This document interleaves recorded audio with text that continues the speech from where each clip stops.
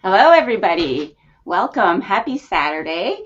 We're having a surprise Scrabble stream today, a one-day tournament in the Milton Library. So they're calling this the Milton Honey Cup.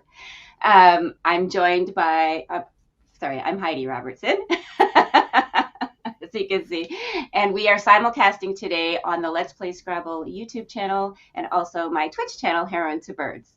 So yes, welcome everybody. Thanks for your patience and hanging around while we got set up. We're going to get started in just a couple minutes, but we'll intro here. I have Will Anderson, the Will Anderson, beside me here, ready to comment. So Will, why don't you say a few words about what we're doing today? Yeah, surprise stream. I didn't actually know the stream was happening until a couple hours ago, and now I'm here helping out, just pinch hitting for just to make sure we've got our two commentators. So it's a pleasure to be here. My day is always improved when a new Scrabble stream comes along, and this one is really unique. I think this is a great initiative that LPS is doing. In a minute, when we actually cut to the over-the-board action, you're going to see a beautiful library backdrop, which is very unique compared to those hotel ballrooms that we're used to. So there's going to be people coming and going, getting books. Yeah, Heidi, I love it. I love this so much. I love the whole library idea, and I'm actually a little bit envious myself. Like, I hope we could do something like this in Ottawa. But the Milton Public Library it's actually an award-winning library for it's recently rebranded. Actually, I'm not sure exactly how long ago it rebranded, but this whole bee inspired logo thing that they've done, they reached out and really grew the audience and went through a bunch of, like, they do a lot of bee inspired activities. Like there's something, just one second here, let me find it. Something about building an apiary. Yeah. so for sustainable honey production. So that's just really an ecology education, just really amazing. And they're just an awesome partner for Let's Play Scrabble. So we're going to have this tournament here where we have seasoned tournament players, but also we're welcoming a lot of newcomers that LPS and Milton Library have reached out to. So it's just a really fantastic partnership, and I'm excited to see what's going to happen today. So yeah, I think we're ready to start our first game potentially here too. Oh, excellent. Can you tell us a bit about the players, Will? Yeah, I believe so. Much as some of the value of the tournament is getting lots of new people into our ranks, we are going to be bringing you the play from, I think, primarily the top division, those elite players that you come to see on the LPS channel.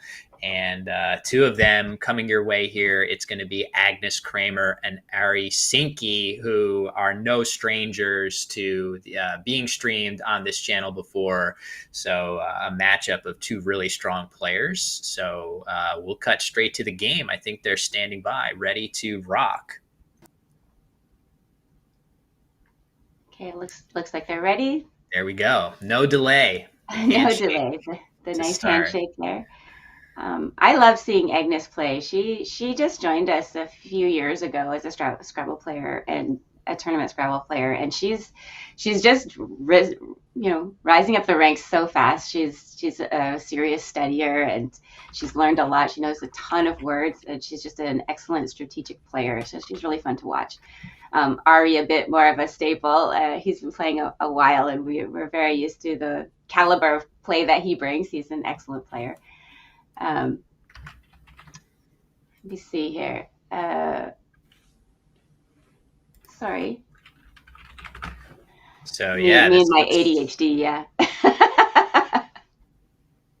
Just trying to get our setup looking good here, but it looks like great tiles for Agnes, but no bingo. That W seems to be getting in the way in this lexicon. Remember, we are playing with the North American-based WoW lexicon here. So Agnes is not going to be able to bingo, but I do feel like getting rid of this W would be high on the list of priorities so I have here. a question here. So this rack is very prone to bingos, and we know that every time you play a bingo, you get 50 extra points.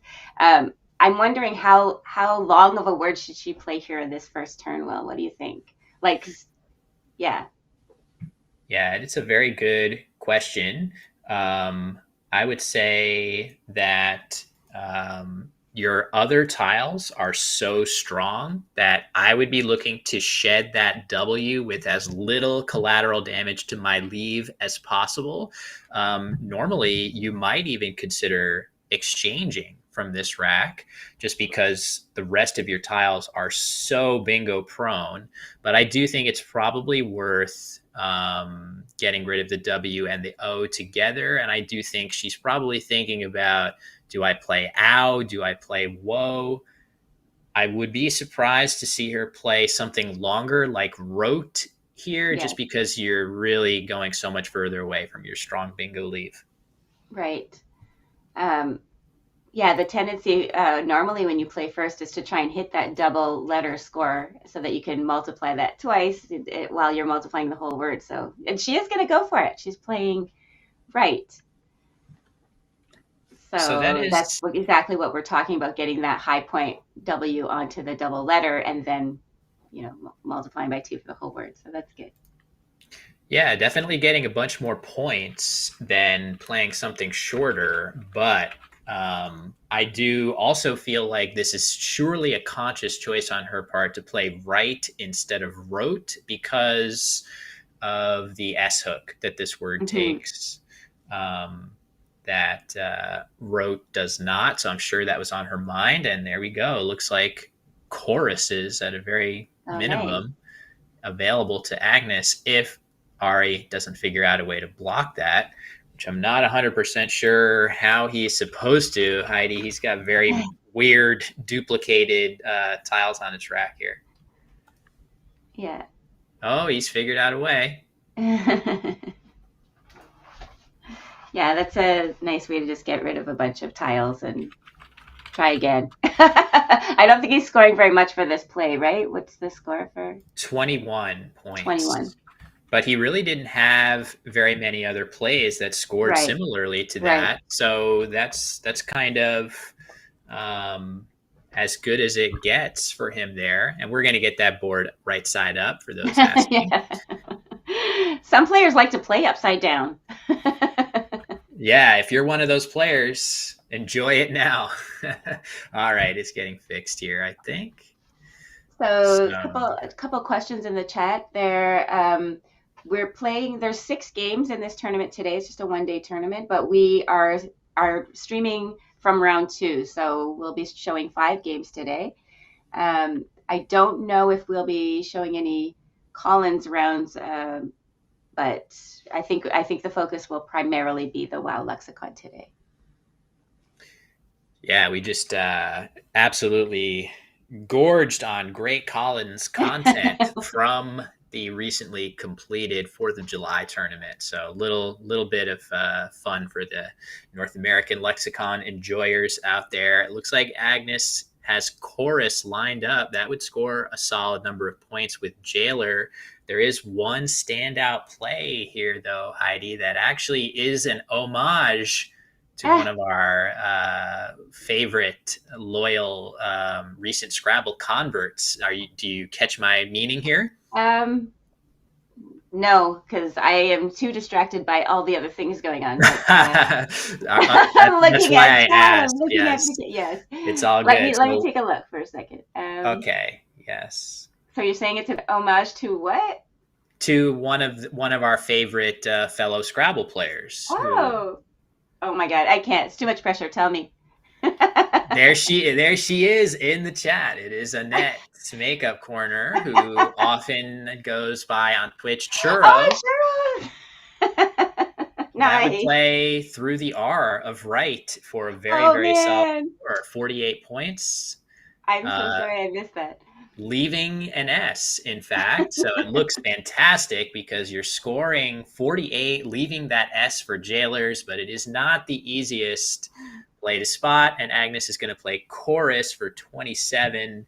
If not for Oh Churros, man, Heidi, I feel like this is a perfectly solid play, but there was one better option available there. yeah, that's hard to spot though. I mean, probably unless you're a net, you're not normally seeing that right away. I mean, I don't know how deep that is into the bag in terms of probability, like how likely that rack is to come up. Or and I don't know. Agnes studies a lot, so she knows a lot of words. But maybe it's just one of those words that's harder to anagram. I don't know. Yeah, I do think it's kind of tricky to anagram that if you're not, there's no E to help guide you. Words ending in Yeah, OS are a little bit yeah, idiosyncratic in English. yeah. So, But this yeah, I also think looks like it's a nice reasonable. defensive play, like where she played chorus. I mean, obviously it's the most points too, hooking jailers, but also it doesn't look like it gives very much back to the That's opponent, right? definitely true. Yeah, you're absolutely right about that. The C of chorus makes it very difficult to underlap that word productively. Pretty much, unless you have an E to go under the R of chorus, you're really only looking at 2 tile plays under that H and O that can really hurt you after this.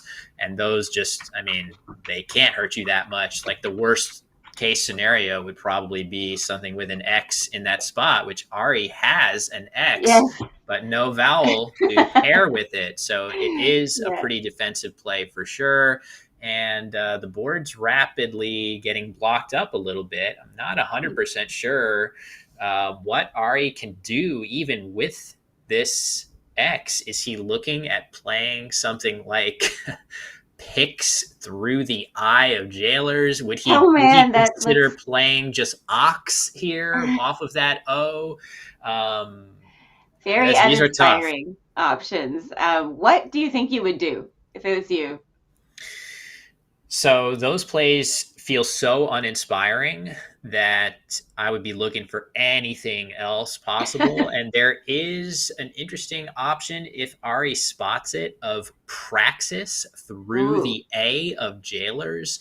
The reason that's good, yes, you do burn your S, which you never want to do as a Scrabble player. But after Agnes's play of chorus, the S has gotten much less yes, valuable. Just try to imagine where if I had a 7-letter bingo ending in S, where would you fit it on this board? And yeah, the answer is really nowhere, Heidi.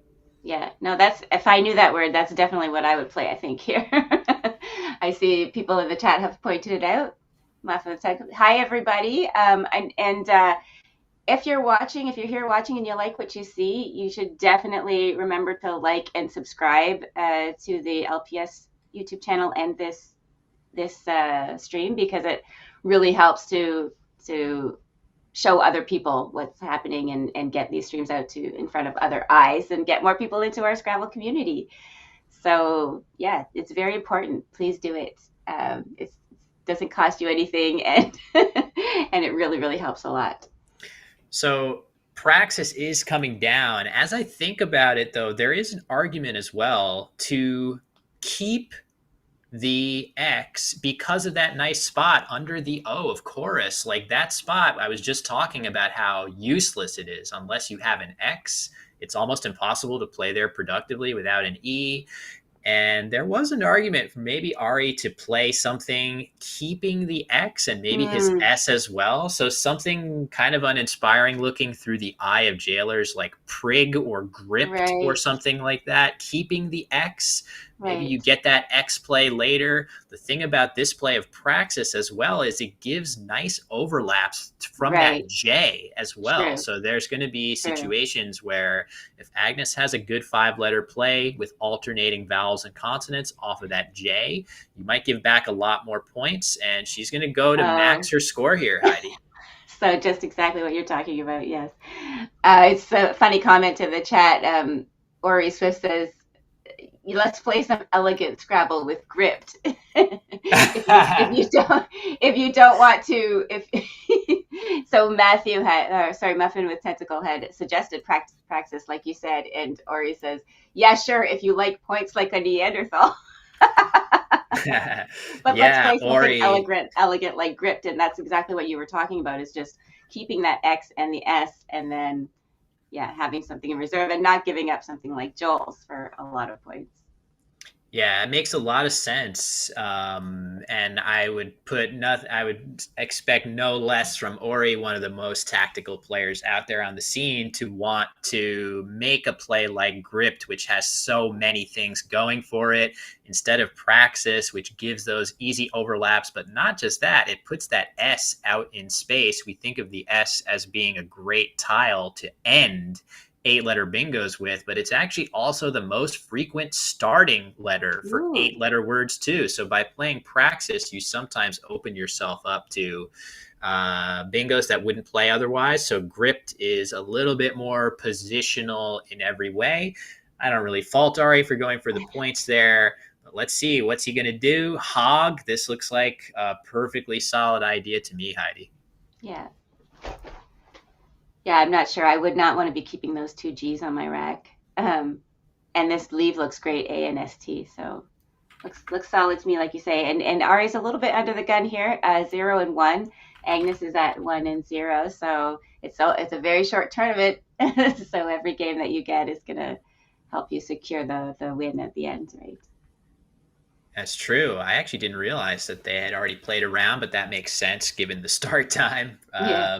of our stream here. So, yeah, very cagey board here.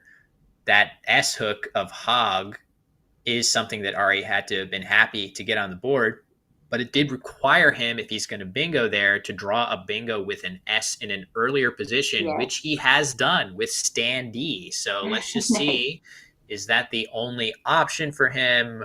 Is he going to have somewhere else to play? I don't think Agnes is going to give him a new spot. I really like this idea. Oh, she plays Zoa here instead of Zoea, which would have played in the same spot for Mhm. 3 more points. Looks like Agnes is going for a vowel heavier rack, but she does have that E which is always a nice tile to keep. So if she can draw some consonants, Heidi, she might be happy Yes. with that choice. Yeah, I agree. It's hard to sometimes, even if you have a couple of extra vowels. Oh, she drew another E anyway. And this is Mm, exactly the kind of thing you have to think about when you leave so many vowels on your rack, right? That the possibility that you could draw even one more would be maybe bad, but now she's drawn three more vowels to replenish the three tiles she played, so not looking that great. yeah, for sure. So Ari is, I'm sure right now he has seen Standy and Hogs, and I bet what he's thinking is, do I have a 9 letter word through LI or ES at the top of the board? Because I would love to play something a little less dangerous than Yes, this, which yes. opens up multiple triple word scores. But man, if you're Ari, if you could see Agnes's tiles, you would be thrilled right now.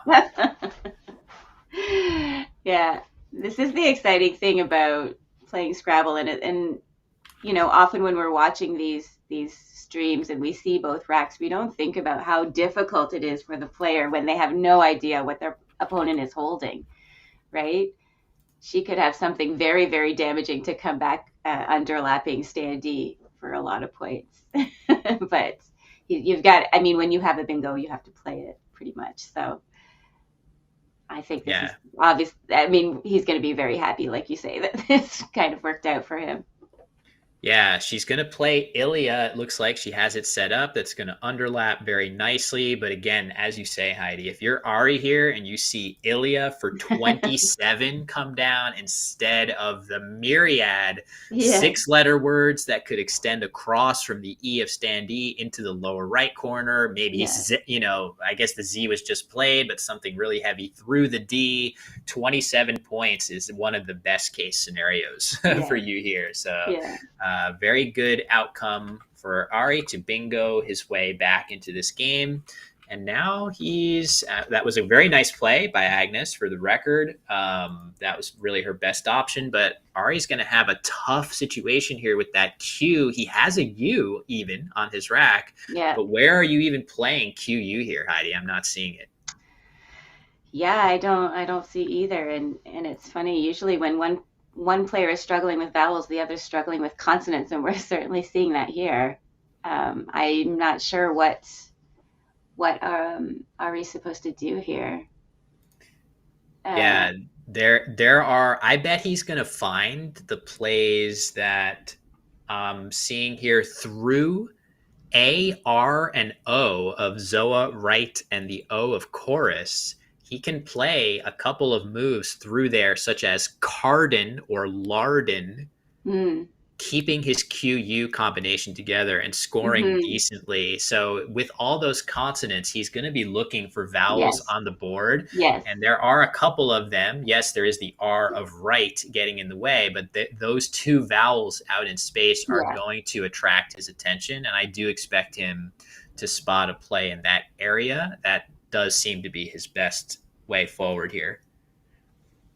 Yeah, that sounds like a really good idea. Oh, it's just gonna, oh, that's got rid of the Oh, R and C. That's kind of interesting. Iliac and Rec. so that does accomplish the goal of keeping the Q and the U together, but Yeah, using one more consonant yes, and scoring 9 more points would yes. have been Oh well no, worth and it. he's Oh no. drawn two ends, so now he has three on his rack. Never want to see that. And Agnes is just gonna go ahead and exchange a bunch of vowels, keeping Yeah, HE on her rack. seems reasonable. Yeah, I guess and she might have been able to play Hoagie through that first G of Hogs, but that would have opened up a yes, triple, perhaps needlessly. yeah. Again, as you said, Heidi, if you could just see what your opponent has, you would have no problem with that because putting an H in the triple lane couldn't matter less to Ari here. But you can't. We don't have that luxury as players, right? Like imagine if Yeah, Agnes played Hoagie. Ari's yes, going to be looking at that like, oh God, what yeah. am I supposed to do? And I feel like if I was Ari here, I would have probably just exchanged by now. Like your opponent has just exchanged, so it almost feels like, oh, okay, I can exchange sort of with impunity. You didn't score any points, and I can improve my rack vastly if I exchange right now. I don't know where he's going to play these tiles. Like, can he still? I guess he can still play Lardon and get rid of three consonants. So, but he didn't see it last time. So I'm just Yeah, wondering. he gets another opportunity. Great comments in the chat. Muffin Tentacle saying, I was just thinking N would be a great draw here. Ori saying QQ would have been better. That would have been self-descriptive. QQ, the online slang for crying, the little Is crying it? Oh, I tears didn't know face. that. Yeah, it looks like two eyes shedding a tear. It does. But also drawing that in a Scrabble game would be pretty traumatic indeed. So yeah, as you say, Ari, another chance to find Lardon, and I totally agree with you, Heidi. The exchange that Agnes just made would definitely make him feel more, accepting of an exchange on his own in this situation as well, sort of giving him that leeway to make the exchange. I guess Yeah. my question is, normally you would always keep the Q and the U together. I think you would still hold those two tiles just because they are so strong and Yes. synergistic, but I'm not 100% sure where they're playing Right. productively anyway. So, yeah. Right. Interesting. But time ticking away for Ari. I would still be content to play Lardon here if he Yes. sees it. Yeah. So, we'll see. Yeah. Scrabble is hard. I'm just thinking about Agnes on the turn before when she exchanged. Like Ari dropping just RC. Maybe she's thinking he's holding a really good bingo lead, like a really good leave, right? And maybe potentially bingoing next turn. But he does in the end decide to exchange them all. So we'll see if he gets rewarded for that. Maybe he'll draw a blank. Both blank, yeah. Clearly, the existence of both blanks unseen to both players motivating Ari, I'm sure, and also as we were talking about, just not really having an obvious Hmm. place to play the cue. And oh my gosh, What is happening, Ari? You need to draw better. Study how to how to draw better. yeah, it's weird that both players definitely. I mean, you would think it's kind of zero sum, as you said. If one person's drawing well, the other is, or one person's drawing poorly, the other is drawing well. But neither player, I feel like, could be said to Yes. be drawing that well in this game. But at some point, those blanks will come out, and I'm sure we'll see a few more fireworks. Jello Mocha's pointing out that initiate could happen. But where? This If board an is really, E really difficult. Yeah, where could an E hit the board in such a spot that initiate would be possible? I'm not really seeing it. Um, yeah, as Agnes does have two E's, but Yeah. she's going to play Faye. This looks very solid to me, keeping a pretty nicely balanced leave there of Herd, not opening super much back to Ari. I'm a fan.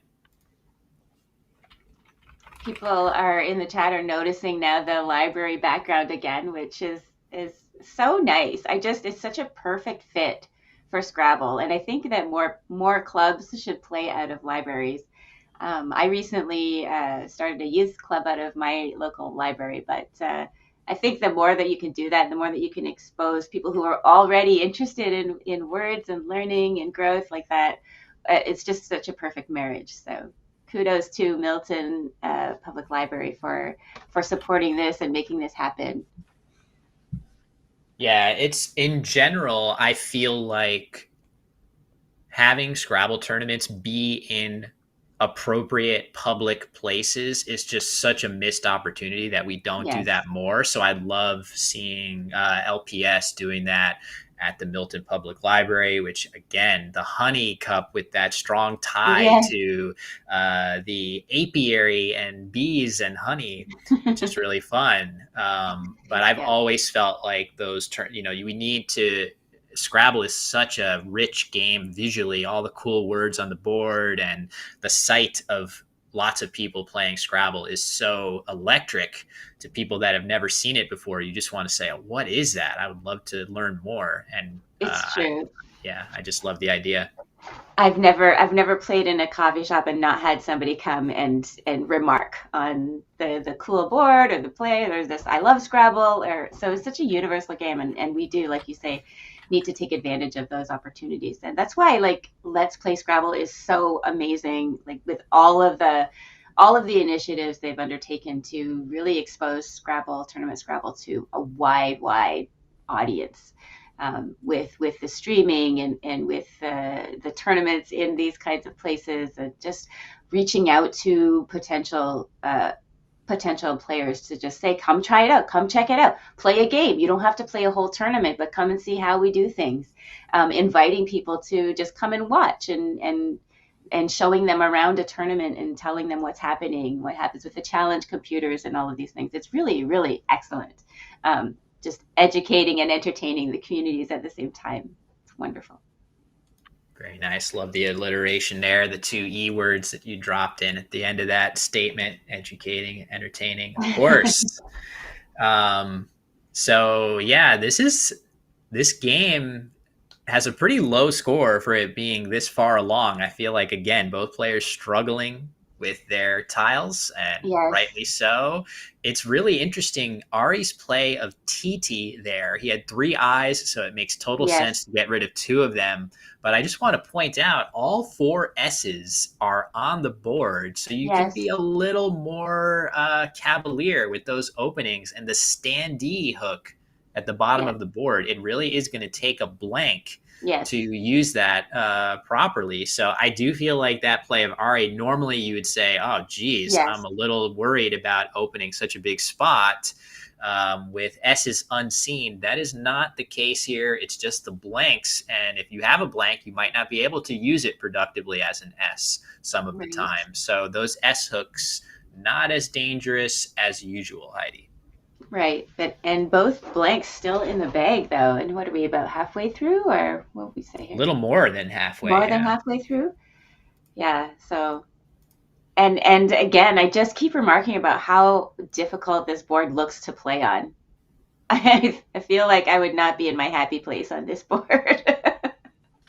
Yeah, this is a tough one. I do feel like, again, using as many tiles as possible in search of those blanks is becoming more and more appealing. Right. The same spot that we were wanting Cardin or Yes. Lardon to go down has Harbor I available was for. just looking at that. I was just about to say Yeah, that. that would be a beautiful play if she sees that up in there. Um, Scoring quite well and not really exposing anything back to Ari. Another option, if you want to use an extra tile and score 3 more points, would be Romb, RHOMB, off of the R of Rec in the lower part of the board. Right. Again, no S's, but you got to worry that you actually would be creating an I hook with Oh, that play, the plural of rhombus. So if you that word is tough enough to see, Heidi, but there's yes. also reason to pass it up if you're worried about making that big hook. Yeah, I certainly was not aware of either of those words, although I do know rhombus. Fair But enough. yes, Yeah. as I say, I don't know how far Agnes is in her studying journey, but for sure she knows a ton of words. So I wouldn't be surprised if she knew them all. Yeah, nor would I for sure. She has the B in her hand there. Not sure what she's thinking of, but as you said, this is a very difficult board to play on. Neither player with a blank or with, I mean, just think about if you don't have a blank, or even if you do, Hmm. but especially if you don't, it is next to impossible to bingo on this board with no S's available, right? You if you Right. could draw an S and maybe your good bingo leave becomes a hook to standees or TTs, that's Yeah. good. But um, yeah, it's going to be really difficult to bingo. But actually, incredibly, Ari has found a way. Yes. The R of jailers, if it doesn't get blocked, I'm sure he's seen the 8-letter word rutilant, Heidi. Yes. Yes. I was just gonna say, like, for in Agnes's shoes here, maybe she's also thinking, like, what if Ari's holding a bingo? Is there any way for me to block it? Because yeah, that area, like you say, from the R or down from the T or through the I's, they all look, they're all pretty good bingo lines. So, but she's gone ahead and played robed here, turning over 4 tiles. Yeah, so using up all her vowels, there are plenty of vowels to come, and the H and M, if she can draw an A to play on top of the B of robed, she might be able to hit that really hard with her H Hmm. and M. Something like ham or Yes. hame in that spot will score very well. But rutilant is just what the doctor ordered for Ari. However, if Agnes pulls one of those blanks, you Yeah. could see the fireworks start. She did She not, has though, Heidi. She dodged did the not get one. blame. It's always kind of funny when like the longer they take to emerge from the bag. Oh, he hasn't seen it. Ooh, Which I don't blame him. That's a difficult word to spot. And it's a especially, difficult it's a yeah. difficult spot to spot too. Yeah, that's what I was Seeing gonna that say. R. Yeah, Yeah, that's what I was gonna say. yeah, for sure. Um, yeah, this is Litsu Titi. He's got Yeah, a lot of I's and T's together. it's never good when you're seeing words like that repeatedly on these Yeah. boards, right? If you're looking at a board and you see Litu, TT, Hog, Ilia, it's been a bit of a struggle here. But yeah, Rutilant, Ari, if you told Ari, "Hey, you have Yes. a bingo from the Yes. R," he's going to see Yes. that so fast at his Yeah. level. I really do feel that it was the sort of off the beaten path Hmm. nature of that R of jailer that I Yeah. just don't think he probably even considered it, and Yeah. that's why he missed it. I do think even with the two blanks in the bag, you got to play that if you see it and hope for the Yeah, for sure. best. We have Axer Typo in the chat who will be commentating this afternoon, and he said that he saw Rutilant as a possibility with the tiles, but not the spot. So it just goes to show how difficult of a move that was. If our one of our champions can't spot it, then it must be difficult, right? Yeah, no question. And those are the plays that we all have if you're a tournament Scrabble player, we've all had those face palm moments where you miss a word that you know extremely well Yes. because you just did not see a particular spot available on the board. Whether you just didn't consider it, or maybe you had a spatial moment Yes. of, oh, I didn't realize it fit there. There's a couple, ways that Yeah. that can happen. Oh, that happens to me all the time. But that's what's so beautiful about this game is it's just so challenging. There are just so many elements to consider every turn, right? And sometimes you can hyper focus on one thing and just overlook something super simple that's like fundamental to your game, and you just whiff on it because you're considering all these other things. So it's endlessly challenging, right? Yeah, I mean, there's plenty of things about Scrabble that are really hard innately. And then there are things that individually aren't necessarily as hard, but it's the accumulated impact of doing all of these different things together. You're tracking, you're looking for plays, you're Yes. thinking about the validity of words, You're and worried it about what your all adds opponent up. has. Yeah. So Agnes playing meh, potentially a comment about the Yeah. way this game is proceeding. She had much higher scoring plays available off of the E of Robe, but those Yeah. plays would have opened up quite a lot back to Ari, again, with both blanks unseen. And This, Ari's finally drawn one. that's true. He We don't has. know what Agnes has because she bumped her rack Oh a yeah, little bit. we'll see if we can get that back available. But the play of Met in the top does open up. So Ari has A's on his rack, for example, with Ahi. So I'm sure he's going to be looking up there to see what Yes. do I have that can hook um, Ahi. And if he doesn't have anything that satisfactory, he can potentially just play. Maybe he's getting ready to play on top of robed and leave his A and blank in the Hmm. hopes of getting the next bingo up there. That could be the way he goes here.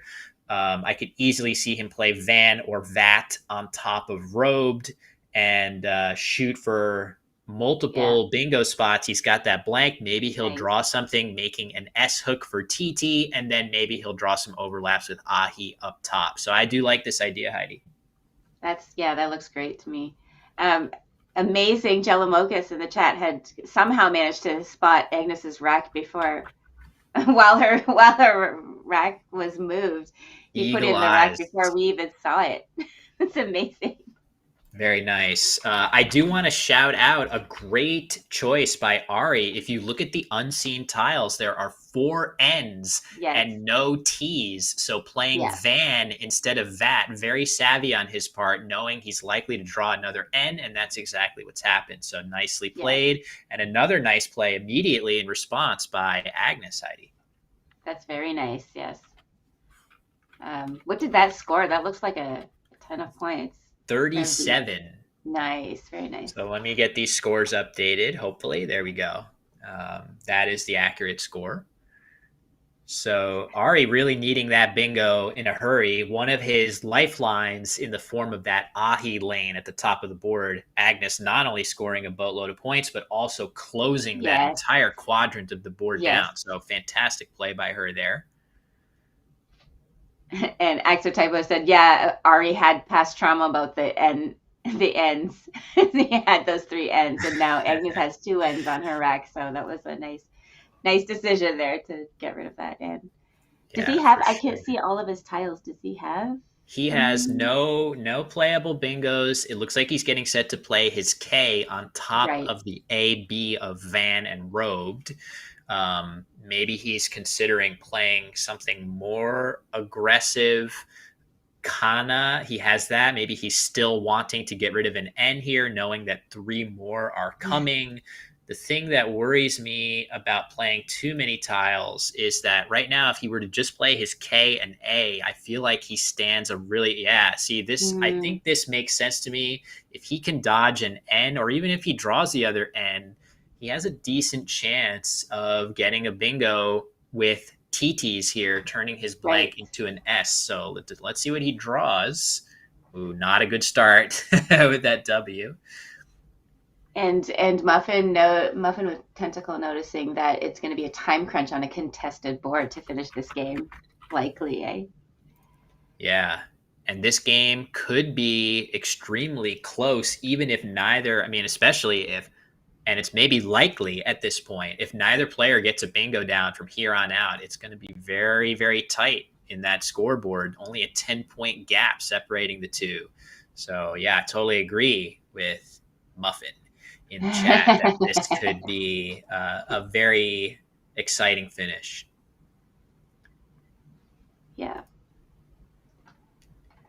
So that spot where we've been mentioning Cardon, Lardon, Harbor, it's rearing its head again.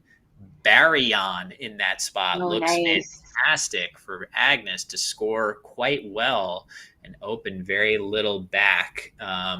If you don't see that, things get much tougher to open anything. For example, a very normal looking play might be Boney on top of Faye, making BS, but that is scary to do with 2 O's to make Obes still. So,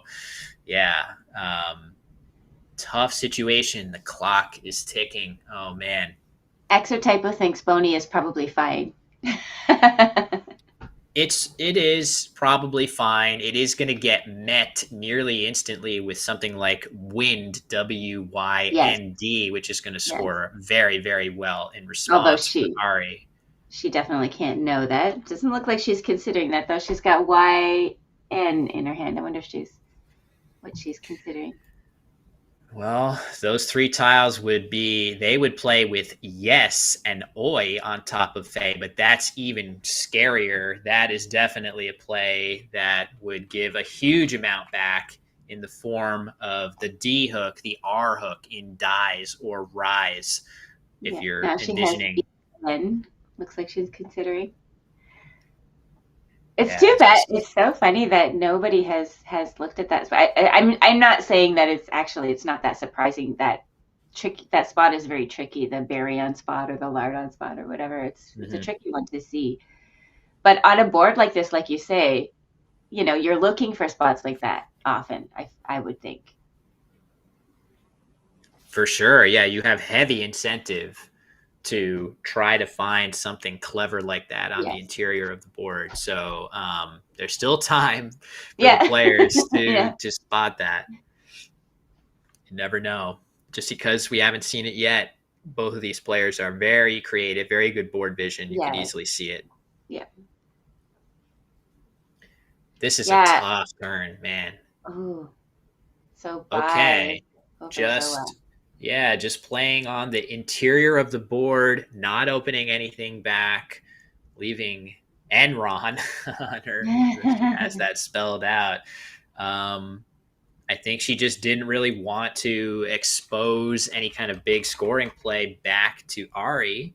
And Ari is really knocking on the door here to get his W off the rack somehow. And maybe he will hit that S bingo with TTs, making his blank an S. Again, it's going to be tough for him to play something here. He's going to be facing the same issues that Agnes is. Maybe he just plops his W down under chorus. And I feel like you would have to look and say, what do I actually draw? If I draw the E, then you could play sideman, right? So that you would be, Right. if you want to play your W, you need to be thinking a little bit about what would I actually have playable if I draw these different tiles in the bag. Yeah, so just dropping that W there doesn't look that bad, does it? Looks pretty good. Well, the nice thing is it scores about as well as any of his other plays that open Right. himself up much more. So even if it doesn't hit that many bingos, it's still a good play on that basis.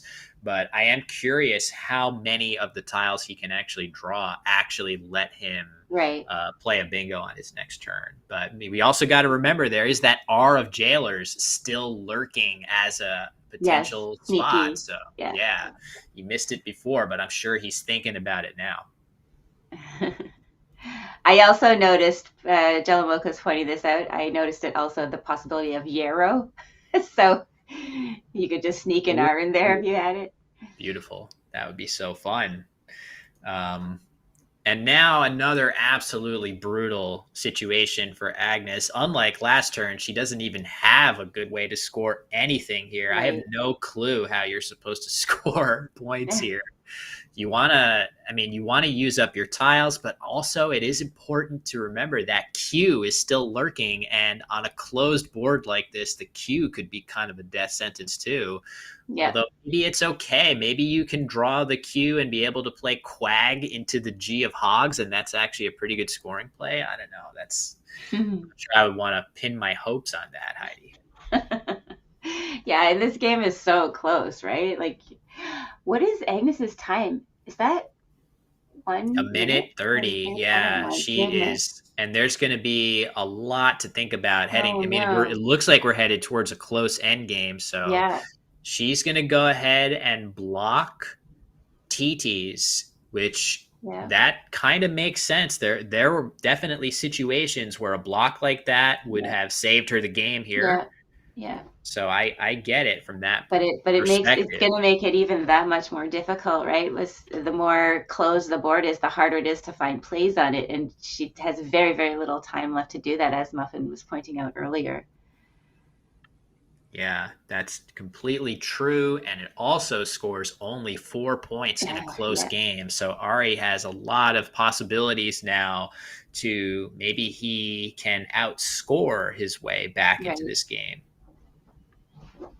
So we'll see what he elects to do. He doesn't have a ton of time right now, but he's got enough that he can really put some pressure He's thinking about playing admin. This is the approach of trying to outscore your way to the victory here. Yes, you keep NN blank, but don't worry that much about Yeah. bingoing. The board is Yeah. so bad for Yeah. bingoing that you kind of want to not over index on that possibility. I like this choice by Ari.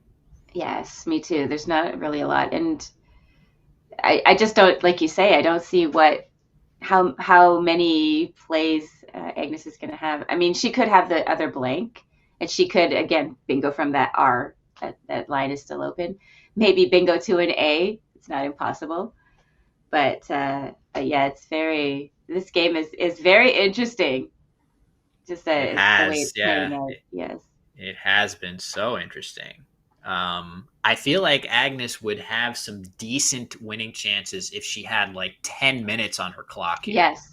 Yeah. That is not that is not the situation that she's dealing with, and it makes total sense. This has been a really grinded out game with a lot of Yes. difficult decisions, so I'm Yes. not surprised that she's running into a time issue here. But yeah, that's going to be really tough. And because of the time situation, she may put all her eggs in the basket of bingoing Mm, here because it's just not going to be possible to win a close end game when you're taking time penalties, which she's about to yes. do. So I Yeah. think she's going to pivot to trying to set up a bingo at all costs, and whatever allows her to do that, she's going to consider doing here. Which is so funny because the turn before she was trying to shut down bingo possibilities with that on play. It's That's just, true. yeah, Yeah, it's completely true. Maybe that was the time to embrace yeah, the going all yeah. in on a bingo then. But yeah, this is really brutal as a couple of the tweaks that we made to that first scene. There we go. It's all good. So she's gonna play do, just grabbing some points here, try to stay in range. Again, she's already losing 10 points on her score. That's not reflected yet. The scores are updated except for now Agnes's previous play, but they don't reflect that she's going to be taking a Right. 10-point penalty. So this is the score pre-penalty. Yeah. And still no bingo available for Ari. There's just nowhere to fit anything. And did But she finally draw that second blank? It looks like she has, eh? she did, yes. She did draw it. Jelamoka saying Fanagata into Q stick. That's, yeah, I was actually seeing that as a possibility. If Ari were to fish an N, which I'm not saying is the correct play, but if he had opted to do that, there were a bunch of draws that he would have had. Well, not really a bunch, but at least one or two draws that he could have had that let him bingo into the A of admin with that word you just said, Heidi, Yes. Fanagata. He could burn his blank and play that now. But Yeah. as you suggest, the Q is going to be a huge albatross, and I do Right. feel like Ari should hold on to that blank here if at all possible. That being said, that is a lot of points. Extending Da to the triple, he would basically win almost every time that he can dodge a bingo from the R Yeah. of jailers, and if he can dodge the Q. And Right. that's not going to happen here if he goes that route. Again, though, Agnes already overtime. She would have to execute a complicated Q stick Yeah. under severe duress. That Yeah. is not a situation I would want to be in, Heidi. Yeah. AOQ left in the bag. This game is so crazy. This is classic WoW lexicon play here, I feel. These really cagey games, you know, obviously Do there you are think plenty of that shootouts. is that a feature of those games? I'm not sure. I haven't played this Well, lexicon. yeah, I mean, I think you get games like this in Collins as well. I just think there is a slightly higher incidence of these really, really Right. cagey games where the players are struggling to hit 300 and playing very defensively. So I'm not But sure yeah, what's going on here. it's actually amazing. Oh yeah, I'm not. What is happening? Some kind of a director message. But yeah, you don't often see these games at like such low scores. I even WoW or not, I think that these games just show how much of a grind it was. These And the scores. very next game could be a shootout for all Yeah, we know. That's exactly. the beauty of Scrabble, Yeah, right? exactly. So yeah, uncomfortable position here for Agnes. She has a 3-point lead. We actually know that she is technically trailing by 7. She is 1 minute overtime, and she's gonna. It seems like she's gonna take at least one more minute of overtime penalties Right. with all the moves that are still to come in this game. There's probably still several more moves per player. So not sure what the delay Yeah, I wonder was, what that was. Interesting. but Ari's back on his clock. Okay, she's gonna Just drop his F. Fox tile inside the bag lining, so we swap Oh, bags. Oh, okay. okay. It was a tile bag malfunction of some sort. Um, so that's actually that play of Fox by Ari scored pretty well, Heidi. 17 Yeah, points. He wasn't really getting that much more than that. And I feel like maybe in the process, he prevented some possible plays that maybe he was worried about Agnes setting up a bingo line using that right. spot. I'm not sure. But actually, it was deceptively a solid score. Let me get the scores updated. So there we go. This is accurate. So Ari dodging the cue, Heidi. Where is Yeah, it? yeah. I don't know. I'll just take this opportunity to mention to people that this super friend option for Let's Play Scrabble, it's $5 a month, and it really helps them to continue to bring these super high quality streams that they've been putting out for years now. Um, the more support they have to do these, the more equipment they can buy, the more commentators they can train, there's a lot that goes on to produce one of these streams. And so just a little plug there to, if you can, it would be a great way to show your support. And if not, make sure you like and subscribe at least. Plug over. I am a Scrabble super friend. Proudly, you can see my beautiful aquamarine badge in the chat, and a crazy Nice. play did just happen here. Oh, I'm Oh my sorry. God, check this out. Rug? So Agnes playing rug, setting Oh, up potentially hooks that only she can use, and she now has quinate and trug in that spot. She nice. also has ramekin off of the R of jailer. So Beautiful. if so she's got bingos in 2 spots, but Ari has Negaton and Trug. If he Okay. fails to see that, he could Right. be in a huge bind here, Right. as Agnes has bingos in 2 spots. So it feels like every second that ticks off Ari's clock that he has not played Negaton, I'm worried that he's not going to see it. And if he plays something else, he could be in serious danger Right. of losing this game. The bag is empty. Let me get that reflected. I'm really sorry about that. So the bag is empty. He should know that Agnes has those exact tiles.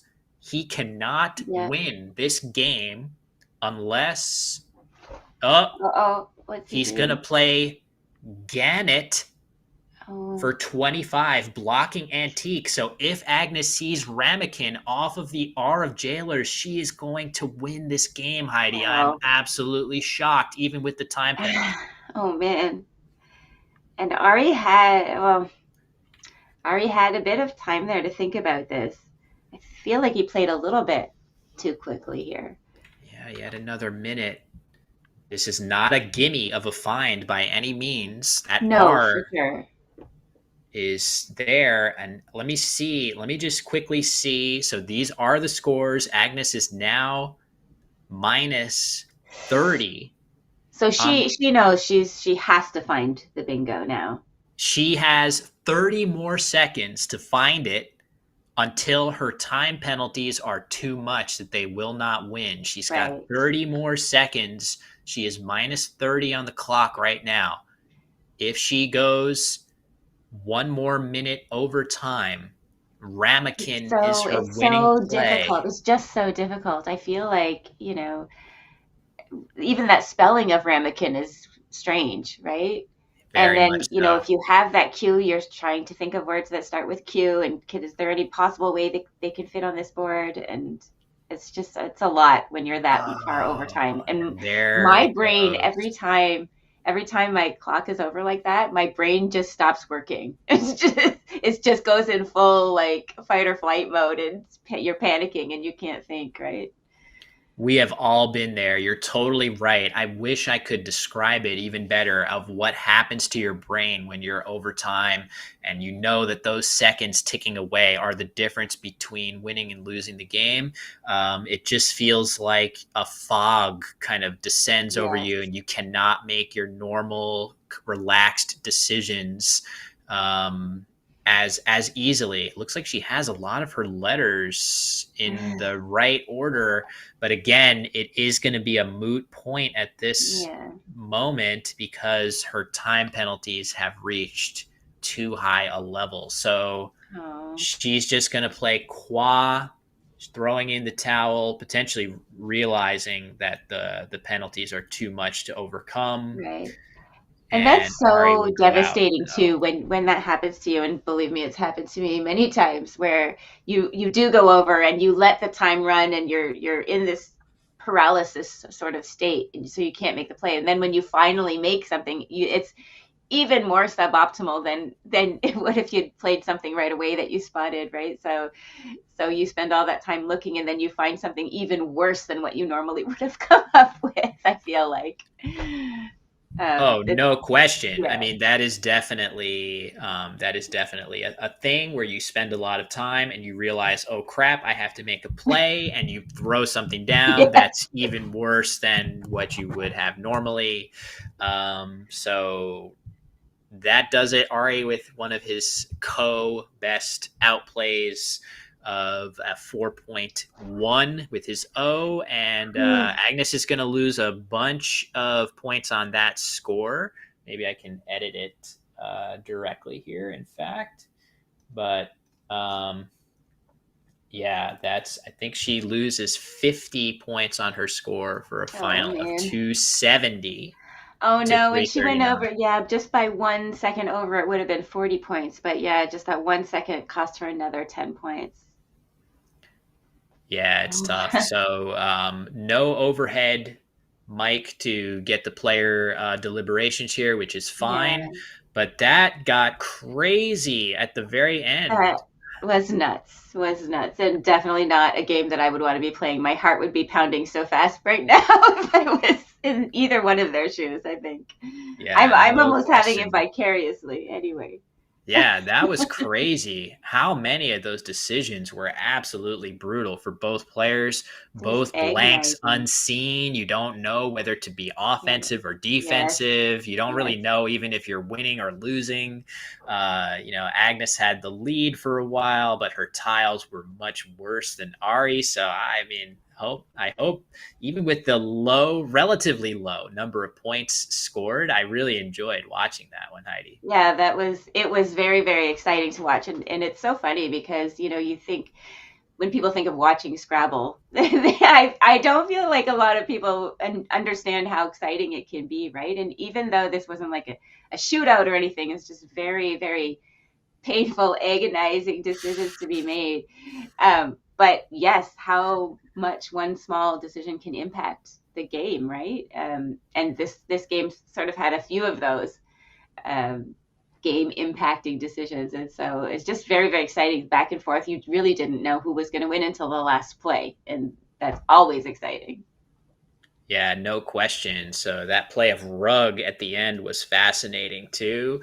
And at this time, so I am here for, I think, the plan is just our first opening round. That certainly got my blood, pumping there. But I am just keeping the seat warm for none other than North America's fastest rising player, Evan Chester, who's going to take over my role in the next couple of rounds. Good morning, Evan. I know you were watching along with that crazy game. Any thoughts to share on? Yeah, so that was a pretty crazy game just from a momentum swings perspective. There were a lot of times where you just thought that the game was going to go in one direction, and at the end, it was a total toss-up, right? Agnes creates a setup for herself. She hits a fish in two spots, and then both players have out bingos that they just happen to not stumble upon. So yeah, really could have gone either way by the end of that. It was a very exciting game, and I'm definitely looking forward to getting to talk about the next games that are to come. Yeah, we're happy to have you here. Yeah. And we want to thank Will for sure for stepping in at a moment's notice there to sort of rescue us. Evan was a bit delayed this morning. I was, I guess we have a bit of downtime, so I was definitely pretty excited the night before, and coupled with some more general sleep problems, didn't fall asleep until around 6 in the morning. No. My alarms and thought I could just get a little bit more rest, and a little bit more rest turned into too much.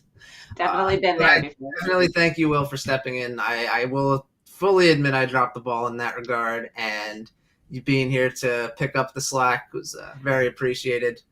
Helping him with Josh getting this fantastic content out to viewers who deserve fantastic Scrabble content. Yeah, we this stream is being billed as the surprise stream, which I feel like we have all. Why should I not lean into the surprise? And it was a lot of fun, especially with such a fun game. As you said, the winning percentage swings. If we had a evaluation bar the way they do in chess, you would be seeing some serious. That would be amazing if we had that. The bar swinging in both players' favor there. So yeah, that was a great one. Evan's going to hop into my seat for the rest of the morning, and I'll probably be watching as I edit another video, which is always my weekend pastime. So yeah. Do we have anybody in the chat here watching who has not yet subscribed to Will Anderson's YouTube channel? If not, you definitely need to do that. It's a super fun channel showing lots of crazy Scrabble stories, amazing Scrabble stories, and the storytelling is awesome. So you should definitely go there. And subscribe. I got enough subs. We should get more. You can never get enough. We should get more. We need to make him super huge so that we have more influence. Your channel is what got me into Scrabble in the first place. More people if more people are subscribed to your channel, that you have that sort of outreach to bring in people. You might bring in the next, most improved player in North America. Should we keep growing your channel? You never know. The Let's Play Scrabble channel too. So please, people, if you haven't liked and subscribed yet, do so. It's very, very important. It's really important because these are awesome streams and coverage and content, and we need to get the word out to as many potential tournament Scrabble players as we can. Well, I guess I won't push back any more. I was going to say, we should get more Heroin to Birds and They Call Me Evan followers. But if you guys are saying that, then who cares? Just follow my channel and we'll call it a day. Just a note, yes, They Call Me Evan on Twitch. Make sure you have the underscore after Evan. I made the mistake of trying to shout out a different They Call Me Evan. Yeah, it's that username was taken on most platforms with a long system of usernames. But yeah, I've been streaming Geometry Dash for years now. But as I've started to get more into Scrabble, I've started streaming Scrabble. I've pivoted to doing all of my tournament game analysis on stream, and I've had a great time doing it. So if you're willing to see the strategic chops of one of the fastest improving players in the country of North America right now, that's a good spot to do that. Yeah, I'm Awesome. Evan's club mate locally here in the Philly area, and he is scary good for it being only a year into Scrabble. He basically it's crazy what he can do with only a year's worth of word study. So definitely recommend it. And Evan, it's been a pleasure to get to play you a lot recently. So It's been an honor to get to play someone of your skill as well. It goes both ways. nice. So I think what we're doing now is taking a quick break to hand the reins over from me to Evan, and then Heidi and Evan will be back for a couple more games. Heidi, any final thoughts for a quick break? I just want to say thanks very much to all the people who are watching today, whether it's on my channel or whether it's on the Let's Play Scrabble YouTube channel. Your support really means a great deal to us, and we're super happy to have you here. Hi, everybody. Love you all. Stick around.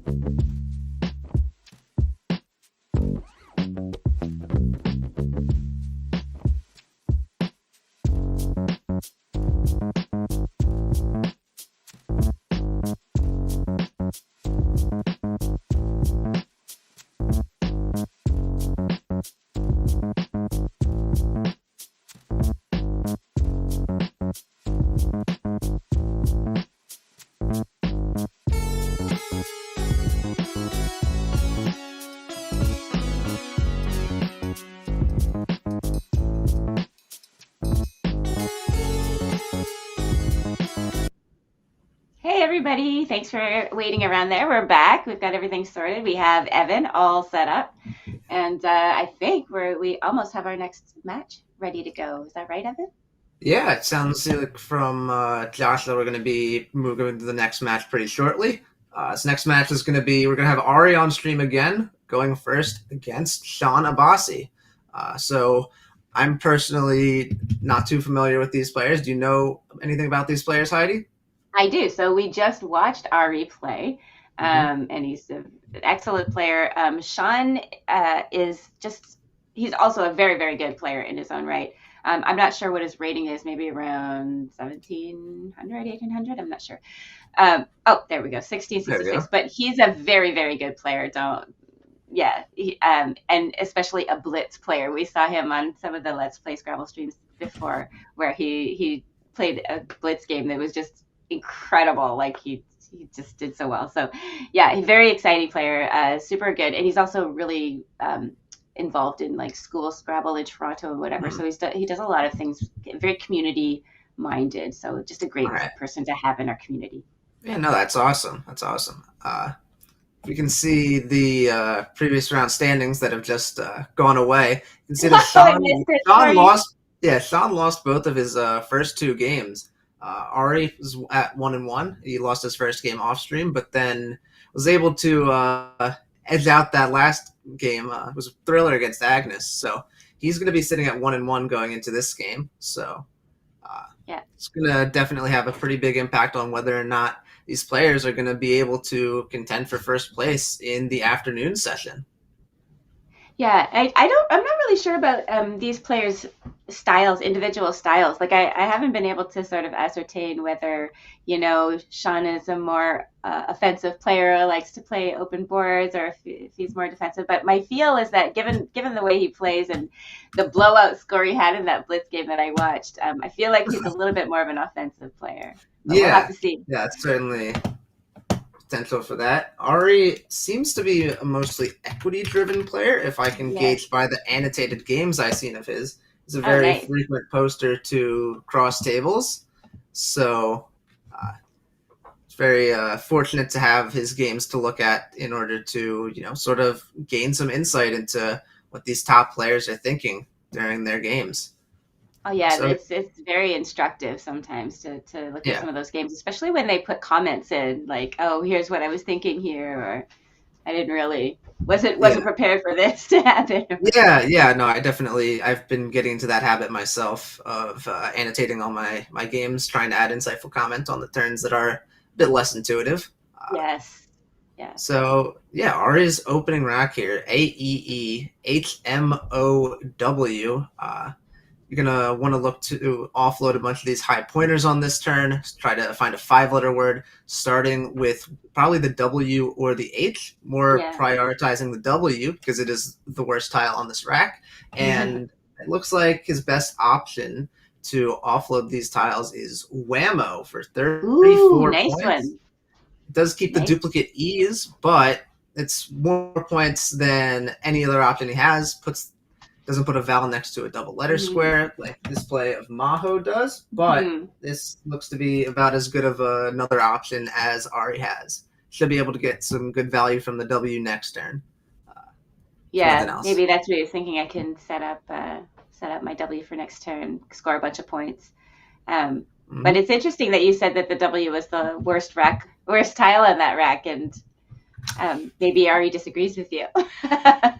Maybe he does. I don't know if he's much of a W supporter. I don't think there are too many W supporters that I've encountered in the Scrabble community. I feel like they're very flexible and sometimes sneaky bingo tiles. Muffin Tentacle would tell me, or maybe remembers when he triples. Sorry. Sorry to interrupt. This play of Koki from Sean is not a word. This is a phony.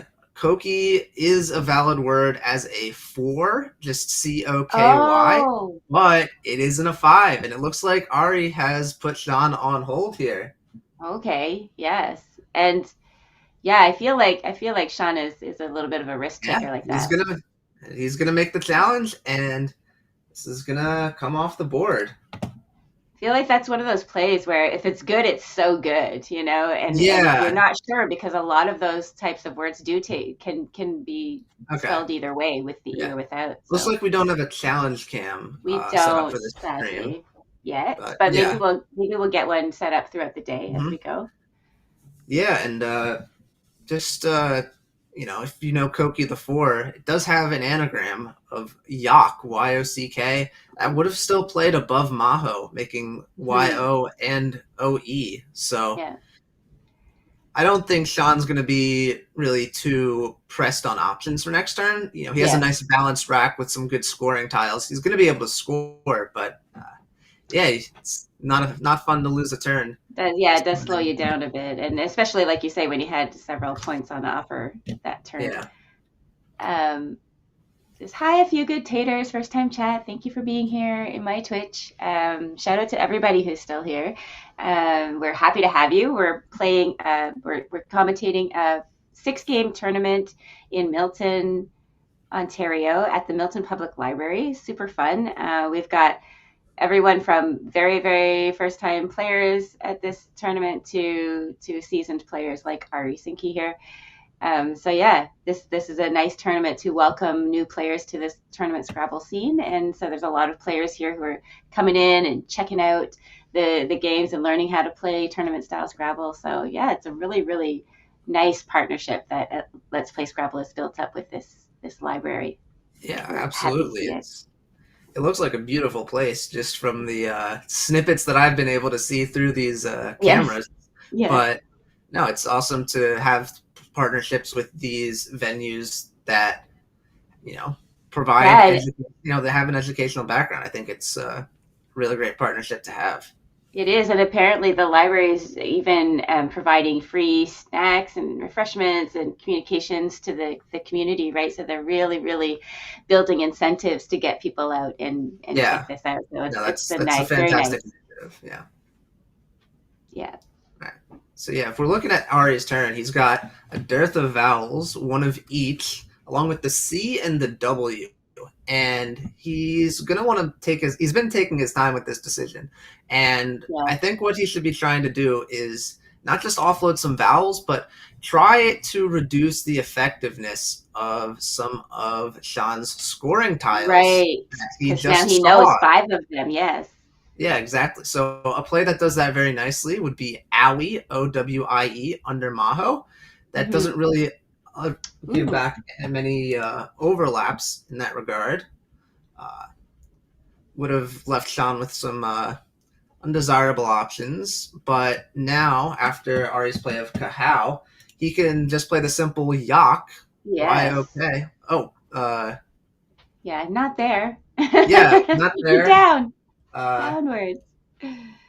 Yeah, you can get 39 from this. The way he has it set up right now, scores only 31. It's he hasn't hit his clock yet, but hopefully he'll be hopefully he'll see that. Able to recognize that I am making a suboptimal placement here. But he did just hit the clock. It's so funny how you can become blind to things, right?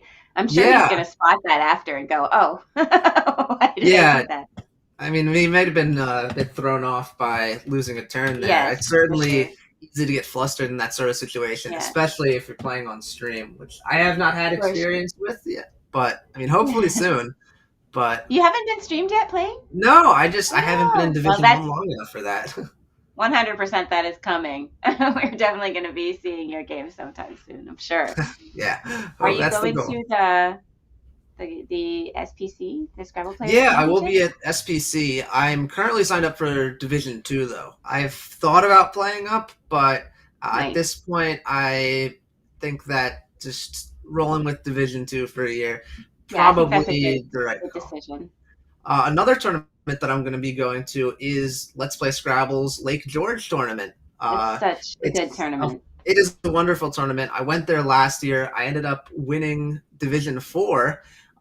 Whether or not I would hope I'm not going to be in Division 4 this year, but I already intend on going back. It's a really well-run event. All of Josh and Kieran's Let's Play Scrabble events are extremely well-ran, and it's a gorgeous, gorgeous venue. I went up with my mom last year, and she had a wonderful time just doing touristy stuff in upstate New York. She has already booked off the time from work to go back. Oh, She wow. absolutely Nice. loved the trip.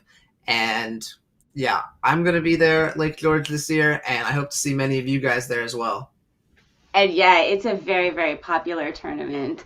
We see like just so many people love to go to that tournament. It's like you say, not only is it a beautiful place, but the camaraderie of that tournament is just unmatched. I think because it started out with another director, Annette Tedesco, very well loved in the community.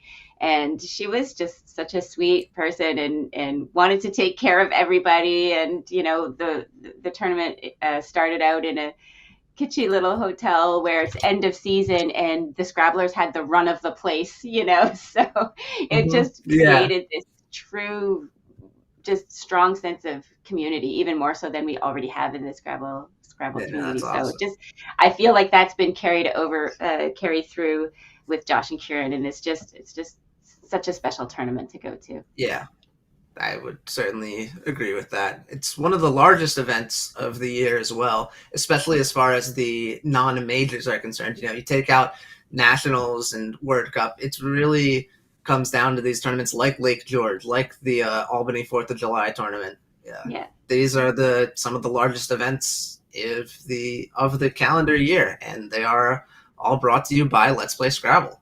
Yes. Ari deliberating quite heavily here. He's got quite a few vowels on his rack, 5 vowels. Yeah.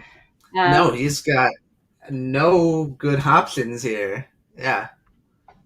But it's funny because there are a lot of, like, it looks bingo-y almost. I mean, we have a lot of bingos that have low point tiles, lots of vowels, like 1 or 2 consonants. So it doesn't look that far away, but what is he going to do in the meantime if he decides he wants to build his tracker? You can play EWE for 19.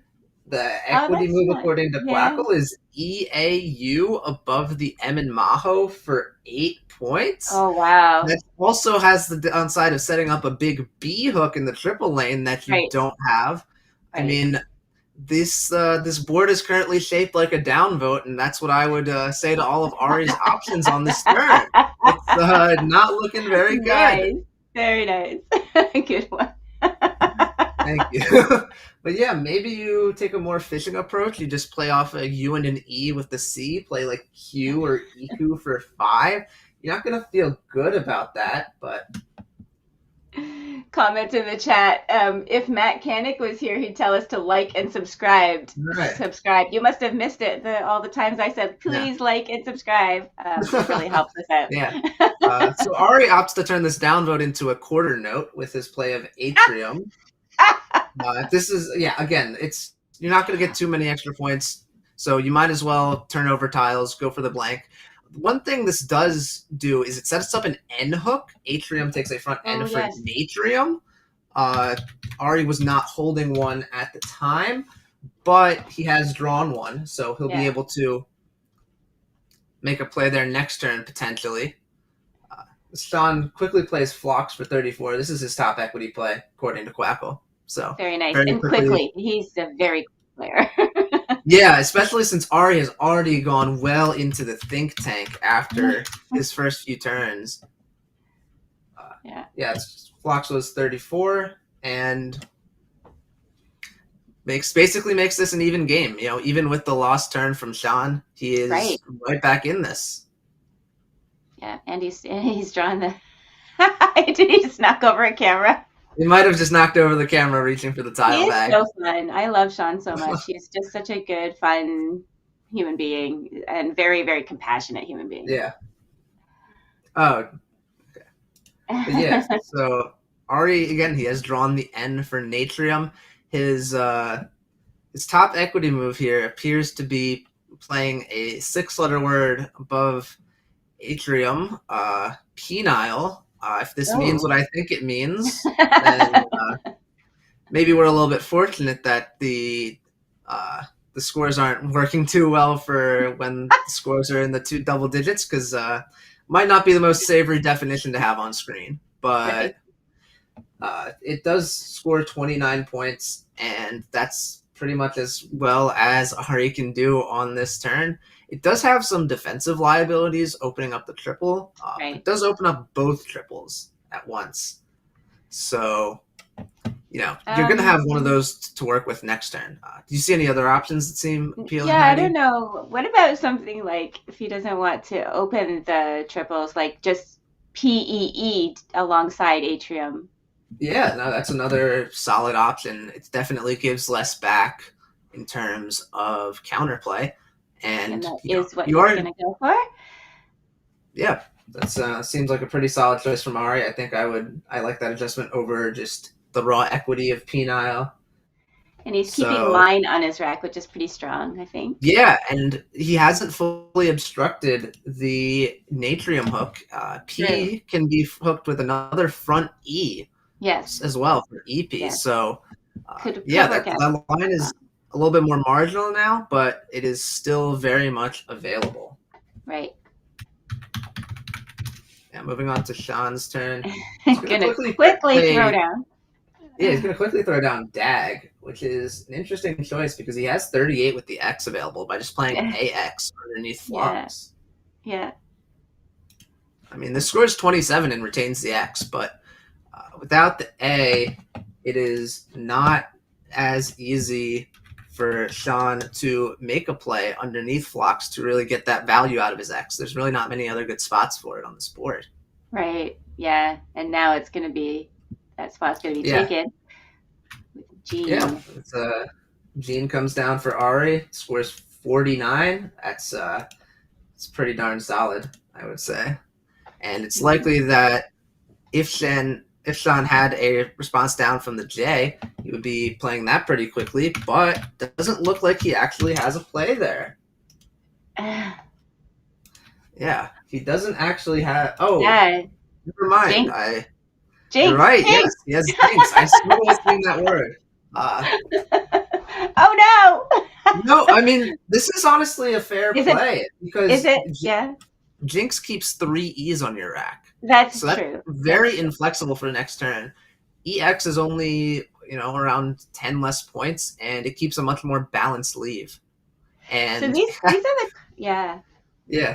I was just gonna say these are the kinds of decisions that are so tough sometimes. Like how do you evaluate what's more important, your leave or the points? Like how much of a sacrifice can you take for position? It's just really interesting, and that's what separates the experts from the non-experts. Really, the really good Scrabble players are better able to make those determinations, right? Mm-hmm. Yeah, for sure. It's just these sort of small adjustments. You see a play that scores 50, you think, that has to be best. But the play that scores 40 is a little bit better. And if Sean had played Jinx, he'd be dealing with at least 4 E's on his next turn. True, and now he has a bingo. Drawing into a bingo of Alien E. That's amazing. At this point, this is going to play above Maho, making AE. Not the highest scoring spot, but a bingo's a bingo. Yes, exactly. Gladly take it. And he's already linked it on his rack. So it really just comes down to whether or not Ari's going to obstruct that. He gets a play, but... Yeah, he plays... All right, this looks like not a bad play. Oh, this is his top equity move. Very well spotted. I think I would have missed this one myself. It's not the easiest spot on the board to look. Making walk there, but... Yep, nice one. And Sean instantly playing Alien E. Mm-hmm. Yep, this is his only playable bingo here. Scores 66. Does string that E in the triple lane. And this is going to lead to Ari bingoing back on that triple lane. Maybe not the easiest spot, but something that he'll definitely be able to find. There's actually 2 words there. Play through that E on the triple lane. He's got felonies and olefines. Yes. So talk me through each of these 2 options and which one you think you would go with, Heidi. Felonies and olefines. I'm probably just going to play felonies. It just seems, just seems like it would give back less than potentially than the other option. Yeah. So I think the main difference between But I these would players play it, is yeah, up at the. Is there enough room? no, FELON. it Spatial reasoning. No, I was even wrong because I was thinking you could play from the triple. no. No, sorry, I have poor visual spatial reasoning. You're good. No worries. So in Uh, that case, I don't know. It doesn't probably matter that much. yeah, I think the main difference in between these plays is whether you're putting the E next to the triple letter score or the Uh, I next to the triple letter uh, score. and Q And still in C. yeah, and it, oh, Oh, Sean is gonna have hares and whores there. Would have also played both for and he 49 points. played that so quickly. Yeah, Like, I think that this would have came down regardless of which bingo Ari went yes, with. yes, The H go is one of the tiles that is going to do damage regardless of which of those two bingos you play. It's really just came down to I think that you probably run into a few more situations like this after Olafines with the E there oh, rather than yes, felonies. So I think right, he did make the right call. The X is on the board already. Don't need to worry about XI. There's not really any yeah, threats with the Q there either. I yeah, mean, QI for 31 could be a play that comes down, but you're not going to be killing. You're not going to be too sad if that comes down. So I think Ari made the right choice, but Sean had a rack that would have punished him regardless. yeah. And now he's got a bunch more consonants again. I'm sure he has decent scoring options. He's got some nice scoring tiles there. But I He am doesn't have. Oh, sorry, you go. no. Go ahead. Go ahead. Oh, I was gonna say he doesn't have much more than 20. He's got a few 22-point options through the E in Alien E, something like Privet, Yes. Viper, or Prelim. Those are a few options. You're generally going to want to try and get rid of the V, as it Yeah. is the worst tile on this rack. So I think an option like Viper or Privet would be a nice play. Which one do you think you'd play of those two? I would play Viper because I'd never seen Privet before Oh, just now. okay. So I That's a I good would have gone reason. with Viper, but yeah, getting rid of the extra consonant is definitely more optimal for your leave. Ari knows the word, he spots Yeah. it pretty quickly, and he makes the play. Very well done. I think chat agrees with that choice. Oh, this looks like a nice draw for Sean. Does he have any bingos? He does not have any bingos here, so this is one of those racks where if you're able to bingo out of it, you're pretty happy. But Yes. when you don't have a bingo, you could be very pressed in terms of scoring options.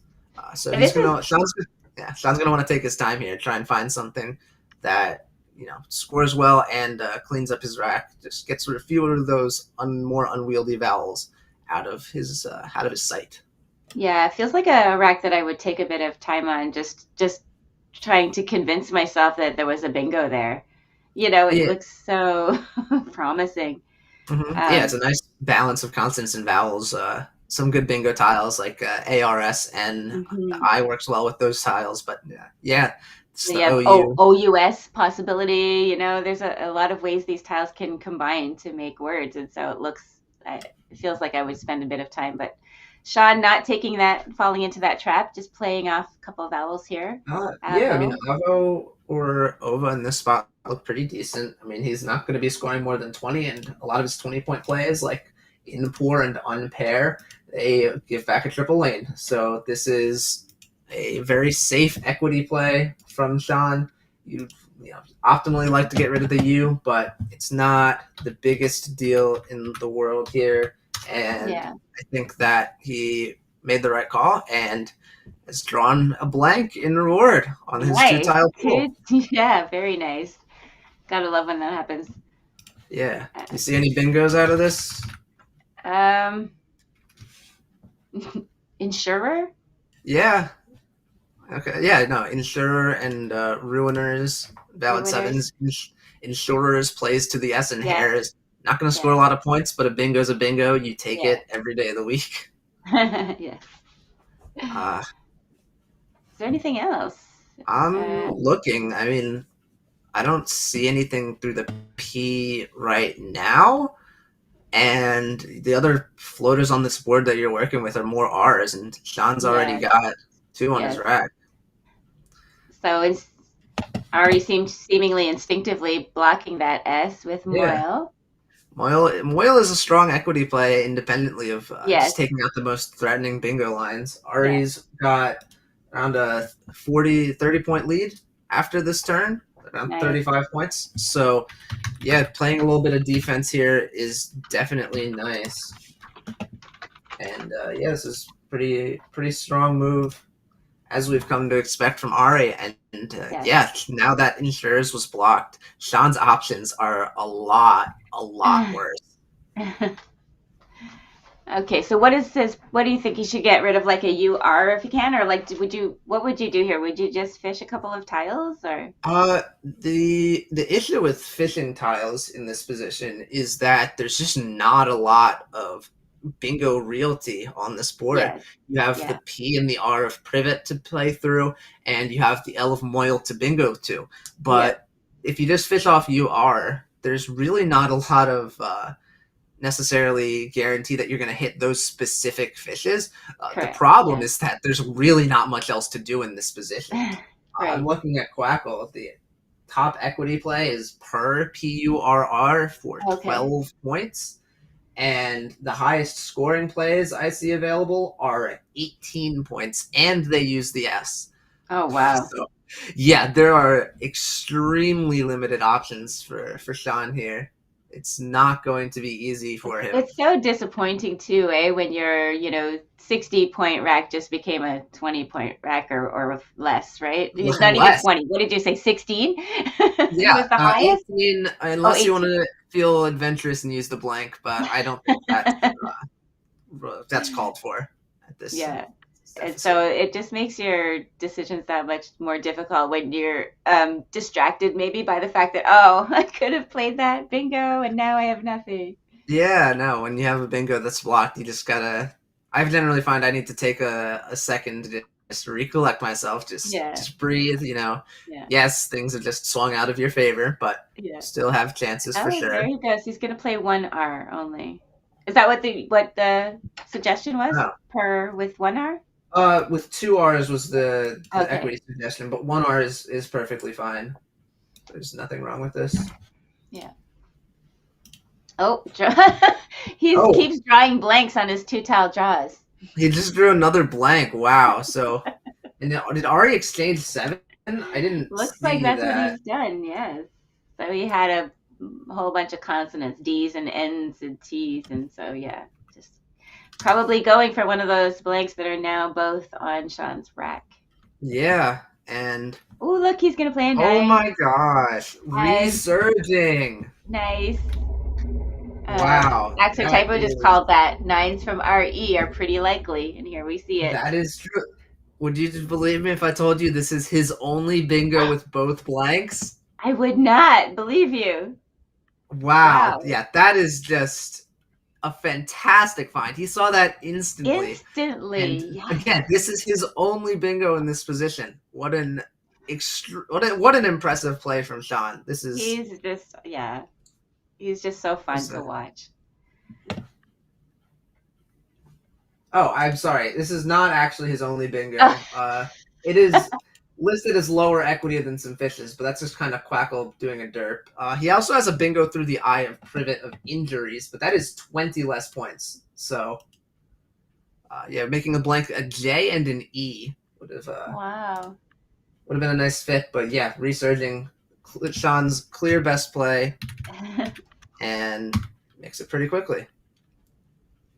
Oh, and it looks like he's on hold as well. I believe these tiles are both G's. If Sean did designate one of them as something else, like potentially an F for resurfing, we can get word from Josh Greenway.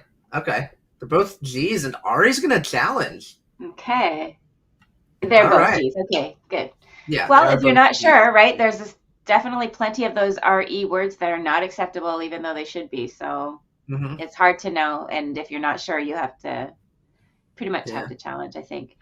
But Yeah, and if again, you, in double challenge, it's super hard to make that call. Can I afford to lose a turn if I'm wrong? yeah, it's certainly not easy to come back, and especially if you look at Ari's rack, it is really Yeah. bad, and this Yeah. board is almost fully exhausted. The only real space for bingos is the blank G that Sean just opened with his move of resurging, and that is not It's going to be certainly very not. helpful to Ari with two Gs, a B, and a V on his rack. Yikes. Yikes. Oh, and Sean's drawn 3 Ds. Oh my god, yeah, this I don't know what is happening with this tile bag. consonants are coming in clusters. This is like Noah's Ark. But yeah, Ari had 3 Ts, and I'm getting word like I didn't catch his rack before he exchanged, but he had 2 Ds and 3 Ts on that. Yeah. And yeah, Sean is now run into 3 Ds, and he's keeping them all with caught. But I mean, hard to Yeah, you really have to, blame him yeah. for that. It's 39 points. Maybe could have played Cadiz to the IS Oh. instead. But the T also Yeah. does not have good synergy with the D. And Yeah. so I think he's totally fine taking the points here. Yeah.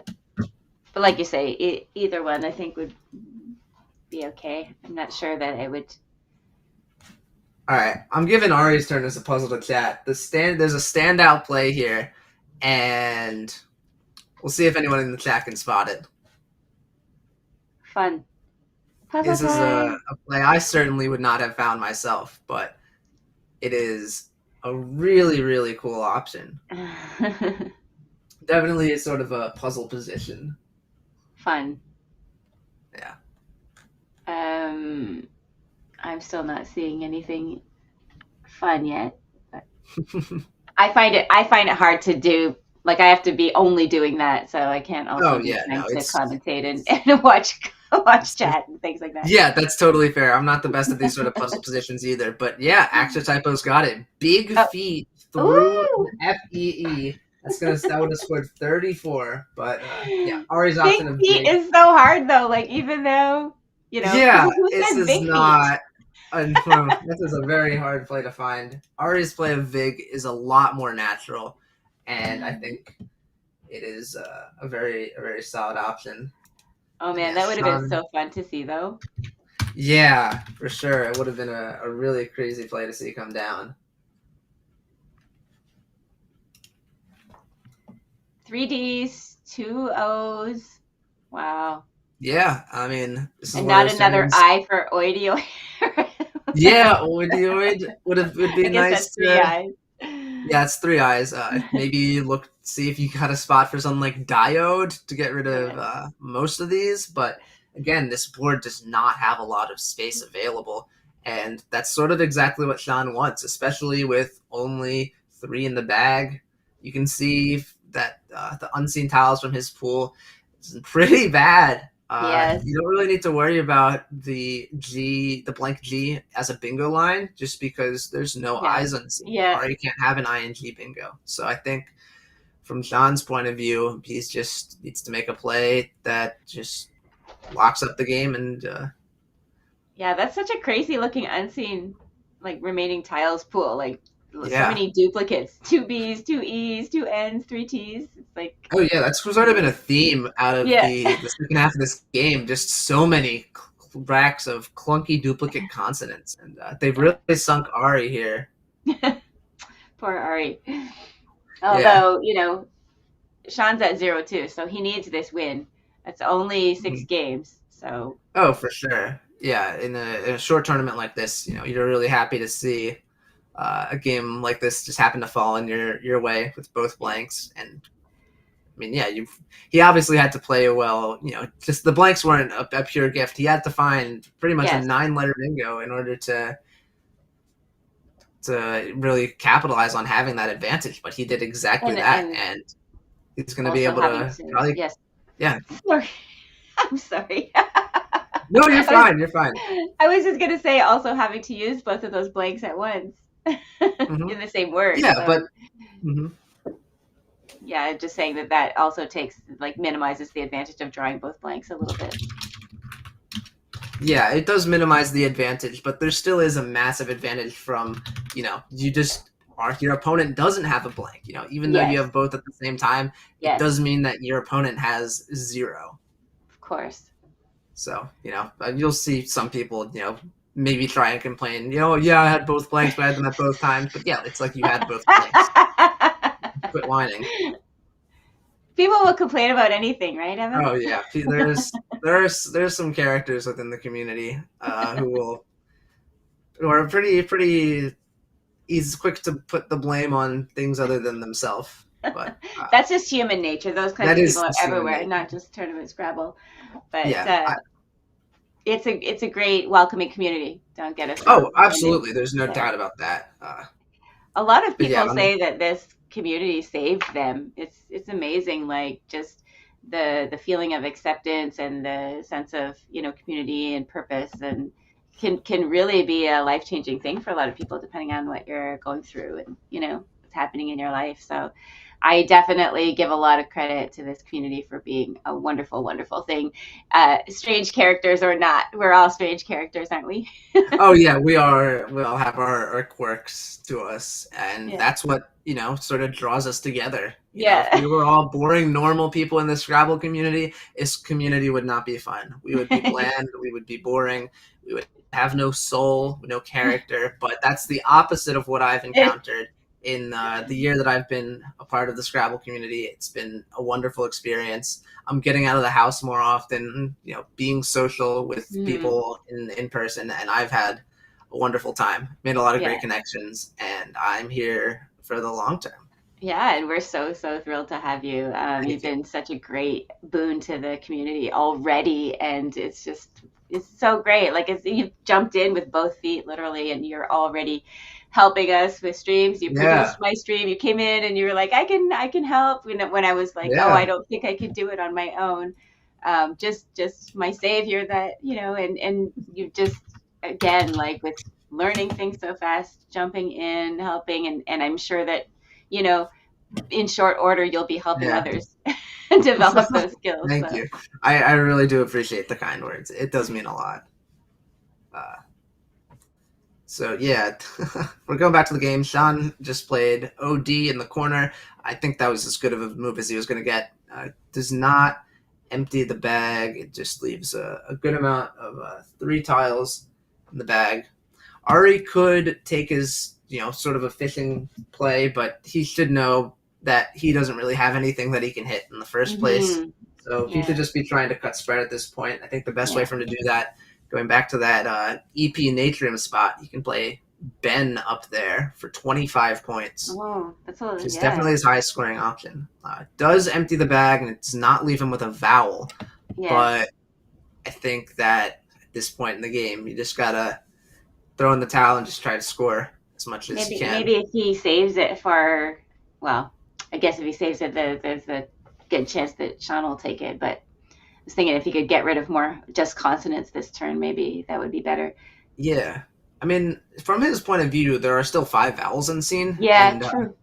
If he were to empty the bag, he'd be slated to draw an E and a U as well as the Z. So he does have some options. There's also potential for Ari to look at that unseen Z and think to himself, well, if I don't do anything about the N in resurging, Sean's going to have a pretty easy 32 points next turn.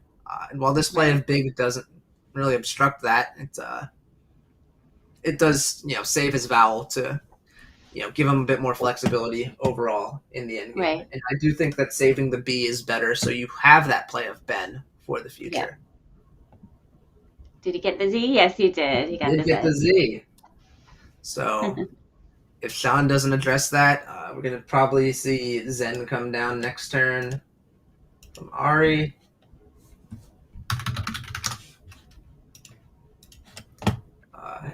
Sean's options not great here. He has Dino lined up, and that seems to be about as high as he's going to score here. As sad as that sounds, 16 is. I don't know why my dog is board. But yeah, even if Sean plays down low, Ari's just going to play Zen up high with Yeah. EP and Natrium. So Hopefully he's seen that spot. There's a, it's not the yeah, easiest spot, and you can easily forget that, you yeah, can overlap those words, both of them. for So sure. Yeah, it's not the most intuitive. Hooking up. There's the P onto the E onto P is specifically is maybe a little bit hard to see. mhm. But when I find myself, one tip that I've found is when I have a situation like this where there's a key tile that hooks onto a word, I write it Yeah, down on my score sheet just so that I can always look back on it and remember it. That's just yeah, a small little tip that's saved me in a few instances to where I'm just like, oh yes, this hook, I've finally drawn it, even though it's been a few turns since I wrote it yeah. down, but I remembered because I wrote it down. Yeah, it's definitely a really, really good tip and a helpful practice because, like I was talking about earlier, with so many things going on, it's very, very easy to get distracted and forget that I was already thinking about this hook before, but then all these things happened and I forgot all about it. So writing it down certainly helps. Yeah, Helps with that. So what is Sean gonna do here?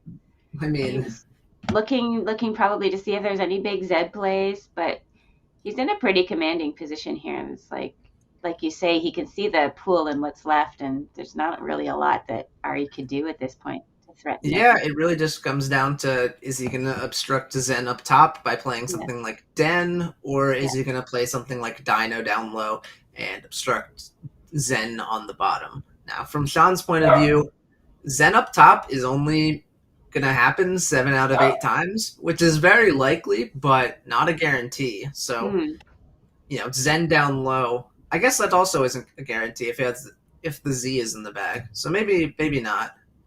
But and you could maybe infer that Ari didn't have the Z when he played big, which would be Right. correct. Yes. So maybe that's affecting your math. It's probably not, though. You're just, if you're Sean, you're more probably thinking about lunch at this point than playing a perfect endgame. And Dino seems about as good as he has. I approve this play. Well, how much is Dino versus 16. 16? So Den is still better, isn't it? A little bit. It is a little bit more, yeah. I mean, it didn't show up on the. Sure, one sec. It scores 23 with Den. So, yeah, maybe a bit of points on the table, but playing off the extra tile here is. Actually, no, it's the same amount of tiles. Never mind. But yeah, I was going to make the point that, Sean was pretty much forced to empty the bag in this position, so you want to play off more tiles, and it seems like 3 is as many as he was going to get there. Yeah. Somebody in the chat says, I'm watching on my TV and my phone so I can chat. Do I count as 2 viewers? That's a good question. I do believe the answer is yes. Maybe pull up the stream on another device so we can have. Yeah, everybody should just pull up this stream on something else and we can check. We can confirm. We'll do an experiment. We can artificially inflate our numbers. That's a great way to allow this community to grow. Yeah. So yeah, I don't know, does it actually work, or does it go based on your IP address or something? I have no idea, honestly. Me neither. But can't hurt to try. Everybody should just open up another browser and make sure you like and subscribe to the video. Yeah. So yeah, this Ari plays Z, but this is not only is it like 9 points less than Zen, but now that Sean has the T hook from TP, he can play out with tuned. Whereas, had the N been in the way, Sean wouldn't have had an outplay. So and so that's what I'm saying. Like maybe the N hook didn't even register for him. Yeah, it must have escaped him. But yeah, this game's gonna end 464 to 373 in Sean's favor, and yeah, even game, Sean. Yes, very, very well played game. Despite the early hiccup of the phony 5-letter word, which is reasonable. I don't think we should be too hard on Sean for that, considering he, Koki it looks like a word. I actually got away with Kokier in a recent tournament, fully unsure if that was good. Look at him So showing now. Oh, I should have played this Y up here. yeah, he recognized it. He just played so fast, and Yeah. yeah, a pretty good game overall. Some very wonky draws at the end, and yeah, Shan with a beautiful 9-letter bingo to seal the game. Yeah, it was a fun watch for sure. Mhm. I guess for anybody new who's joining, if you're wondering about all these books in the background, the players today are at the Milton Public Library, an excellent partner for Let's Play Scrabble, where they're hosting the Scrabble, they're providing snacks for the players, they're doing communications, they're reaching out to players, to the community or whatever, to get some potential new players to join and to learn about tournament Scrabble. So that's really, really great. We're very, very excited about this partnership, and I hope that we can see this replicated, at other places in North America. Yeah. So it looks like Evan, why don't you do a plug for your own channel? I can plug my Twitch and YouTube. So I do live streams 3 times a week. I try to do whether that be Friday. My current schedule is Friday, Sunday, and then one of Wednesday or Thursday. My club alternates on whether we play on Wednesdays or Thursdays. So I try to do 3 streams a week, at least 1 or 2 of those being Scrabble streams. So if you're interested in, you just heard me discuss this game. If you want to hear me discuss my own games, twitch.tv/theycallmeevan_. If that interests you. I'm also you come pretty deep into some analysis there. Eh? You're using a new tool. I've been running everything through Macondo. Yeah, it's definitely shed a lot of light on certain plays. There was a play in the last game I annotated yesterday that was not on the equity charts, but it shot up massively in win percentage on Macondo, and I was very proud of that. Nice. So yeah, that's super fun. And then of course we have Let's Play Scrabble. I know you're probably tired of hearing it, but the reason why we say like and subscribe is that it's very, very important. It helps feed the algorithms. It helps get the videos out to new people who can then come and find this community and join it. And we've had a lot of people who have come to Tournament Scrabble because of these videos and things. So just we need to keep that momentum. It's really important. So if you can, like and subscribe, and if you can do even better than that, become a super friend. Give us $5 a month. It's the price of a cup of coffee, really. Like $5 a month, just to make sure that we continue to improve these streams, spread the word, train other people, build that ecosystem. It really, really helps. So if you can, we would love it. It doesn't seem like a lot of money, but if we can combine as a community to help grow Scrabble content, then it's going to do wonders for helping our game maintain long term and make the sort of transition into the next era. We're sort of taking these steps to promote more digital content. We've got fantastic YouTube creators like Will and Mac, and there's a lot of really great live streams going on, brought to you by Let's Play Scrabble, as well as some brought to you by Heidi, my co-commentator. She's got her own setup that she takes to all her tournaments and broadcasts her point of view. So if you're interested in seeing some of her games, seeing her play tournaments live, go follow Heroine to Birds on Twitch. Make sure to give Heidi support. I plug myself. It would be wrong to not plug you. Thanks for that. Thanks. We are simulcasting on Twitch today, so thanks to all my Twitch viewers who are here and watching and supporting me. I love you guys. Thanks for being here. We want to maybe look at the standings. Yeah, let's take a look at the standings before we go to lunch. Yeah. And so this is a game short because one of the games didn't get entered, I think, for Agnes and Ari. So Ari won that game, so he's at 2-1. No, that's... sorry. No, I think that game was... one of our games. Sorry, no. The game before it didn't get entered. Yes. No, yeah, getting word from Josh that it must have just came in because after the game we saw on stream, Ari and Sean are both sitting at 1-2 right now.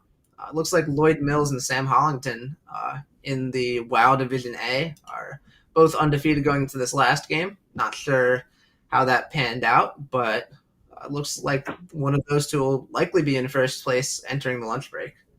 Let's go to Division B. Oh, I'm sorry, it just updated. Yeah. If we were to go back, yeah, Sam Hollington was at 3-0. That's funny.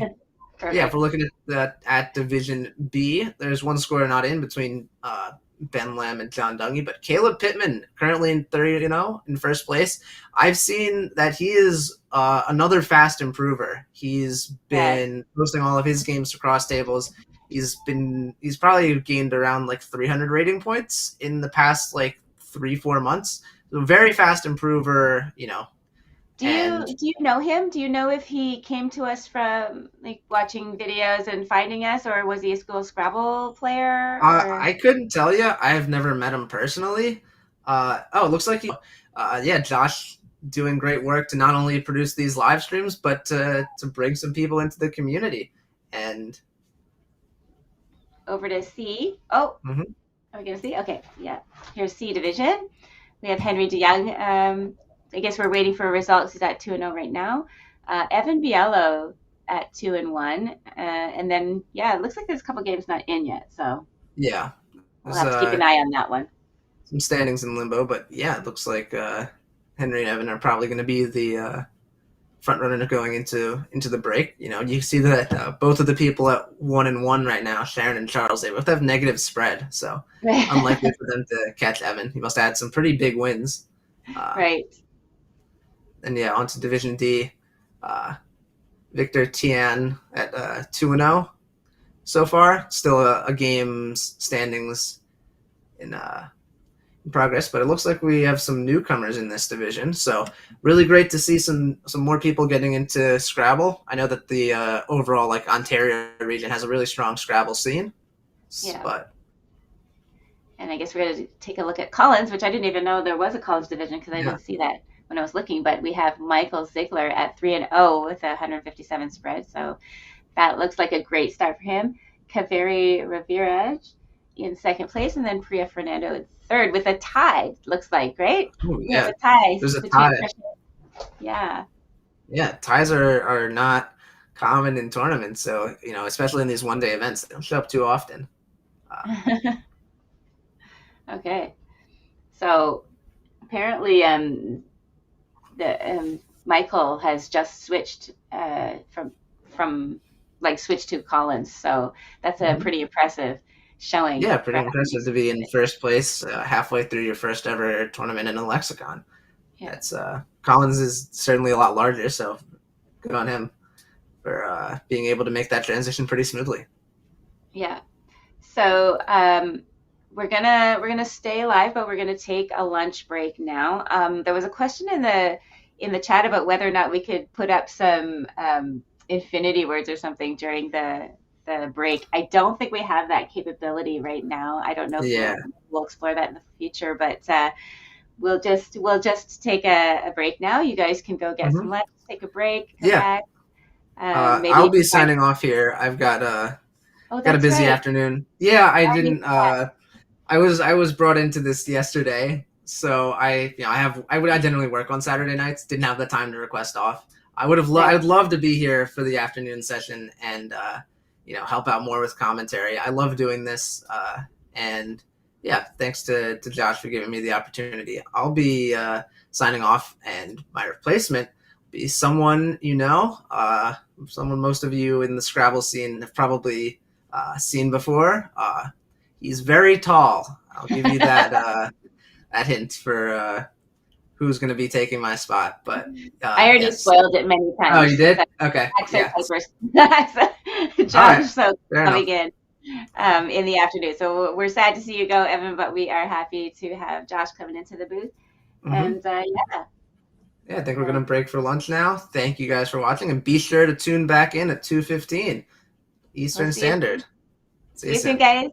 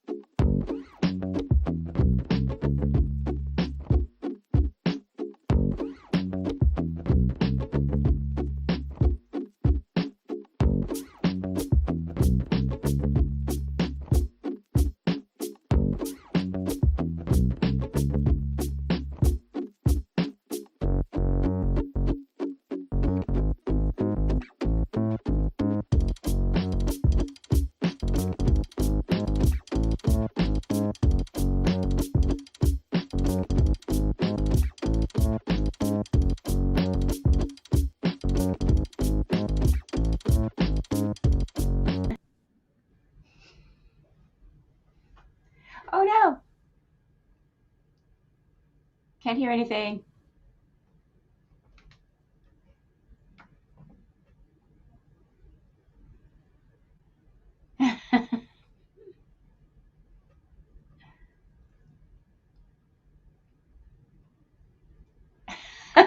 Sorry, guys. I think Josh needs to unmute himself, or can you hear me though? People can hear me, yeah? Okay. Welcome back. Coming back after the lunch break, and we will figure out what is going on with Josh there, if we can bring him in. Yeah, not sure exactly what happened, but anyways, we're back. We're at the Milton Public Library doing a 6-game tournament today. We will be showing game 3 very shortly. Sorry, game 4. Game 4 very shortly. And yeah, nice little partnership going on with the public library, Milton Public Library, and Let's Play Scrabble. And yeah, we're bringing Josh back in to test, see if we can hear him. So he's supposed to be taking over the hosting duties, and so I hope we get this resolved quickly, because right now I'm just sort of spitballing, and my ADHD brain has a hard time focusing sometimes. So I forget what I'm saying mid-sentence and get distracted very easily. But I want to say thank you to everybody who's here. Thanks for whether you're on my Heroin to Twitch. Oh my God. Heroin to Birds Twitch channel or the Let's Play Scrabble YouTube channel. We're glad you're here. Thanks for sticking around. And yeah, I don't know.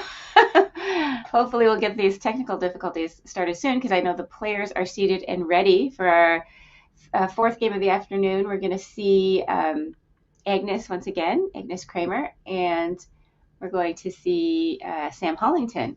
So I don't know too much about Sam. We saw Agnes earlier. She's such a strong player, and she's such a joy to watch. So I can't wait for that game. I know Sam is probably a very strong player too. I've definitely heard his name. But yeah, it'll be exciting to see. We had a couple of very, very interesting games this morning. The game that Agnes had with Ari was very crazy right up until the last play of the game. So if you haven't seen that, if you're just coming in now, you should definitely go back and watch that one. It's very fun to watch. Not super high scoring and very tactical. So yeah, worth a watch. Just remind everybody that you should like and subscribe if you haven't already. Helps the algorithm, helps get Tournament Scrabble, these streams out in front of more eyeballs, which is always a good thing. So okay, we're going to start with the game. The players are ready, so we don't want to hold them up anymore. So we'll just work on Josh in the background. Meanwhile, we will get these players going. Looks like coming in here, Agnes is at 1 and 2, and Sam is at 3 and 0. So Agnes hoping to get a win here. And it looks like Sam is going first. So Sam's a 1900 rated player, so obviously a very strong player. And Agnes 1715, but she's been rising pretty quickly and studying hard, and I expect to see her reach the 1900 rating pretty soon. Josh is coming back in. Hey Brian, good to see you. Welcome again to everybody just joining us. It's a nice little one-day tournament here today, so hey, Cyberclad, good to see you. Happy to have everybody here with us on this fine Saturday. Always good to have Scrabble. Any day that has a Scrabble stream is a good day. I really do hope, though, that we get Josh back here soon, because it's always nice to have somebody else to chat with. And I didn't see what happened there. Actually, did Sam exchange while I was distracted and not watching because it looks like Agnes is now playing egg. So I did not see the first rack, whatever it was. But he now has a balanced rack anyway. He is holding the J and the F though, so we'll see what he does. All right, I'm here. Yay! I don't really understand what happened, but we're here. I'm very sorry, Heidi. No problem. Just everybody. I'm sorry to everybody else who had to hear me sort of stumble through that. Yeah, there's something. I mean, there's definitely something wrong with my mic, but also something wrong with anyways, there's something wrong with everything except the stream. The stream well, is you great. Sound great now. Everybody is having a good time. Sam is missing a couple plays here, I would say. Well, he did have Feijoa lined up. Do you think that would have been the play here? Maybe not. No? Honestly, it gives back such an easy triple, but I think Goji, to get rid of that extra vowel, would have been a little bit better. Goji, so, yeah. Wait, how does Feijoa give back a triple? Easy triple. I'm looking at it. Would have played atop the EG of egg. So opening that triple line on the horizontal. Just like Agnes is doing right now, but in the F. Yes, I got you. You. Anyways, very very cagey plays. Maybe they're playing a variant where they only play three-letter words. Yeah, and the J and the X out already. It's within the first three moves, so that's fun. Agnes leaving a nice RNAE on her rack. Yeah. And Sam drew two vowels, which is going to happen sometimes. Yes. We often like to say, try not to keep more vowels than consonants if you can help it. And this is the reason why. There are fewer vowels than consonants in the game of Scrabble, but there's almost a 50% chance that you're going to draw a vowel versus a consonant. So around a 20% chance you're going to draw two vowels. And generally in our language, we use more consonants than vowels. So, right? So. Well, you would know that. I don't actually know that's if you true. just think Probably. of your typical word, like, you might have like one vowel and three consonants. So, yeah. Yeah, well, you're the language expert. That's all I'm saying. I'm just the Scrabble expert. But yeah, that's that sounds about right to me. Anyways, interesting play of thief here now for Sam. I guess there really wasn't much to do, but he did have Faina lined up, which would have made FA, which would have left him with better. Oof, I can't speak today. Would have left him with a better leave and would have scored a lot more. But I guess he really wanted to play cagey here. After the play of thief, it's kind of hard to access the bottom of the board. So. Man. Yeah, this looks super... Is it me, Heidi, or like I've been watching a few games? Everyone's drawing terribly. It is. I don't know. That tile bag must be cursed or something. Although they did change it, so they already changed a tile bag because it was holding onto tiles or whatever. Something was getting caught in a lining, so they changed out the tile bag, and we're still having the same issues. So I don't know. We need LPS branded bags. Maybe that'll fix the situation. I don't know. I feel like Let's Play Scrabble. I wouldn't call Let's Play Scrabble lucky. I'd call Let's Play Scrabble good. So, not sure.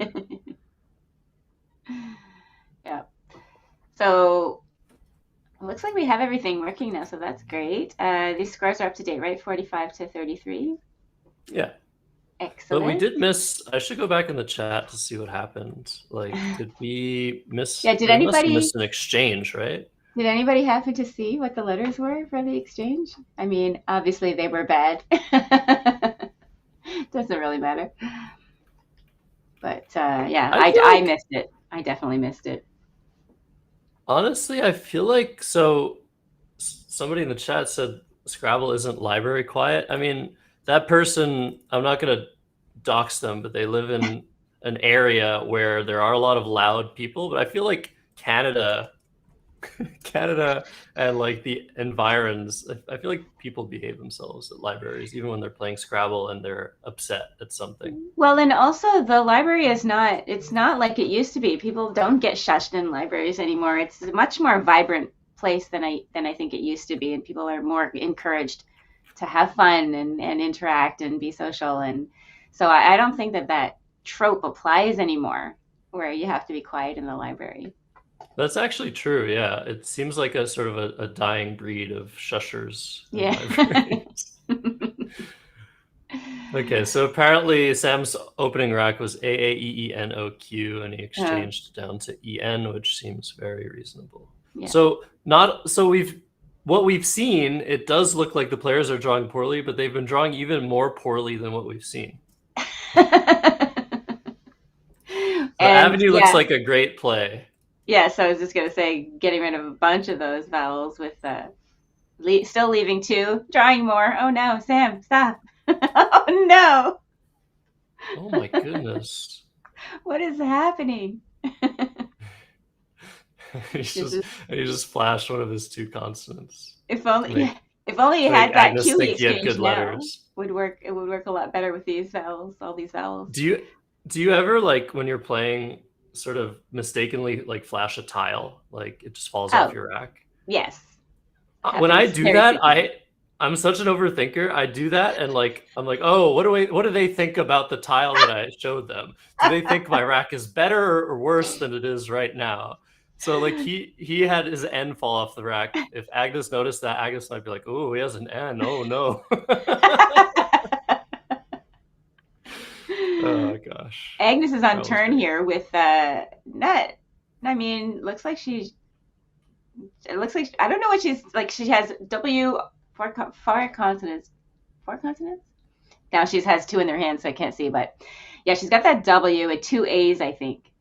So yeah, other than that, the rack looks pretty good. So she is just going to drop. Playing off the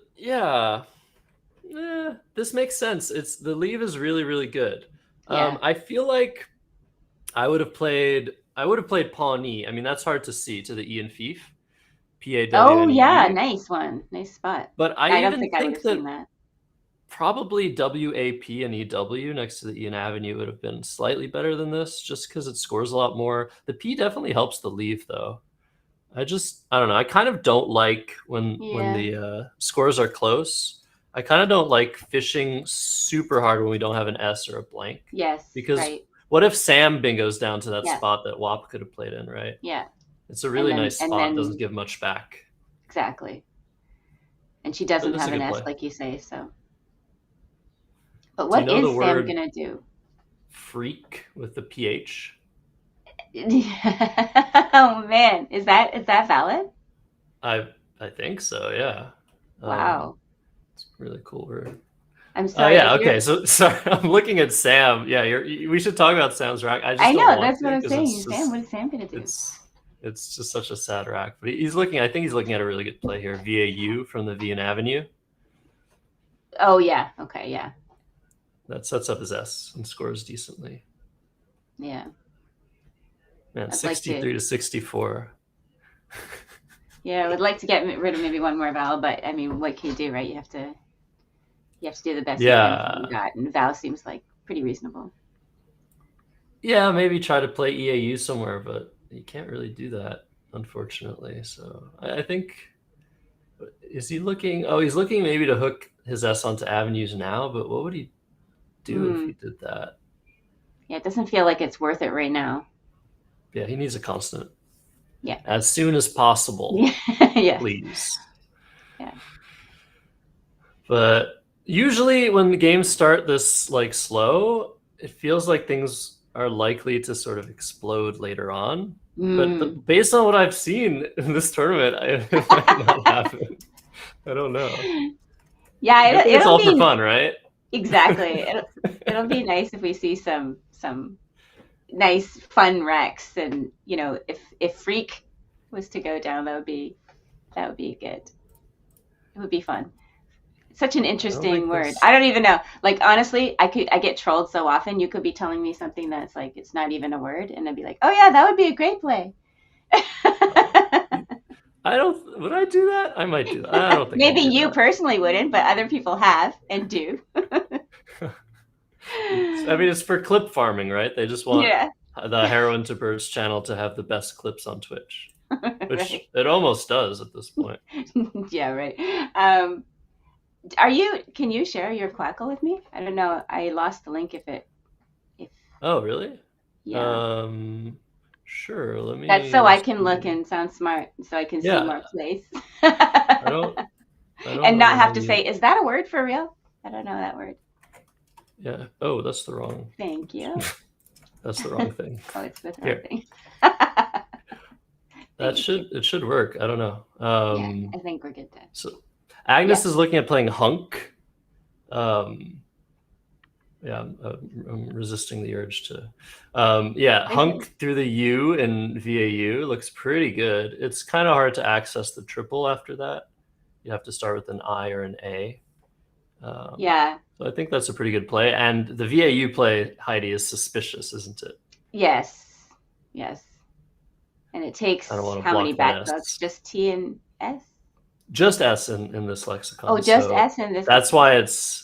I mean, Okay. it'd be even more suspicious, I guess, if it took more hooks.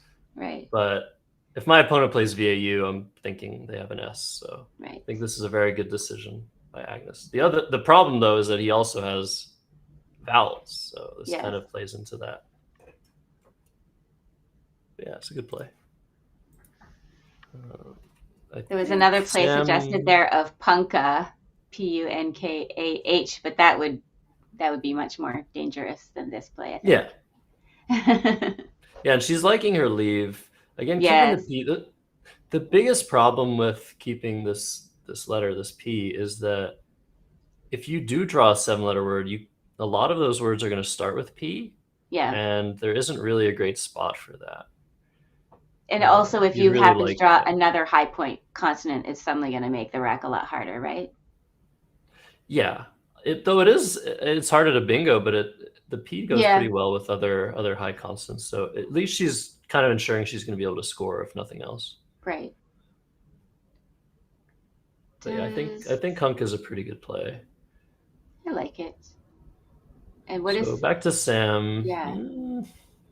Another one of these really, I mean, his rack is getting better, but it's still really bad because he has 1-point tiles and nothing to do other than either fish or score. But he's going to play 8. Okay, yeah, this makes sense. A Noah would have been slightly better in that same spot, A-N-O-A. But keeping the E instead of the E instead. And there was a tough 5-letter word of Oten, which would have fit all the way up to that double letter score, which would have scored the best for him. But yeah, those racks are just very hard to deal with. Yes. And it's hard to know how many of those nice tiles you want to play and get rid of. But oh no, get that T and then draw 2 more. Honestly, this bag loves giving up the duplicates. But they also switched it, right? They switched it from a bag that had a fold in it to a new bag. So maybe it's not the bag. Maybe it's the tiles. Maybe it's the juju. Who knows? So hoop is the play instead of poo. Interesting. For 1 more point to play P-O-O-H there. The hooks are different. She's setting up an A hook and an O hook for ape and ope. And Pooh would have set up a T hook and an S hook for the and she. Not a huge difference. But also the S hook on hoop though, when she should already be suspecting that. But maybe it's not that dangerous. That could be a consideration. I think it's just ending a word with an H, after 2 vowels, is kind of weird. So maybe she just didn't see it. Yeah. And it's 1 point. Who's going to quibble about that unless you lose the game by 1? That would be very unfortunate. We see the first blank. Oh my goodness. Is this going to be a good rack for one of the 2 players? Nice. Not bad. Looks good. So 93 to Sam. 115 to Agnes. AOSTTTY for Sam Hollington, who's extremely strong player, definitely the overdog in this matchup against Agnes, but he's struggling. He is struggling real hard.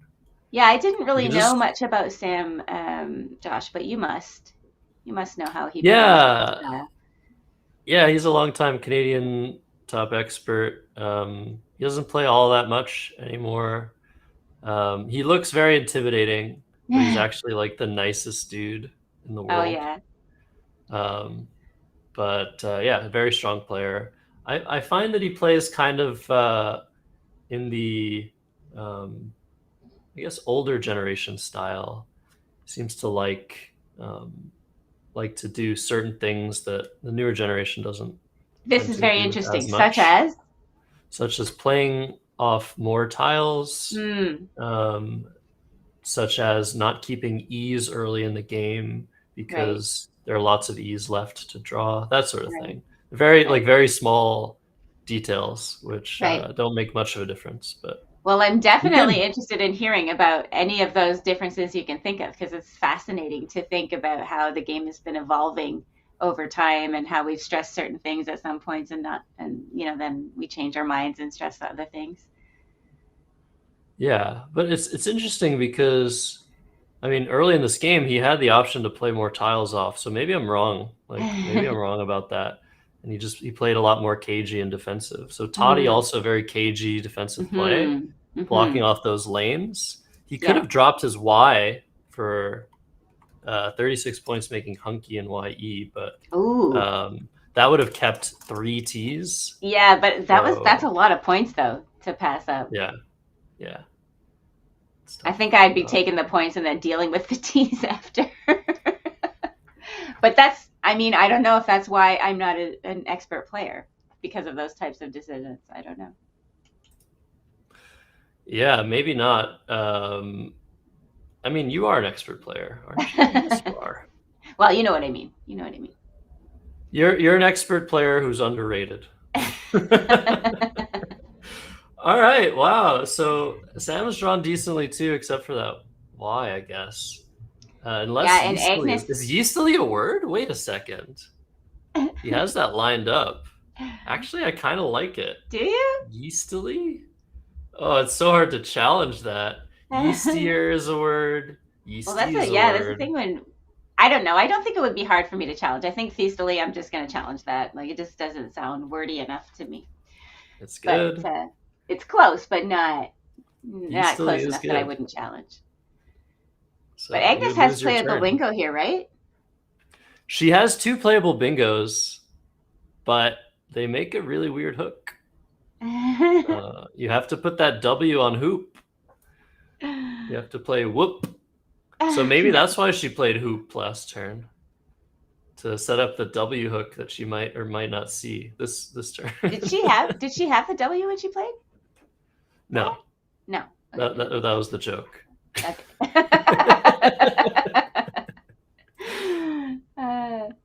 But yeah, this is really tough. I think she knows the 7-letter words here, at least Bawdier, Bawdier.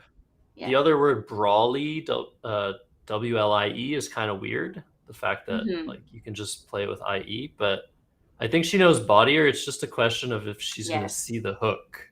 I think she's probably looking through the Y and Toddy first and foremost. So what's interesting is if she does miss her bingos, she's probably going to block Sam's bingo. Did you check? It is good, yeah. It is good.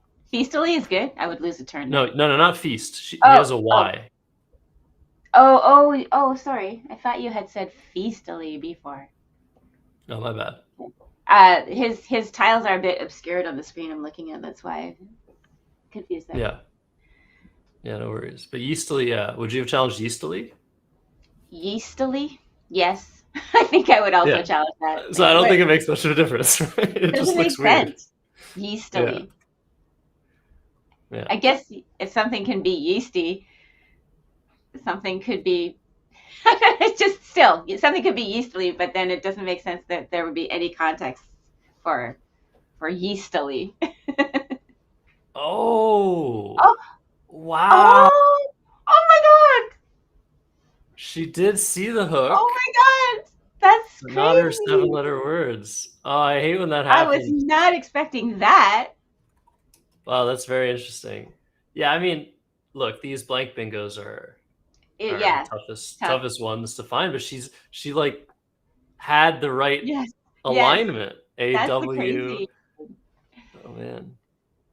Yeah. Yeah, bodier. The way I remember that bodier is a word is that baudries is a word. If you add an S to that and you mix it up, so baudries and bodier, they're sort of the same word in my head. Yes. But yeah, Yeasley's coming down. I wonder if Agnes, yeah, she's holding this for sure.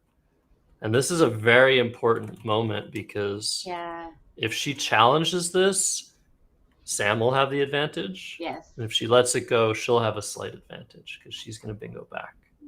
Yeah.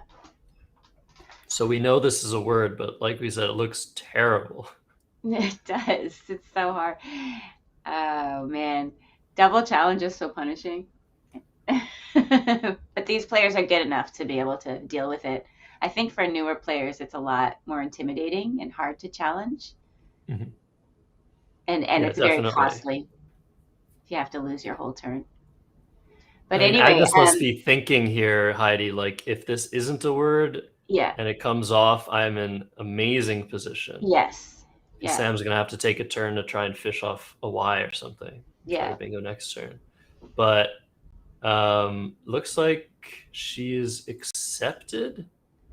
Yeah, very good. Very, Yeah, she very has- good choice by Agnes. Because, She yeah, knows she so will have many the words, so she advantage. Yeah, Yeah, her word knowledge is very, very good. Absolutely. yeah. So what would you do here now if you are Agnes? Would you play opening the triple with like blinker or something or blinder under the easterly, or would you do something more Yeah, defensive, hooking the AW? I think I would probably just hook the AW unless I could see something. Well, if you like you say blink, no. I was thinking that you could go underneath yeastily to the R, but no, that's not correct. I think I would just go ahead and play down alongside ah. Okay. Hooking. Yeah, the difference in score is 4 points, I Yeah. think, or 5 points. Yeah, 5 points. What's crazy is that Oh, like she's opening it. I agree with this, by the way. I think the B in that position is really not a big deal. I think you should take the Yeah. points. But it's always opening a triple. There's some risk involved, especially triple. But if you look at Sam's rack, I mean, what in the world? We also need to know what that blank is, if it's a D or a K. Right. Okay, it's a K. Great. Just play the word. Play the lower probability word. But look at Sam's letters. He doesn't even want to put them right side up because they're just not worth his time, basically. You just have to exchange here, right? Yeah. Yeah, there's no, what are you going to do here? Grill? Would it be worth it? Krill? Something like that? Oh, is krill, can you spell krill with a C? No, just okay. So it was a, do we know if it was a D? It's a K. Oh, okay. Yeah, blinker. But yeah, I think you probably just keep an R here when you exchange. Although there's still 3 R's left from Sam's perspective. But the R is a really good letter. Right. Yeah, that's a tough one. Because, Yeah, I usually like to keep R, but when you double them, they become... Oh my goodness. What did you Agnes has rubbaboos. Oh, come on. What even is that? Are you actually kidding me? If she played that, I would just fall off my seat here. There's no way. There's no way anybody but you knows that word. Are you kidding me right now? Who knows this word? What? Okay, well, we have to see if she finds this 158-point bedazzling triple. I can't even. Oh my goodness. But Sam, okay, so Sam plays through this rack. I think he might not have remembered that Grill takes an E hook as well as an S hook. I feel like this is not defensive enough to. She knows it! Let's go! I love Agnes. Oh my god, that's amazing. I love it. And look at Sam. He's just like, "Yep, Oh my god. that's a word." Oh my god, look at his face. This is amazing. The best Scrabble content right here, guys. There, we got the laugh. I can't believe it. That's That's the best. That's the best thing so I've seen all awesome. month. He's holding. He knows it's a word, but he's holding because this is the game. Yeah. Like, if he lets this go, the game's over, right? Sometimes you just have to give your opponent a courtesy challenge, basically. It's like, all right, you get another turn out of this. Like, but I feel like Sam's not going to challenge. Yeah, I think I kind of feel like you're right. I don't know. It's you're hard to say that. I mean, Heidi, if you're not like instantly challenging a triple, like, it's a word, obviously, right? True. Like, it's true. You just want it so bad, though, to not be good. Wow. Amazing. Oh my god. Well, that's why we stream these things. Folks. That is why we stream these things. We need some super friends for that one. Yes. We need some new super friends. Deserves it. Definitely. Oh, he is challenging. Oh my gosh. It's just a courtesy challenge. It's like, you deserve more than just that. You deserve a free turn as well. Look at when he's walking to the computer. The walk of shame. He's already like walking in a defeated manner. Like, I know this is good, but oh man, I can't afford for it to be good. Wow.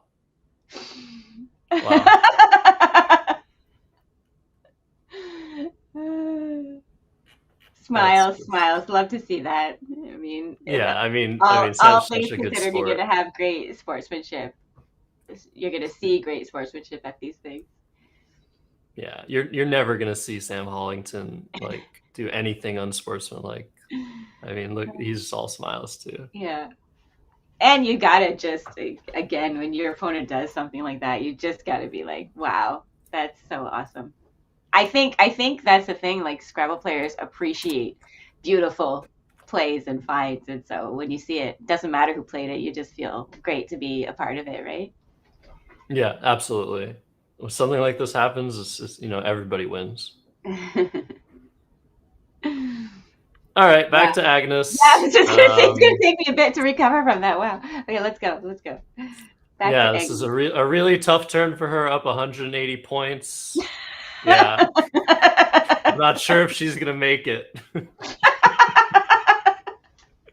Well, okay, so it's still very interesting because, like I said, Grill takes an S, but also an E hook, so Grille. Yeah. And that might actually be important, depending on what happens down the line.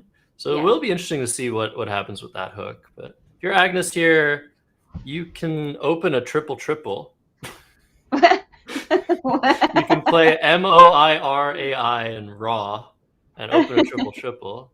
That's what I would do because I'd feel bad for my opponent that I drew Rubaboos out of the bag. I feel like I would too. I know. I'm bad. I don't, right? I don't like runaway games, and I don't like, drawing the bag on somebody. And so, yeah, it's very hard for me to not like give my opponent some scoring opportunities if I'm winning too hard. Yeah, that's not how you play Scrabble, empathy. People. No, that's the empathy that that's the difference between the best of the best and good people. Yeah. Okay, so she's going with just moi here. This is a great play. I mean, she could have scored more for these letters next to the GR, BA, and U, like making those bog and air plays and with Moyle to blinker. Right. Oh, that was just very poorly explained. But this and we don't have this blocks so this blocks a more threatening line that she set up with AW. So very defensible play. All right, that's back true. to Sam. You can't fit a bingo there now with that play. he should be playing this like instantaneously. Just CINQ and gnaw. Yeah. You now have a lane using that C. You still have the blank. Yeah, that's Getting rid nicely of RT blank. Yeah, I mean, he could have played QI in the top right, but I think this is a lot better just to like get rid of more stuff. And he's not winning this game, right? Do you want to? Okay. That's an interesting question, because for me, I'd be like looking at that RT. Oh, I guess you're playing the I. Never mind. I was thinking he would keep the I. No, you're right. This is better. Play off those consonants. Well. Oh, what is she? She's just bingoing. Oh my goodness! I don't even know. Great. Cashmere. This is a great. Yeah, Cashmere is spelled with ERE, IRE. Oh my goodness! Yeah, this is a great find by Agnes, like instantly. Amazing. And I never would see that. I don't know the spelling, but yeah. I think she's on hold. I think. No, she's not. Okay. And again, this is not an easy word to anagram, because that S is not at the end or the beginning of the word. It's in the middle. You know, it's just, I don't think it's that super intuitive. It's got those two I's like that. I don't know. It's weird. Like you'd be looking for IER words or IES or something like that. So this is a great find for her, and very quickly. Yeah. No, she basically has double Sam's score. Sam's going to bingo here. He obviously, ideally, you'd like to bingo on the top of Casimir. Yeah. But yeah, he doesn't have the letters to do that, sadly. They fixed the bag. Look at these draws now. Yeah. Well, no, but that's usually what happens, right? When both players are struggling early, usually that means the good tiles are going to come out later. Yeah, you did say that. And wow, Agnes has drawn into trended, but I don't think that's going to go down after Sam's bingo. I think Sam's going to bingo in that spot under blinker. Oh, yeah? Yeah, there's some grievance going on. Oh, what happened? What's going on? Oh. Did she overdraw? She did overdraw. Okay. It didn't look like she did. Looked like she had 7 from our POV, but all right, this is exactly what Sam Hollington needs. Yeah. Heidi.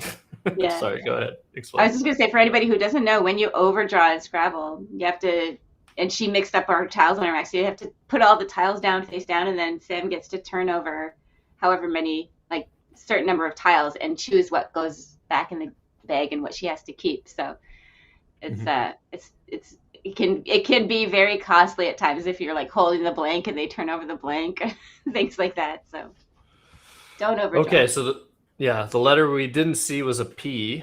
Okay. So it seems like Sam turned over something with an E and gave the E back to the bag. Yeah. The bag is very happy for that extra vowel, because look at it. There's only 3 remaining vowels from Sam's perspective. So definitely got to throw that E back in there. Yeah.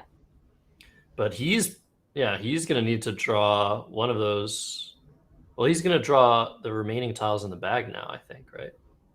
I think there's exactly 14 tiles unseen. So once he plays a bingo, he should probably play something just like he had orated lined up, AURATED, or read out or something like that. Once he does that, he's going to draw C, D, E, I, S, V, Z. So I don't know what that means, but that's what he's going to draw. And Agnes is probably going to score a ton of points above Cashmere, right? Yeah. Well, it's going to be the end game. So I think Agnes is going to want to play through the eye of Casimir instead of overlapping, so that she can go out in 2 with her vowel. Right. Got it. But this is going to be a huge, huge victory for Agnes Kramer. Yeah. Like we said, I mean, 200 rating points lower than Sam, which is, it's not nothing, but it's not like a huge amount. Yeah. Sam probably wins like a little bit over 60%. And yeah, Sam's won a decent amount of tournaments in his lifetime. I think we got some of those in the chat. Do you see them? He won Div 4 at Nationals in 2006, so he's been playing quite a while. multi-day in Oshawa the next year. Then he won a 22-player field in Brantford in a one-day in 2008. So I guess, I don't know, did he take a little break? Like, these are all, there's no recent wins in there. Yeah, I think he only played like Canadian nationals for a while. Okay, and it's yeah. very hard to do well at Canadian nationals. Yes. So this is, And he's recently started, I think post-COVID, playing some more tournaments. Like, he played the World Cup in 2022, and he's been nice. playing more tournaments now. So we'll probably see some more wins stack up for him eventually. Yeah. Still a very, very strong player. Yeah, clearly. I wonder what he's thinking about here. Why did I draw 7 consonants and leave that triple open? Probably.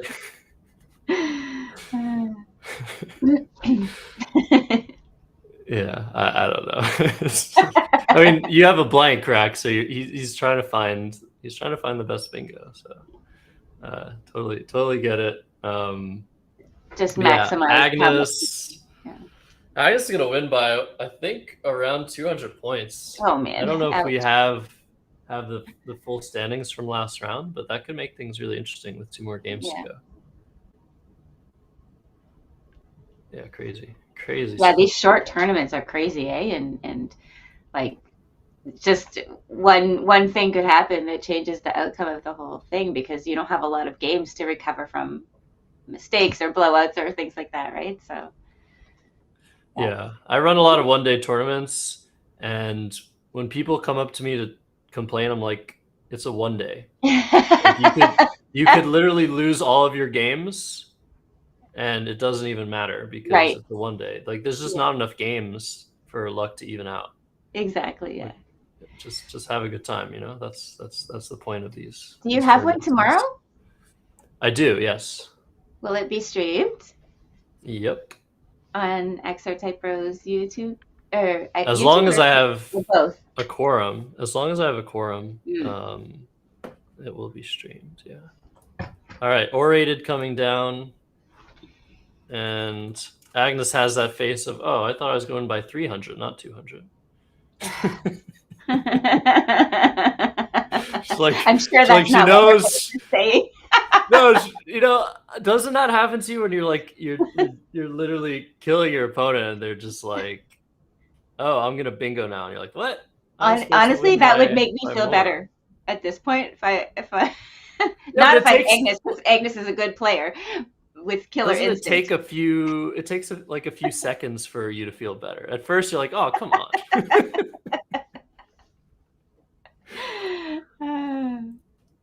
I'd be like, now I have to apologize less hard for winning so badly. Yeah, that's good. No, it's definitely, yeah, I agree with that sentiment. So, okay, her best end game, let's see. Sam's made it to 300.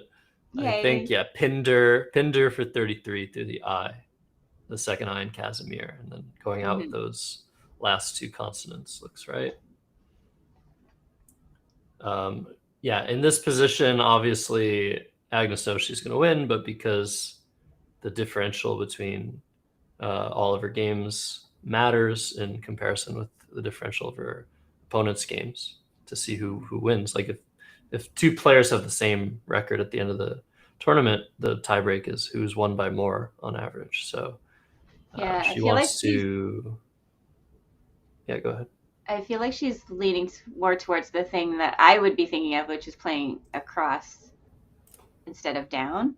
I think that would be a natural kind of tendency for a lot of players. Like, instead of thinking that, oh, I need to play more tiles through the I instead of, parallel, and then make sure I go out into, like, I think she's just like, I'm going to score a lot of points if I play penned across there. Yeah, definitely. What's the score difference for Pinder versus 15? It's 15 points worse to not go out in 2 here, just because Sam's. I mean, always what you want to do in end games is go out before your opponent, but given the unwieldiness of Sam's tiles, you do not want to let him get 2 turns in to sort of deal with that. Right. So yeah, trying to find a sequence that lets you use all of your letters over 2 moves is the call here. But yeah, just playing penned. It's the highest score that Agnes has, and also it allows the game to last a bit longer, which the winner likes. Yeah.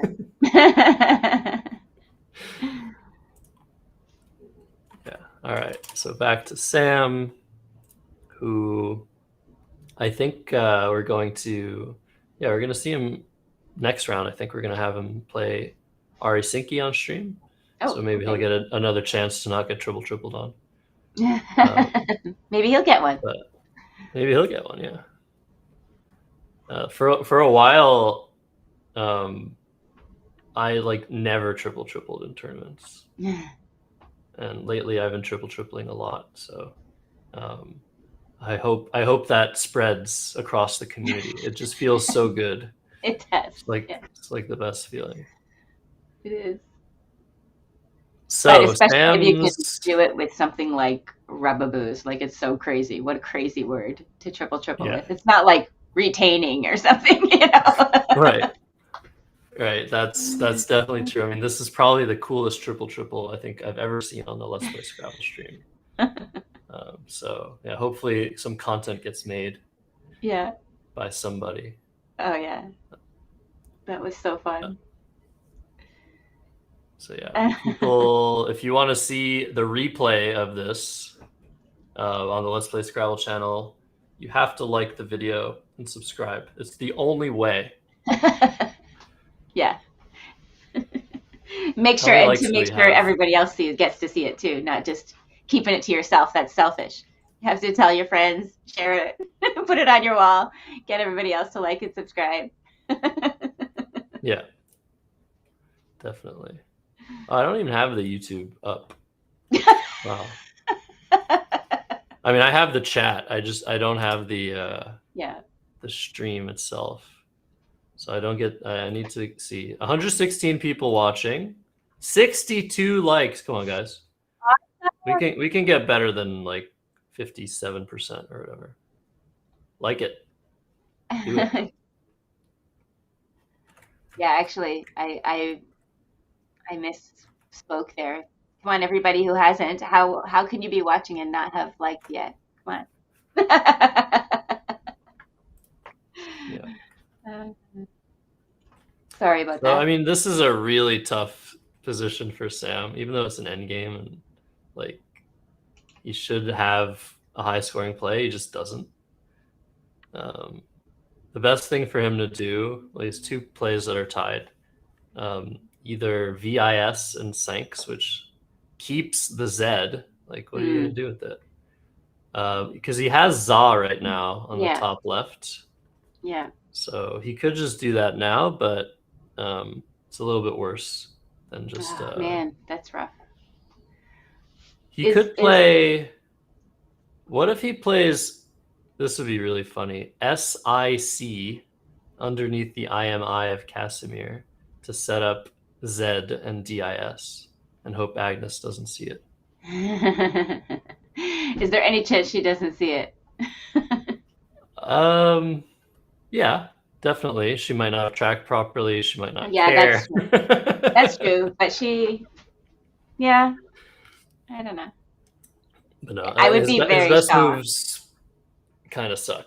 He can play ads from the blank A of orated AD-Z, which you normally would never see a play like that because it just floats a Z in the middle of the most dangerous part of the board. Right. But because Agnes has 3 consonants and he should know that, it's totally fine to do that. He's looking at says, I think maybe on the bottom right, which looks decent as well. But yeah, for those wondering why not Z now, DI is only a word in the CSW lexicon. These players are playing in the North American WoW lexicon, as written on top of the board. DI is not a word there. So yeah, we're not going to see Grill come down with the E. I've made that mistake too. Just played Grill and left an E hook. I once played Rally, RALLY. That takes an E hook. Oh yeah, RALLYE. that's a fun one. Yeah. I was like, oh, the board is completely Yeah. under my control. Then my opponent puts an E, and I'm like, oh yeah, I knew that. Yeah. I wondered if he was just going to get rid of a bunch of tiles here and play sized. Yeah, that's a good play too. Keeping CV though, so yeah, yikes. He's not going to be able to. He might be able to go out like with these letters if Agnes just keeps passing her turn. He'll be able to play Vex and like Cope. But she's probably just going to play Dex now, right? Mm-hmm. Dex or Rex to block Vex. Yeah. What a long-winded endgame. Yeah, the Milton tournament, Heidi. Is this the third installment of it? Like, maybe. Public Library? Oh, it's the Definitely. second. Okay. I was just gonna say it's definitely the second. I don't know about the third.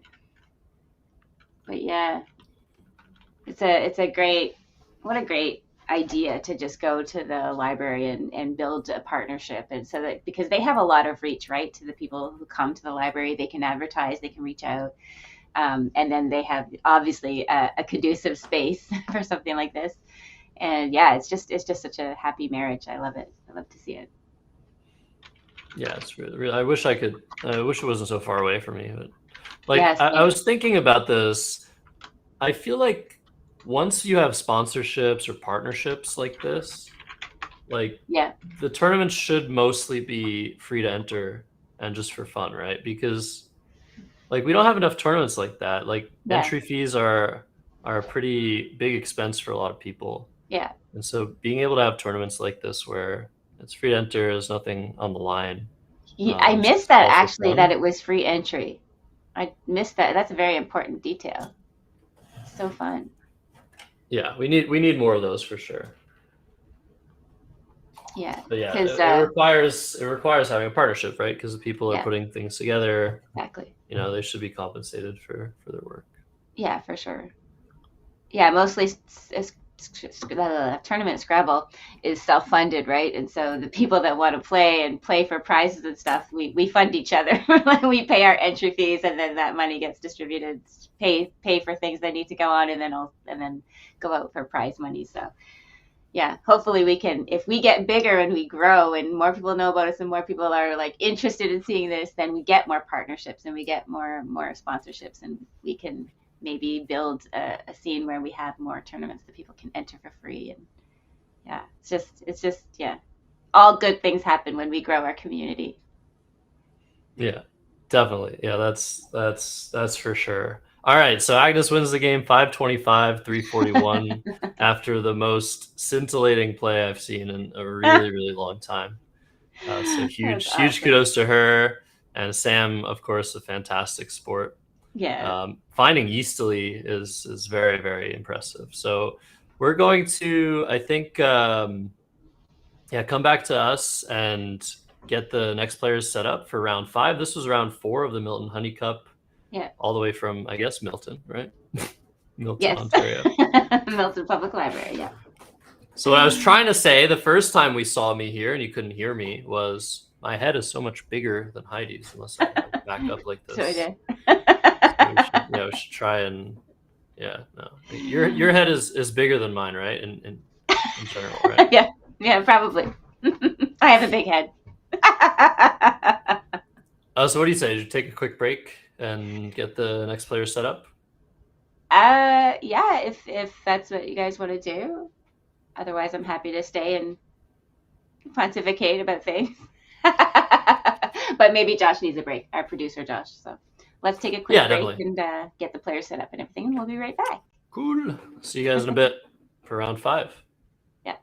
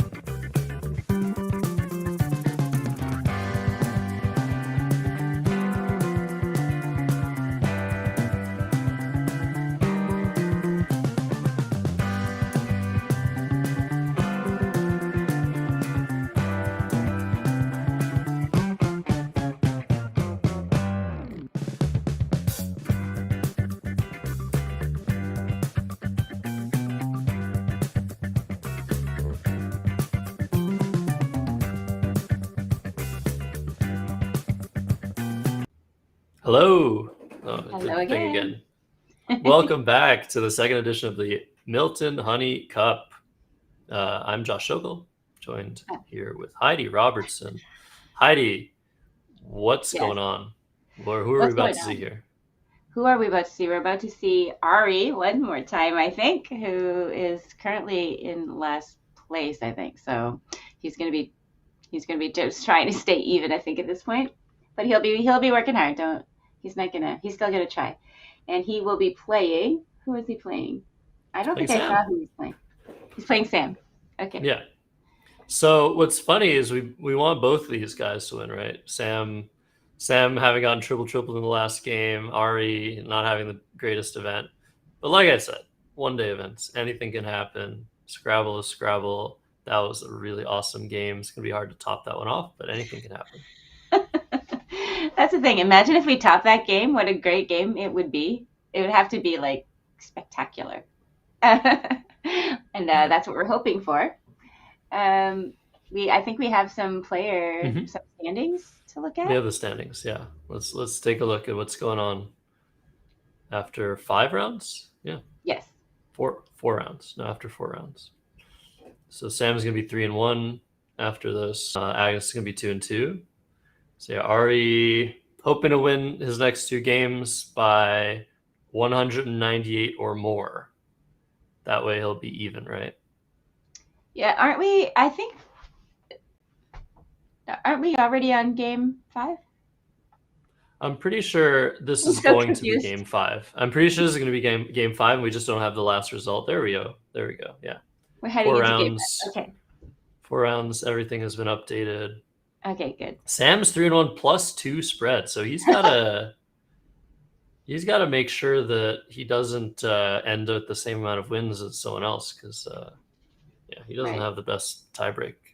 Right. But anyways, I think the players are just about to sit down, and you've already said this earlier, Ari Sinki, we're gonna have to probably adjust the camera a little bit to fit him in. He's such a tall gentleman of many Scrabble accomplishments. Yet. Oh, okay. But is he taller than you or not? I think we had this discussion and we tried to figure it out.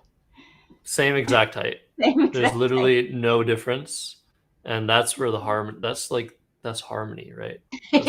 Not having to compare. It's like, no, we're the same. Yeah. We're all the same. The Scrabble community, I mean, we are all the same. It doesn't matter if you're tall or short, old or young.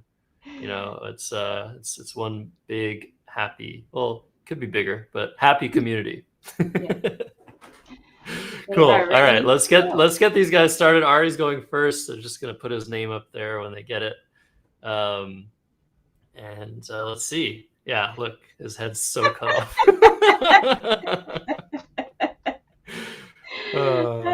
Fun so times. Yeah. And we got that bottle that Sam just is always going to be looking like he's about to drink from. Oh, goodbye. Nope, we're not having that. Heidi, do you remember from the first Canadian Scrabble Classic? This is, I think, maybe one of the first streams that was streamed on this channel, where Jason Keller's mustard colored bottle was like everybody's. Yeah, it was like the funniest thing. Now we have sideways blanks. So let's see if we have sideways blanks this game. So Ari very quickly exchanging down to EINS, which is exactly what I would do, probably 10 seconds faster, but pretty good play there for sure. So yeah, back to Sam, who's going to be able to make the first play this time. But is he going to want to? I mean, I don't see anything good, like BEE for 10. And look at Ari. Look what he's done. Yeah, there's a little bit of content there. Very nice. His last name. We love when people engage in the content. Would you play through here, Heidi? Would you exchange back? Because your opponents just exchanged, so they're closer than average to a bingo. I think I exchange. I just don't even know what to do with that rack if I don't exchange. Yeah, I like this decision a lot. Keeping ME, which is very nice and balanced. The M does a great job at sucking up vowels. So if Sam draws too many vowels, you should be able to deal with that. It's a scoring tile. It's also a good bingo tile. And is that what you would do? Would you exchange down to the ME, or would you do something else? Exchange? Yeah, I think I would. I would. Just because Ari exchanged. If Ari hadn't exchanged, I would have played BEE, I think. Just to take 10 points. Oh no, but I'm thinking for the exchange itself, like would you yourself exchange down to ME there? Yeah, ME or even MEA. Okay, interesting. But probably ME is a little bit more, a little bit less risky, keeping fewer vowels. But yeah, I think early on keeping a flexible letter like the M is a good idea. But you could also exchange the M if you want. It's not going to affect you that much most of the time. Right. I think the only consideration is like practicality. So like if you exchange down to an E, you're probably going to run into a few more difficult situations. Right. So yeah, I like to when I teach Scrabble lessons, I like to talk about practical Scrabble because it's only at the top level that people are going to be trying to making the absolute optimal best play. Right. So maybe I should take lessons from you, Josh. Maybe you could crowdfund some lessons. I don't think you need lessons. I think you know what's going on. Playing biz here. Practical Scrabble is important. Just do something that has the least amount of chance to mess you up later on, basically. Right. So Biz and Zook looks very, very strong from Sam, making use of that new 4-letter word. We love our Zooks. Yes, we do. And Ari is going to take advantage of that extra 10 points on the hook he just set up for himself with you. Nice. Gotta love it when that happens. I was going to play here anyway, and now you've just made it worth 10 more points, so thank you.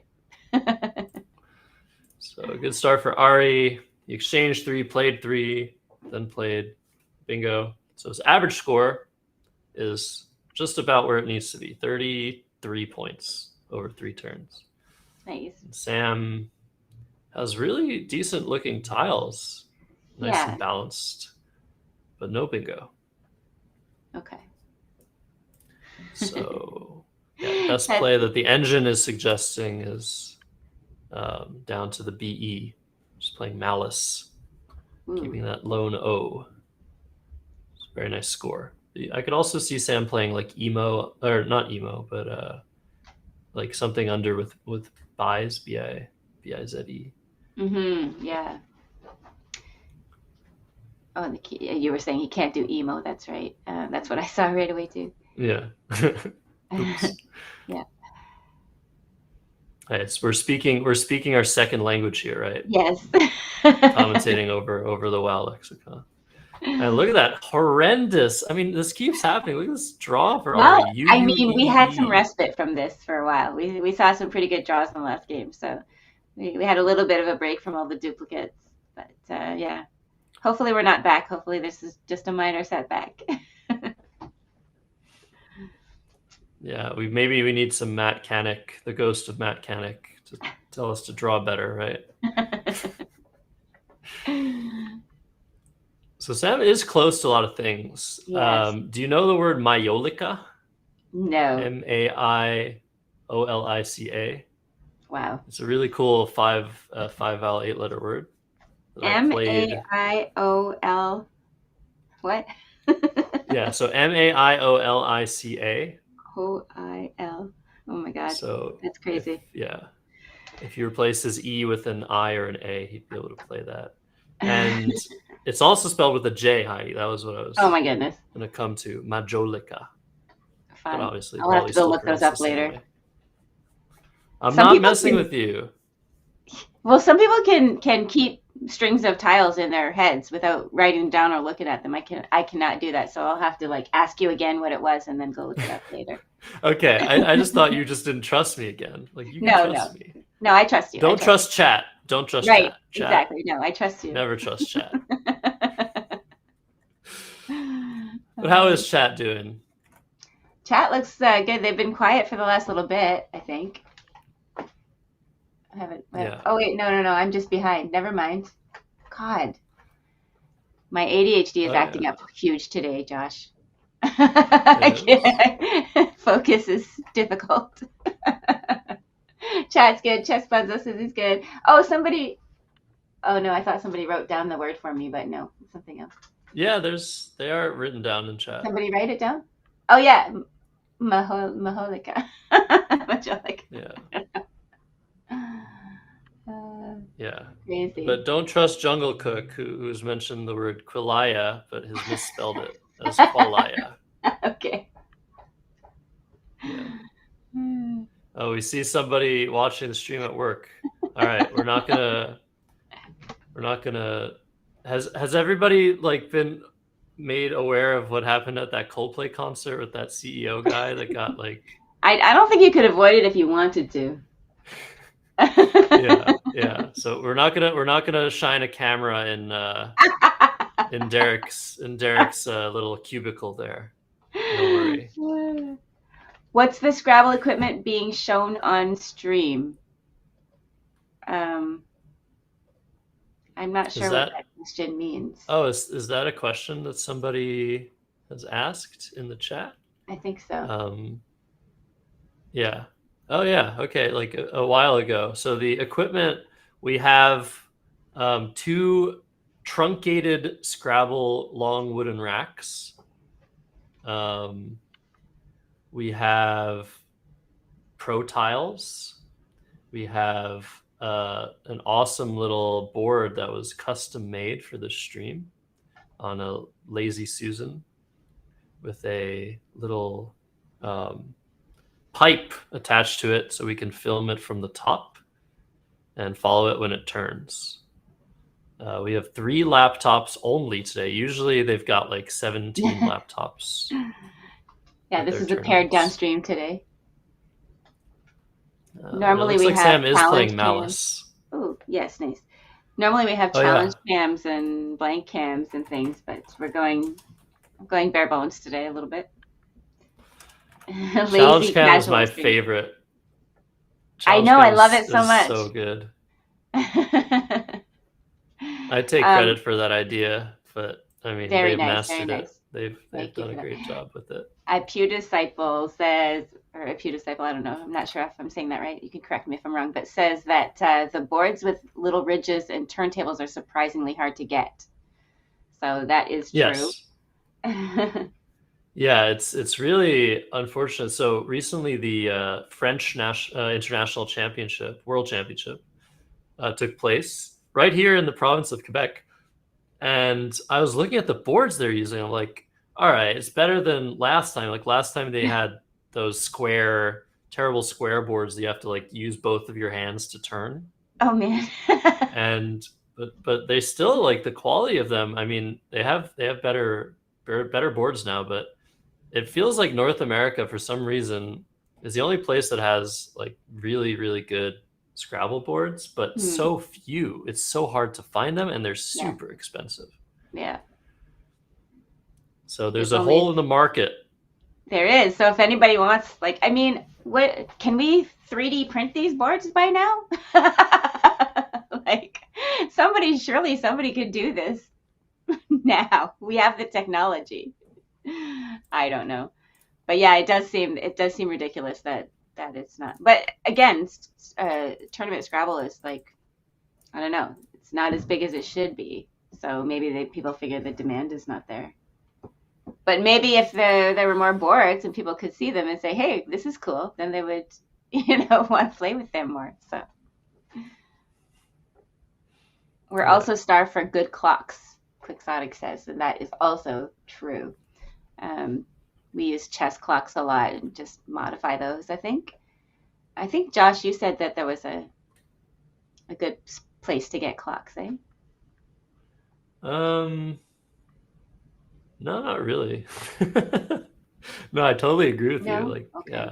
Yeah, we could really use some good equipment made by some good people. So UTE is the choice by Ari. I like this choice. He took a long time on this turn. It's probably debating exchanging because of how terrible his letters were, but this is defensible and defensive enough, I think, to play over exchanging. it looks like the engine likes this play as well. So Yeah. good decision. Now this is interesting. Sam has a beautiful option if he wants to score points of honoree through the E of Zooks, making 5 overlaps. Oh, wow. Which be he has very had time. He's had time to see it, but I mean, you either see that or you don't, right? Yeah. Yeah, I mean, it's really, it's so funny because when you're playing a game of Scrabble, it seems like sometimes those flashes of brilliance just come out of nowhere, or the misses, right? Just out of nowhere, like you just blank or whiff on something that you would normally see 99% of the time, right? So yeah, it's hard to say what anybody is going to see in any given moment. I agree. Yay, Yeah. Elise in the chat. Hi, Elise is another up-and-coming player who has a YouTube channel where she breaks down some of her games as she's learning. So that's another good content creator for our little community. Thank you, Elise, for that.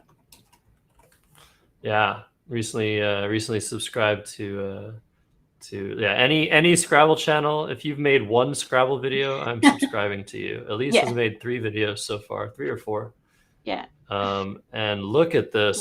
What a draw seeing? by Ari. Perineum. And he finds Perineum for 89. Good job. Beautiful play. It's a nice one.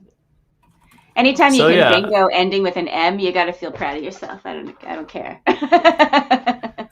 Absolutely, yeah. I don't know if I would have seen that. That's really good. Sam played Ooh last turn, which is maybe even a better play than Honoree. Honoree would have been 8 more points, but the leave is far worse. And now Sam's letters have turned into a nice rack. Nice. Irony is ironized, noisier. Yeah. Ionizer. Yes. Which he can play under Ute, right? No, can he? Wait. Yes, he can. Yeah, he can play either Ironize or Ionizer in that spot. And again, he has an incredible overlap of Noisier next to the Naiad of Naiads, which only scores 81. So this is actually going to score 83. So his highest score here, I think, definitely worth playing. But man, those overlaps would have been really awesome. This is pretty good too. Like I would feel pretty happy about being able to hook buys in this way. Yeah, definitely. And what's great about like this position is that Sam needed to spot one of these cool overlapping plays or underlapping plays to bingo. There's no way to just hook one letter onto something. So yeah, it's always good to look when you see a bingo. You have to look in the weirdest spots. Sometimes something's going to jump out at you, like a 6-tile overlap or a 7-tile overlap. Cue the Will Anderson video. Yeah, those are fun. Somebody in the chat saying maybe Scrabble needs a Coldplay controversy for a publicity boost. Certainly couldn't hurt. Yeah. How can we get Coldplay involved? Well, maybe if I cover their songs like thousands more times, they'll You definitely do a good job of that. I mean, I love your Coldplay covers. They are brilliant, beautiful. Oh, thank you. Kiss Cam at Musical. Yeah. Yeah, Musical being the talent show that takes place every year at the National Scrabble Championship or the Scrabble Players Championship. Yeah. It's I don't think anybody's been caught kissing at that. But maybe it's about time. We need our we'll just have to make it happen, right? and then you post the thing, so like you make it go viral yourself. That's what people do, right? They leak their tapes and stuff. Tapes. I'm saying tapes back in the day. Yeah, what tapes are you talking about? Yeah, I mean, we're gonna fall short of trying to pinpoint which Scrabble players could be caught having an affair.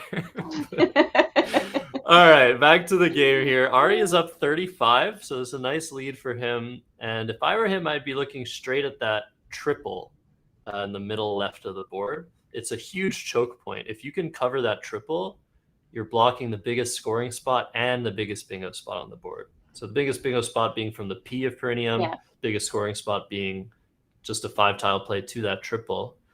Ari's going to opt for corn.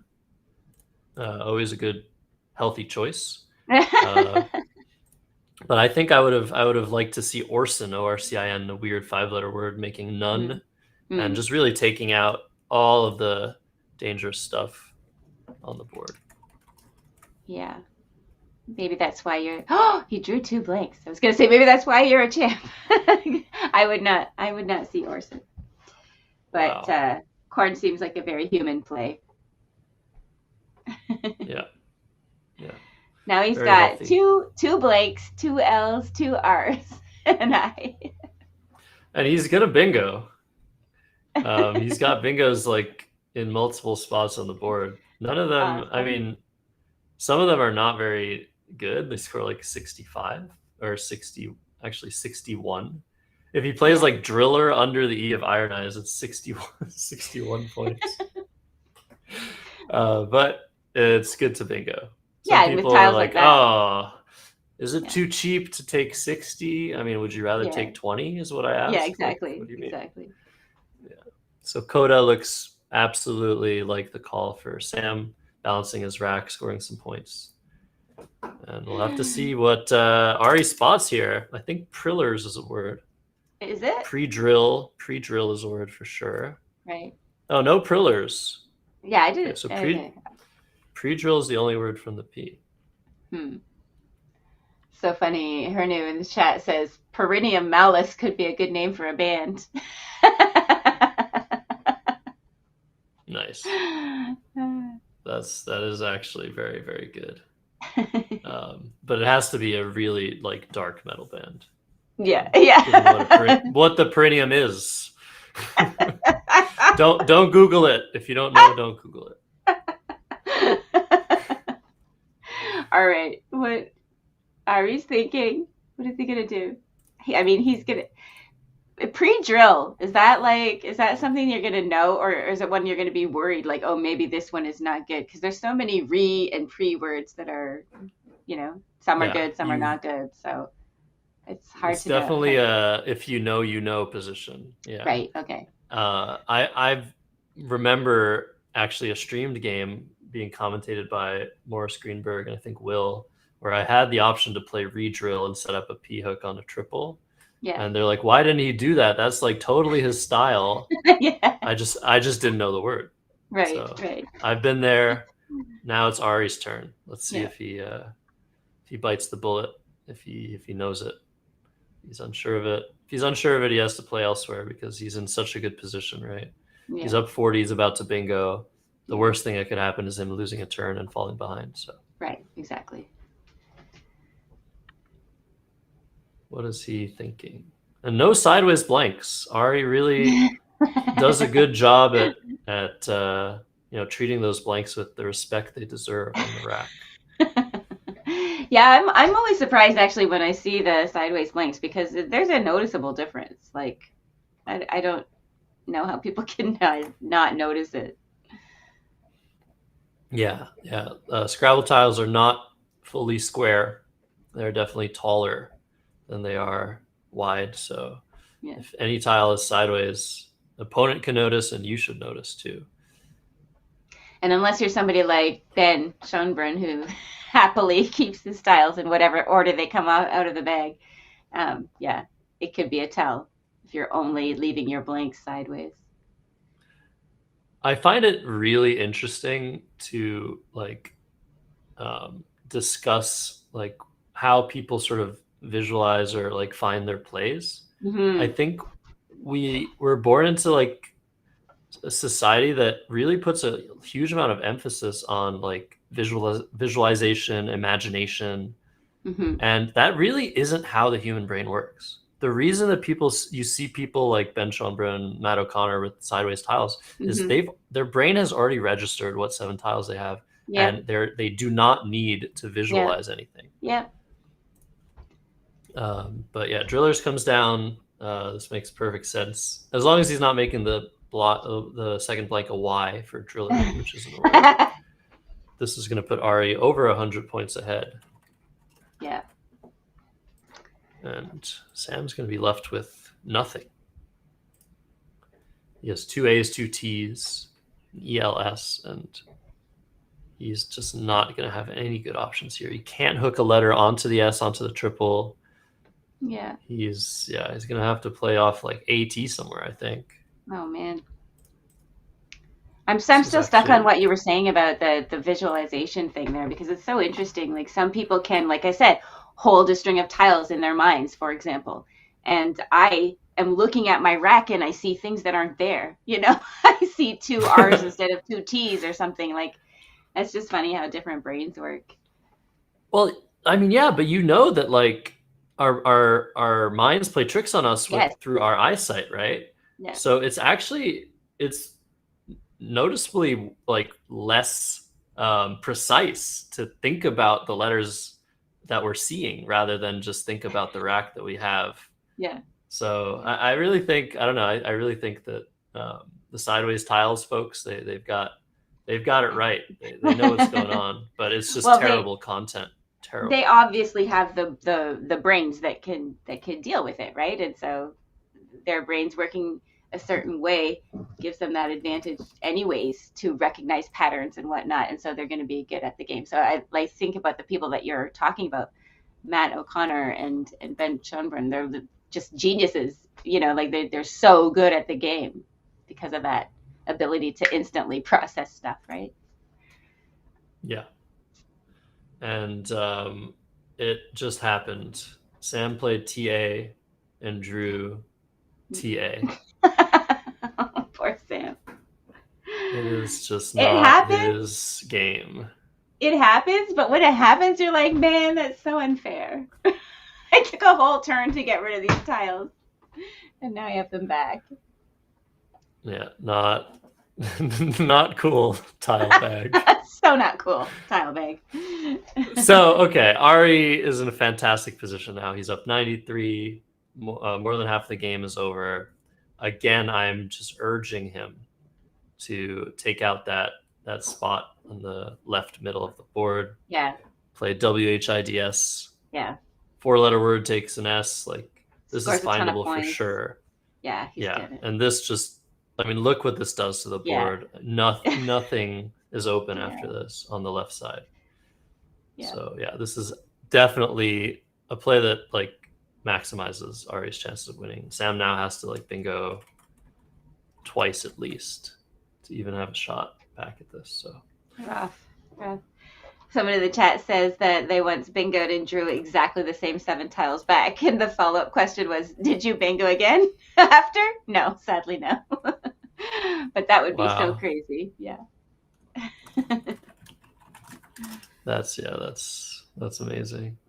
I remember playing Anteater and then tripling with Anteater through Anteater. That's like, oh my god, yeah, the coolest thing that's ever happened. It's very cool. So many cool things can happen in Scrabble, right? That's why you've got to like and subscribe so you don't miss any of this amazing action. Like, it's so crazy. It's so fun. The things that can happen and do happen. Yeah, for those just joining, I mean, like, if you missed last game, you can just stop watching us right now and go back and see, because we witnessed something absolutely amazing. It was bonkers. Yeah. And hey, there's still time in this game for something like that. Yeah. But yeah, Sam is just like contemplating, like, what am I supposed to do when I draw AT to AT? He probably just has to do it again. Now, you know the saying, like, doing the same thing over and over again, expecting a different result. You actually are supposed to do that in Scrabble because of the variance involved in the game. It doesn't mean you made the wrong choice if the same thing has to happen again. Just have to go for it. So he's a mature player. He really knows how to deal with these adversities.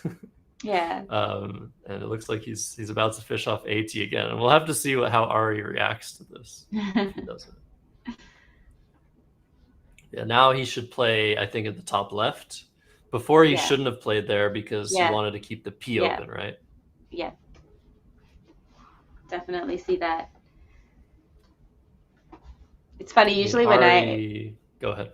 if I fish off a couple of tiles in a game and I get the same ones back, I think, oh, you missed something the first time. You must have missed a bingo or something. You're getting another chance. It's so the opposite for me, where it's just like, I don't want to think that I missed something because I want to think that I'm playing perfectly. So I just have to assume that this was just a funny circumstance. All right, interesting. so he's playing this there the to same block the score? bigger X spot. No, it's Oh, okay, it's yeah. 10 versus 12. Right. But Sam basically needs so many things to go his way, but one of those things Yes. is that he probably can't draw an X. He probably needs to just like bingo, bingo, bingo to win this game. So he's and there it is. blocking. There it is. He's made the face like, oh, Are you serious? little head nod. Oh I my- just decided to block that spot, and now I've drawn the X. Sometimes it's just gonna go like that for you. You're gonna do the right thing, and you're gonna get punished for it. Oh gosh. And Ari just dropping QI. That's for a lot of points. painful. It is. Did he draw another T as well? What's his last tile? He had it, right? He had that T already. Oh, we don't know. What is his last tile? Did anybody see it? Yeah. I know Exalts.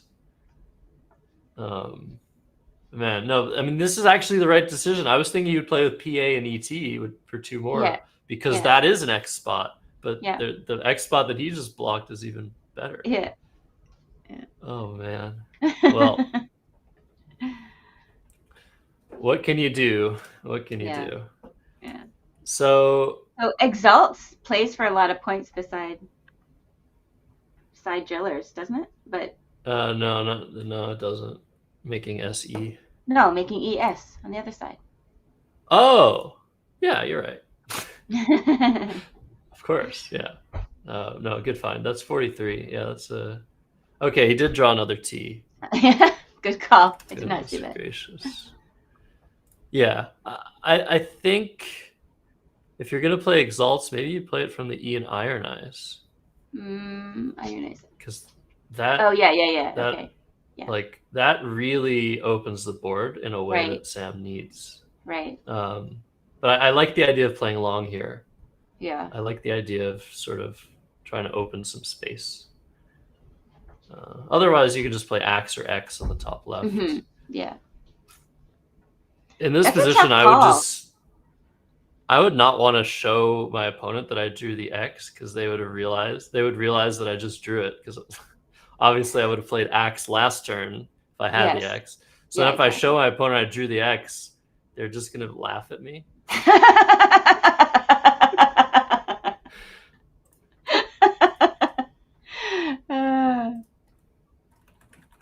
But he is going with Exalts here. So you just gotta make a good play, right?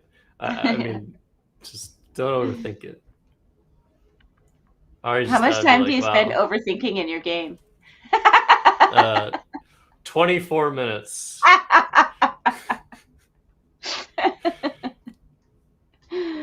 All right, let's see what Sam gets here. There's some good stuff to draw, but a lot of bad stuff. 2 Fs, 2 Gs, 2 Vs.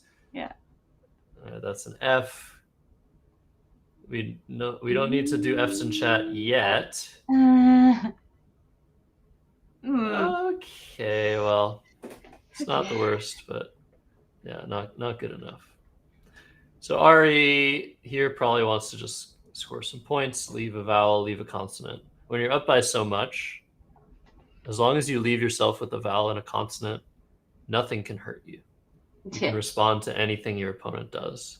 If they throw a consonant in a triple lane, hoping you have all consonants, you don't. They throw a vowel in a triple lane, hoping you have all vowels, you don't. So that's sort of how to play safe. Right. Chat seemed to think that Sam should have played Axe last turn. Play short. Yeah, there's something to be said about that for sure. Yeah. Try to make the game last like one more turn or something.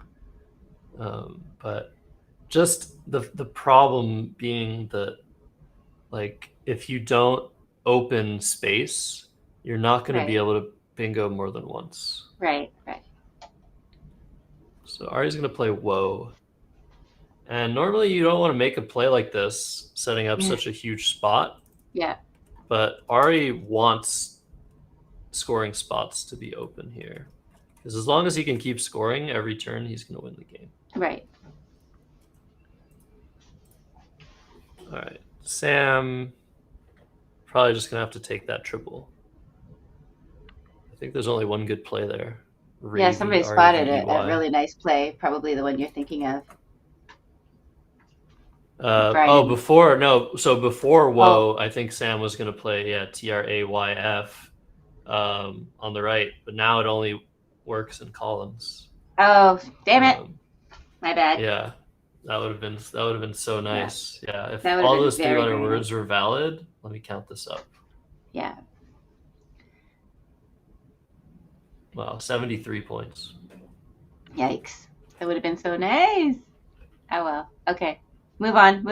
We're in a different Lex. Yeah, I think Ravy needs to be the play, and that Y on the bottom right might give Sam a super high scoring bingo. That'd be fun if something like that happens. Yeah, I'm trying to see if there's anything he could draw with like the J, like Jeopardy almost.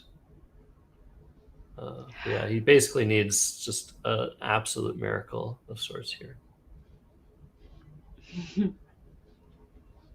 And Ari has kept one vowel, but has drawn all consonants. So he's going to have to be a little bit careful just to make sure that he doesn't get caught with all consonants in one of those situations I mentioned.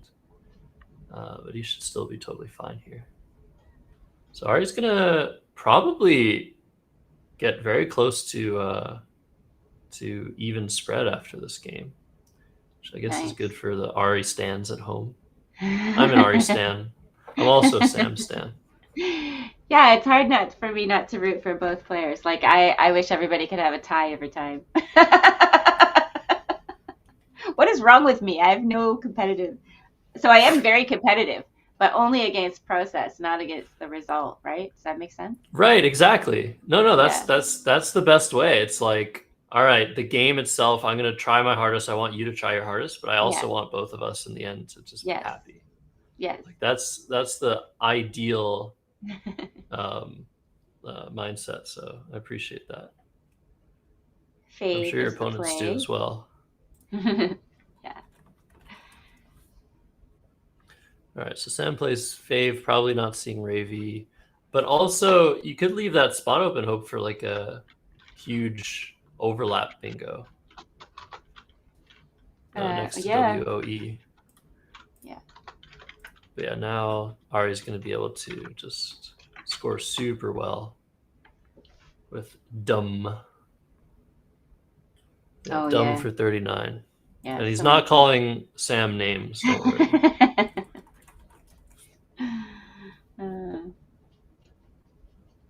Yeah, now it's over. 6 tiles in the bag. I mean, Ari's probably only going to draw 1 or 2 vowels here, if any.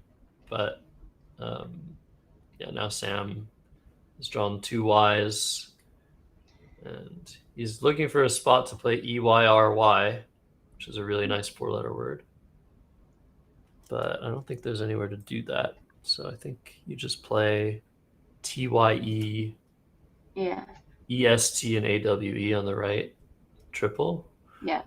I think that's what you do here. Yeah, that looks pretty good. If he wants, he could play Yeet on the top left and then throw the board across the room. That might be the call.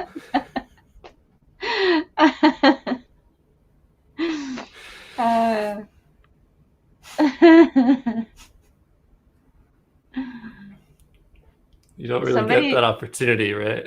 Yeah. What are you going to say? Somebody said, that play made me hungry for yummy, good soup. Which play? Which one? Fave? Nav? Fave? I don't know. Blue skies for me. What play were you talking about? I mean, any play that makes you hungry for soup is probably a good I'm play. always hungry for soup. I love soup. Oh, the soup play from last game. Okay. They were having a different conversation. Sorry. Fair enough. So yeah, Ari did not draw a vowel. Uh-oh. So for a second there, you might have been a little bit worried. But yeah, he's up 142 points. Yeah. And are you kidding me? Sam has left AOO in the bag. He's left all 3 vowels in the bag for Ari. Oh, man. You've got to be joking. Gosh. I cannot believe that. Oh, man. Wow. Scrabble. Is Ari really gonna play egg? Please don't. We already saw egg. I don't like anything. I don't like anything that's happening in this game, Heidi. Agnes played egg to open last game, didn't she? Yes, she did. Terrible. It was probably the best play. Yeah. Probably. Anyways. I don't like anything that's happening hilarious. In this game. Well, I mean, it's just not fair. Like, Ari finally has a horrible rack, and he needs to draw vowels, and Sam just somehow leaves all of them in the bag for him. Yeah. We love this game.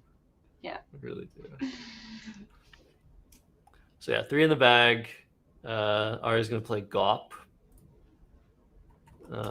He can no longer exchange. That's what you would normally do with the letters on Ari's rack, but when there are fewer than 7 tiles left, not allowed.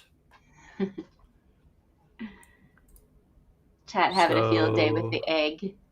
It's always the best play. Yeah, whatever you say, chat. So yeah, here's Sam. I don't know. He's looking, I think, at playing Fretted to the TD, which is a nice extension play. Yeah. You could also just play FET on the right side, getting that triple, making EFRE and EST. Hard to see that just because there's two blanks involved. Yeah. It looks like he spotted it. And Ari's drawn OO. At least you drew the 2 duplicate vowels.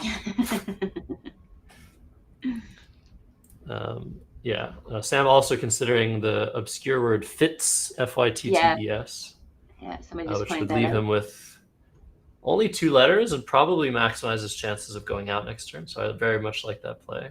We know he's going to draw an A.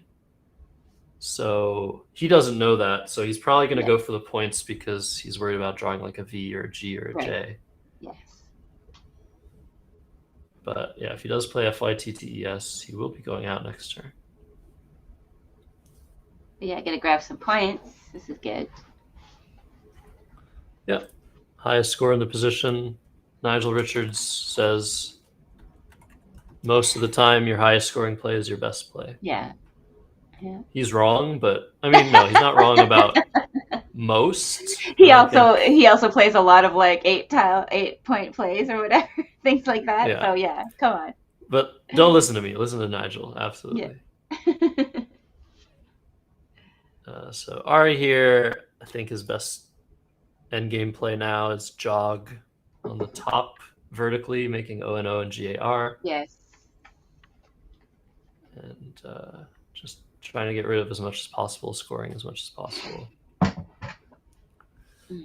After which, Sam can play gyrated to the TED. Oh, nice. Which is really nice, but leaves him with the T. And I think Ari's probably considering trying to block that with like voted. But if he blocks that, I think Sam's going to block him. Right. That's what Scrabble's all about. Just got to block your opponent every single turn. If you've ever heard someone say, "Oh, you blocked my spot," you should say, "Exactly." Yeah, I know. Yeah, exactly. When I have these moments where I'm like, I couldn't play anything. It's like, I know, exactly. Of course, that's what you were doing. And I'm just sad that you were successful at it. Yeah. All right, so Ari's gonna play Voted. This is actually a really cool play. It's the second best play in the position, but I think Sam has to find some precise ways to block jog. So Engine's saying GAT, AGLA, and IT, blocking that jog spot, and going out with the RY next turn. But that's kind of hard to consider, just because it feels like that doesn't score anything, and RY seems kind of difficult to get rid of. I'm only seeing one spot for RY actually on this board, like pry. Yeah, Sam is not going to block. He is going to play try there. Ari's going to get what he wanted out of the position. He's going to play jog next. Sam has 14 seconds to make his final move, but he's probably already got it figured out. He can play AG for 10 points. That's his highest score. He's going to play Gab for 6. Not go overtime. Yeah. Final score, 370 Sam Hollington and 507 for our victor Arsinki. 507, Was in last place before this round. But yeah, what a terrible game for Sam. But he did so well with what he had. He did. He should be proud. He should be proud of how he played this. Yeah. So yeah, both players played very well. I think actually Ari had the most opportunities here to sort of put things away a little bit earlier. But yeah, good on both players playing a really nice game. All right, one more to go, Heidi. Yeah, goes by fast. Come down to this. Yeah. Who do we got next? Do you think? Was it a round robin? I wonder. Oh yeah, that's a good point. Yeah, we can look at the standings. If it's a round robin, then it could be an anticlimactic game. Oh, so they did the round robin. There were 6 players. Okay. So yes, I knew this. Yeah, there were 5 divisions of 6 players. Yeah. All 5 games of round robin, so everyone plays each other once. Right. And now it's King of the Hill, a great format. Yeah, so whoever's in first is going to play whoever's in second. So we have to see what happens. No, I think we know. I think we know who's playing who. If Sean's result is in. No, actually, we need to see what happens between Agnes and Lloyd. Okay. I think it's going to be one of them against Sean. Just because Sam lost, so he's going to be at 3-2 minus 130. Right. And so whoever wins between Agnes and Lloyd is going to play against Sean. However, what if they tie? Yeah. What if they tie? It'll be interesting to see. If they tie, it'll be Sean against Sam.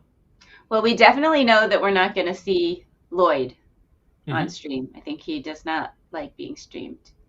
Yeah. So I guess we're rooting for Agnes to give us another banger of a match. Yeah. We haven't seen that matchup yet, right? Sean versus Agnes. No. So. And I think it's a good matchup too. We could show other division standings if we have those to see maybe we could pull from another division to see who wins. All right, let's look at that. So this is Division B. So Ben Lamb, oh my goodness, killing it, 5-0. Caleb up and comer at 4-1. So that's gonna be I don't think we should show that one. Caleb would have to win by a lot of points to win the tournament. And Division C, you take it away. Evan Bielo and Sharon Dalglish tied with 3-1, but Evan's got her on spread there. And Sharon Jensen with 2-2. So I don't know what it like. I guess they're just going to be playing, and she's going to have to beat him by a lot. Well, we don't have the results in. That's are we missing results? So yeah, we'll have. I'm very bad at looking at standings because I don't usually care. Don't worry. I look at standings far more than I'd like to admit. So I'll. I'm like, what am I Division looking at D. here? I don't know. Bottom division. I think there are a bunch of new players in this division. Susanna da Costa is in first. Nice. Victor Tien in second. Yeah, one of the great things about the Honey Cup is that it attracts brand new Scrabble players to the game, some of which will go on to play more tournaments. Yeah, So we love that. we do love that. Finally, in CSW division, Priya is 3-1-1. So in terms of, Kaveri might win their game. That would put Kaveri in first. But yeah, some very interesting results. Like Prashant was by far the highest rated player in the division. But like I said, one day events, anything can happen. Yes. Anyways, some interesting stuff. We probably have time for a break before we get everything figured out. But it's going to be an exciting conclusion to the I guess they're going to need time to figure Milton out Honey the Cup pairings and everything, right? So. Yeah, that was super fun though, and what a great way to spend a Saturday. yeah, it's been a pleasure, Heidi. It's always fun to commentate with you. Yeah, it's super fun. Have we commentated before together? Mm-hmm. Yeah, I think on just one of these sorts of like Let's Play Scrabble. I have things. a terrible, so. terrible memory. But yeah, super fun. I like you made me laugh a lot. I don't remember that happening last time. Let's go. Very good. Hey, vice versa, or same. All right, let's take a break before we make each other laugh too much, right? One more game to go. Guys. Don't go anywhere. Like and subscribe. Come back. See you in a bit.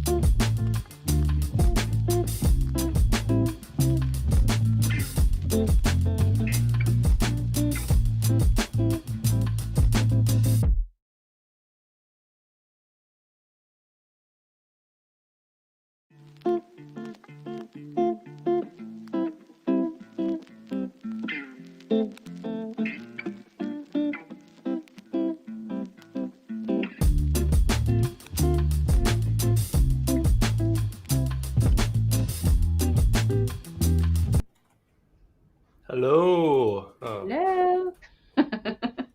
huge face again. Welcome back to beautiful Milton, Ontario. It is a 26-degree day or something Celsius. I just looked it up while we were waiting. We have a final game for you guys. This is the Milton Honey Cup, an awesome event at the Milton Public Library. Joined with Heidi Robertson. I'm Josh Sokol. Round 6 is about to come. Sean Abassi versus Agnes Kramer. This should be so fun. And you didn't do your little poll, which I thought was so funny.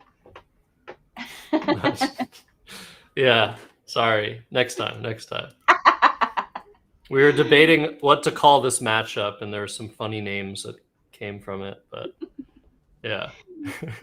I don't think we should put it in. I don't think we should. We should say that? Okay. Yeah, let's go. All right, let's just watch this final game. Let's see who wins. So Oh my God, wins this game though should be so I fun think to is gonna watch. win. These two players are just so fun to watch, both of them. I agree. I guess so. There is a chance that if Sean wins very small, and in the other game Sam Hollington wins very large, that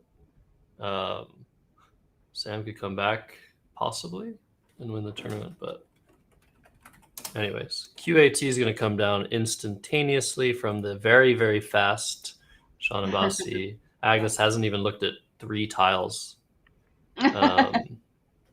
Yeah. So KLS is what we see from her. But yeah, QAT that's just an instant play. You have no other Q plays, and it's 24 points. And what I was going to say, Heidi, about this matchup, I think it's a very even matchup. Yeah. Considering the ratings of the players, but I do feel like Agnes is going to have to use that speed that she has acquired. Yeah. She's always struggled with time. It's one of her, I guess, her main areas of weakness in over the board Scrabble, given that her strategy or word knowledge they're both extremely good. But she plays a lot of blitz games. She plays a lot of blitz games online. So if she can put herself into that gear against the extremely quick Sean, I think she's going to have the advantage here. But if she takes too long and lets Sean get a time advantage, it might be difficult. Yeah, and I was going to say that, I mean, we already saw her go over 4 minutes earlier today in a game that had very tough decisions all the way through. And so Sean here instantaneously playing his first play. She's already spent like a minute and a half on this rack. Like, you know, he's played the move before she even got a chance to look at her tiles. And so you never sort of want to be going into the game feeling like you're behind already, which I feel like maybe that could happen here if Sean continues to pressure her.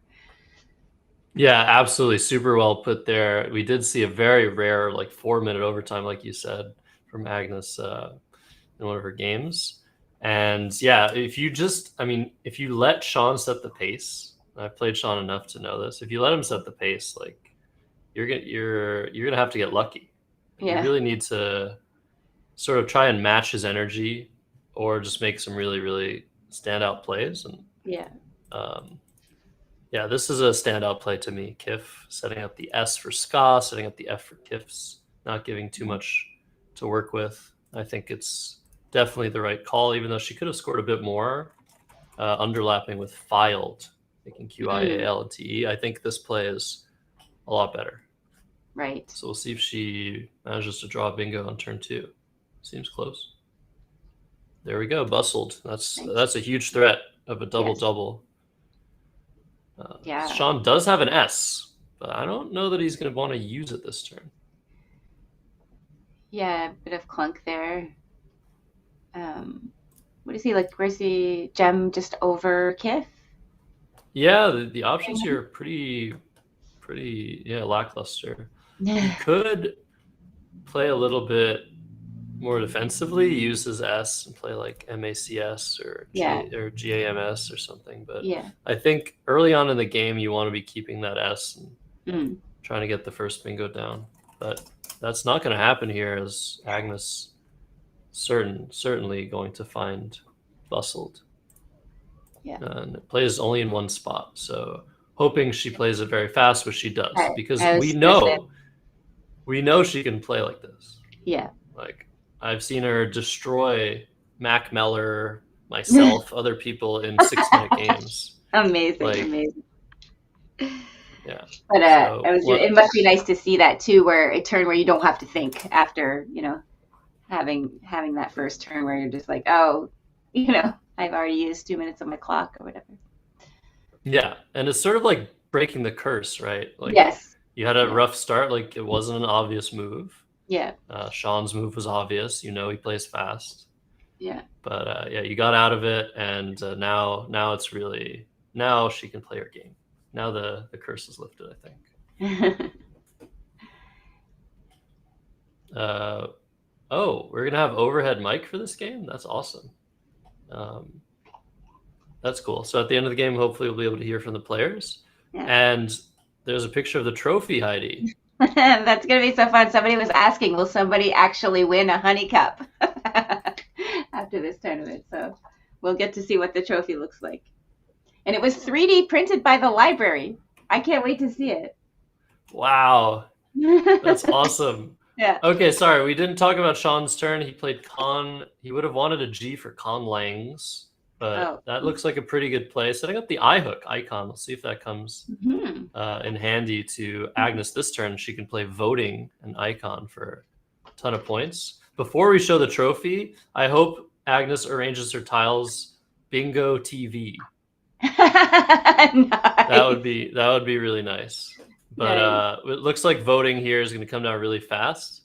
Yeah, that looks and perfect. We'll see if Sean plays that word lined up on his rack, which I think is not a word. Oh, it is a word. Wow. What in the world is that? All right. Well, yeah, we'll show the trophy in just a moment, but I think we're going to want... Okay, let's show it now. Oh, wow. Nice. Wow. That's super fun. Oh my God, that's cute. Oh, but he's playing... Okay, he is playing the right one. Wow, I would not have thought this was a word. I probably would have challenged this. This is a great find by Sean. Shows how deep his word knowledge is. It's on hold.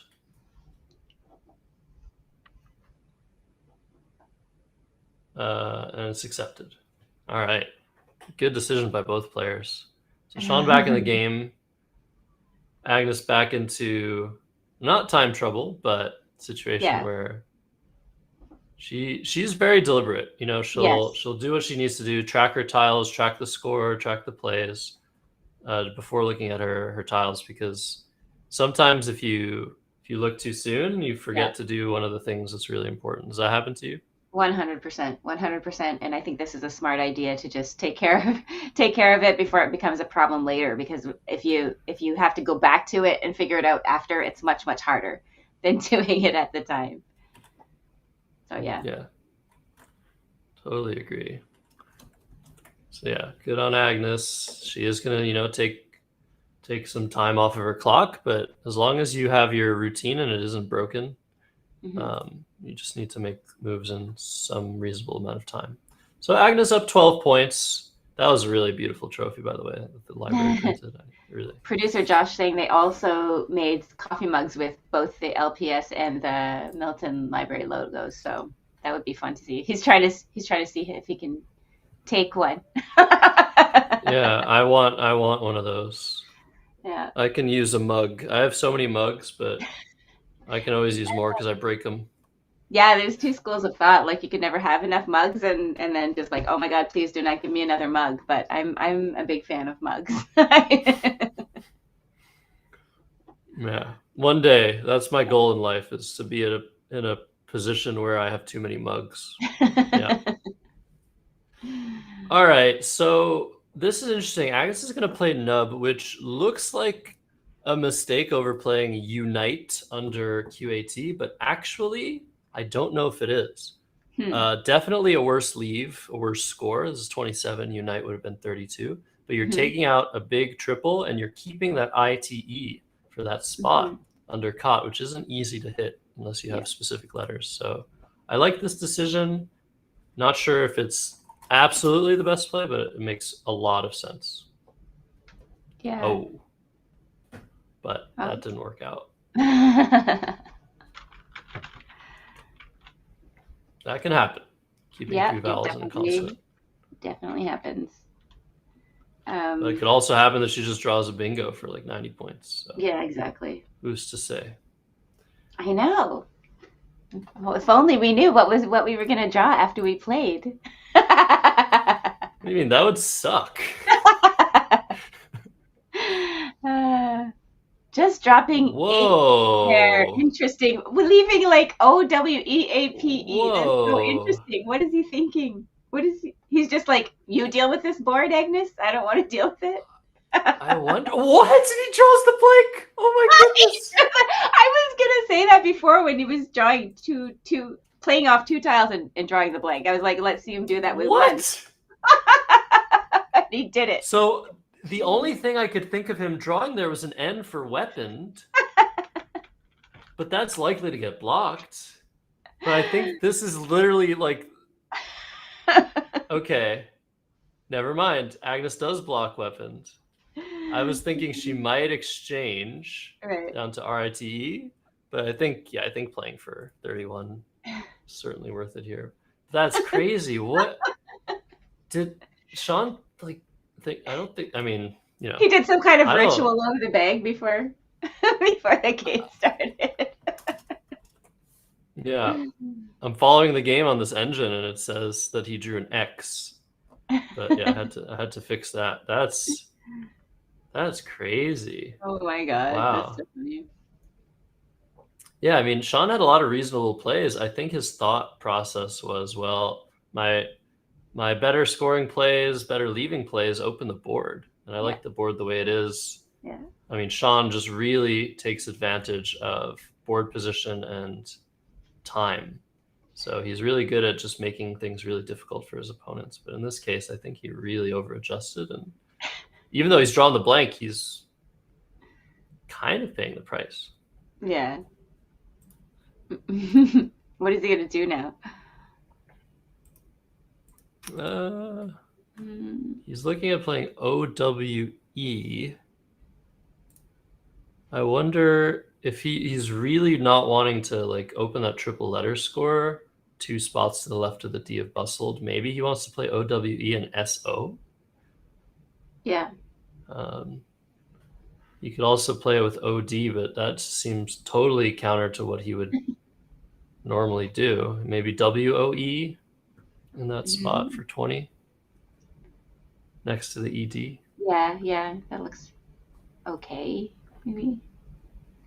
I don't know, man. Yeah, lots of options there. Weep, OE, woe. They're all pretty similar. Yeah. I kind of like... Actually, I don't like anything. Okay, he's doing the other side of the board. Mm-hmm. Right and weep. Interesting. Yeah. Is that what we all do sometimes? I definitely do it sometimes. Yeah. So yeah, this is dangerous. This, I mean, he's hooking a letter onto right, but it's blocking like the T hook of trite, but he set up a T hook of his own of tweep and the S hook of sweep. But it looks like Agnes, with all of her vowels, is going to opt to play adieu. She could have maybe looked to find audio next to the EP of weep, which scores better and leaves better. Yeah. But well, I don't know. Opens a triple. Yeah. So I think this is a very, very good option for her. I feel like I would also probably play adieu here. I wouldn't want to. I don't think I would want to open that triple. Yeah, and it also blocks the lane. A lot of tiles, but I don't know. Yeah, but this is good because it also blocks the lane. She has a small lead. She's just blocked Air Raider. And I don't think Sean has any other options here for bingo. So definitely a heads-up decision by Agnes. And she's drawn the Z. Let's see what she draws with it. Ooh. Zuglia. Oh. No. Close. Yeah, if you're Sean now, you do want a bingo soon. Mm-hmm. The top left of the board is in dire straits. Yes. That V in voting, that G in JIT, just completely destroy everything. And now he's think, now he's made it worse playing Weep last turn, so that that whole top left quadrant looks inaccessible now. Yeah, for the moment, right? For the But moment, I guess for the moment. once we have a play with Tweep or Sweep, I think things are going to get open. So I don't think Sean needs to rush to open the board. That's my conclusion here. I'm playing ARO next to the EEP looks totally fine. It does open a marginal lane for himself. Yeah, RO, that's new, right? No, well, I guess it's not new in WoW. It's new Yeah, it is. Is it? Yeah, it's new it's new everywhere. Yeah. Okay. Yeah. Well, I mean, yes, new, but those lexicons have been updated for a while now. Is all I was saying. Mm-hmm. But we all know people that say something is new and it was like 5 updates ago. Okay. So he made a cute little insertion play here. Yeah, that's pretty nice. Keeping idle and as. And Agnes was close to something like Ozone with So, and Or did sort of eliminate that possibility by setting up an H hook, P hook, S hook. But yeah, very interesting. Probably didn't see ARO, which scored more. Right. But yeah, good play. Now, Agnes, would you play the Z off here, Heidi? You can get some decent scores, but they all like open the board. Well, maybe if you play Zoo beside Weep. Oh, you can't. Never mind. Never mind. I wish. I gotta stop. I gotta stop thinking in my. No, you're totally fine. Yeah, you could play something like Rue. Yeah. Because it just feels like all of her good Z plays open the board, like Ooze and PO, Ooze and OP, Azel to the E of Weep. Definitely not doing that. Yeah, whenever you're using one of those premium squares, you're often opening another for your opponent to use. So that's a good point. Gotta be less greedy sometimes. With a lead. Well, with a lead, like Agnes is up 26. Obviously, she doesn't know if Sean's gonna bingo or not. Yeah. There are 2 blanks out. There's some good letters out. But I think in this situation, maybe you just want to play a little bit safe and keep the Z and hope that you get a really good play with it later, because it is such a powerful potential tile. Yeah, I agree. It looked like she was considering Rue there. We'll see if she ends up playing that. Yeah, but it's crazy that just all of the high scoring options here are just really too dangerous, I think. Yeah.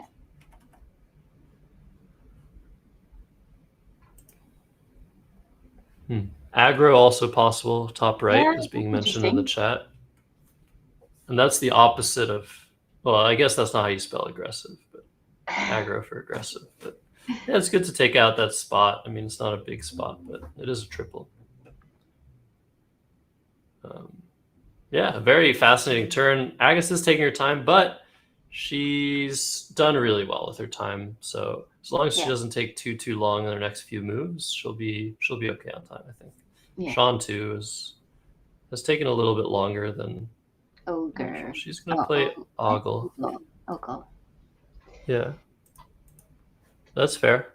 Yeah, that looks good. Probably maybe doesn't want to keep an R given there are 3 left, but no, this is a good play.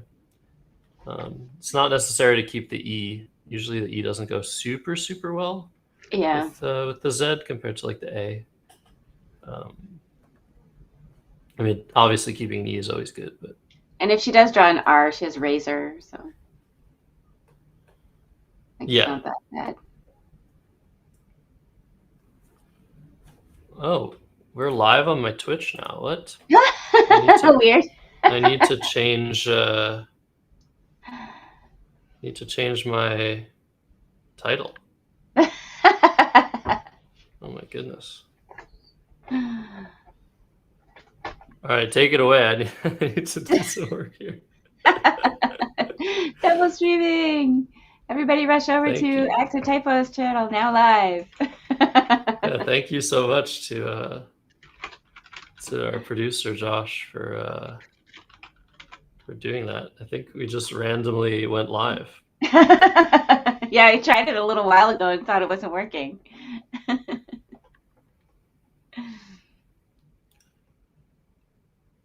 So, sorry, we saw Rax get played. I need to update this. Oh, has a nice And one. Khazan, beautiful, for 60 points. Beauty. So Agnes with a strong lead now. That's a great play. And Sean with some not super wieldy tiles. Is he going to just play like Wimp? Maybe to the P and Weep? Almost midwife. Too bad. Yeah, I saw that too, yeah. Okay. Wig. Good. No, okay. That looks scary. But I guess it's like Agnes just played 5 tiles, maybe. But still, that's still scary to me. I don't know. Yeah, that is a scary play. I mean, it's gonna work out for Sean. He now has bingos through the P as well as underneath. Right. But it might not work out depending on this draw for Agnes, who's drawn the second blank. Okay, this is very good. I think she's got to have something here. Does she? Proteos. Nothing. Oh my goodness. Wow. Crazy.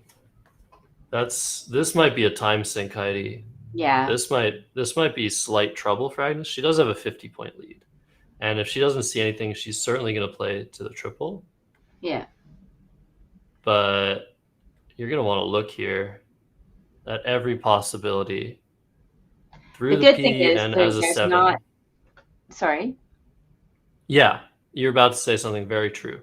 Yeah, there's not a lot of bingo lines or tiles that she can play through, so it's very limited, the permutation she has to think about right now. So that's at least in her favor. Yeah, definitely. We'll see how long she takes. But what is very lucky for Sean, he's going to be able to, I think, bingo through the P. Yeah, I can't imagine her playing like to the left of Weep here, right? Like you have to address the threat now with that lead. Yeah. But Agnes's word knowledge is really, really good. Yes, it is. So it might not take her too long to determine she's not gonna find anything here because there is nothing. Well, that's what I was hoping, that she would see that quickly, because there's not as many possibilities that she has to go through. Like sometimes you have like a whole bunch of different places where you can play, and this board is not like that. So only a few letters that she can even consider, and if you see right away that you don't have 7s, then makes it a bit easier, I think. Yeah, it's just so hard to know. It's just so hard to know if she has a 7 here, it's game over, right? Yeah. So she has to be so sure that she doesn't. Anyway, still over 10 minutes, 28 tiles in the bag. You do want to leave yourself with around 10 minutes for the pre and final stages of the game. Tough to do sometimes. But yeah, very difficult to accomplish that. And certain positions require a lot of time, especially when you have blanks. Blanks are just a time sink. Yeah. Usually you want to make moves within a minute. If you have a blank, then you can take a bit longer. You'll have the time for that. But without a blank, you rarely want to be using more than a minute of your time. Scrabble games usually last, 15 to 20 moves, depending on your level, maybe 15 to 30 moves. Yeah. So using a minute a turn with 25 minutes seems like a good place to start. She's going to play Rote, which looks like the best play. Yeah. Take out the spot, score 21. And Sean's going to play something like crimping or primping. I wonder what he's going to make the blank. Is grimping a word? Grimping is not. I've tried that. French, or it means to climb in French. Mm-hmm, you know that, of course. Yeah. But maybe our viewers at home don't. Yeah. But he's made it a C, which, yeah, I mean, I don't really think it makes a big difference.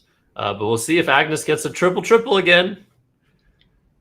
I was going to say, she draws. Like, maybe it doesn't matter, but what do you think is more bingo prone, like in that spot? Well, I guess it wouldn't necessarily. I feel like C would be easier to bingo too, at least.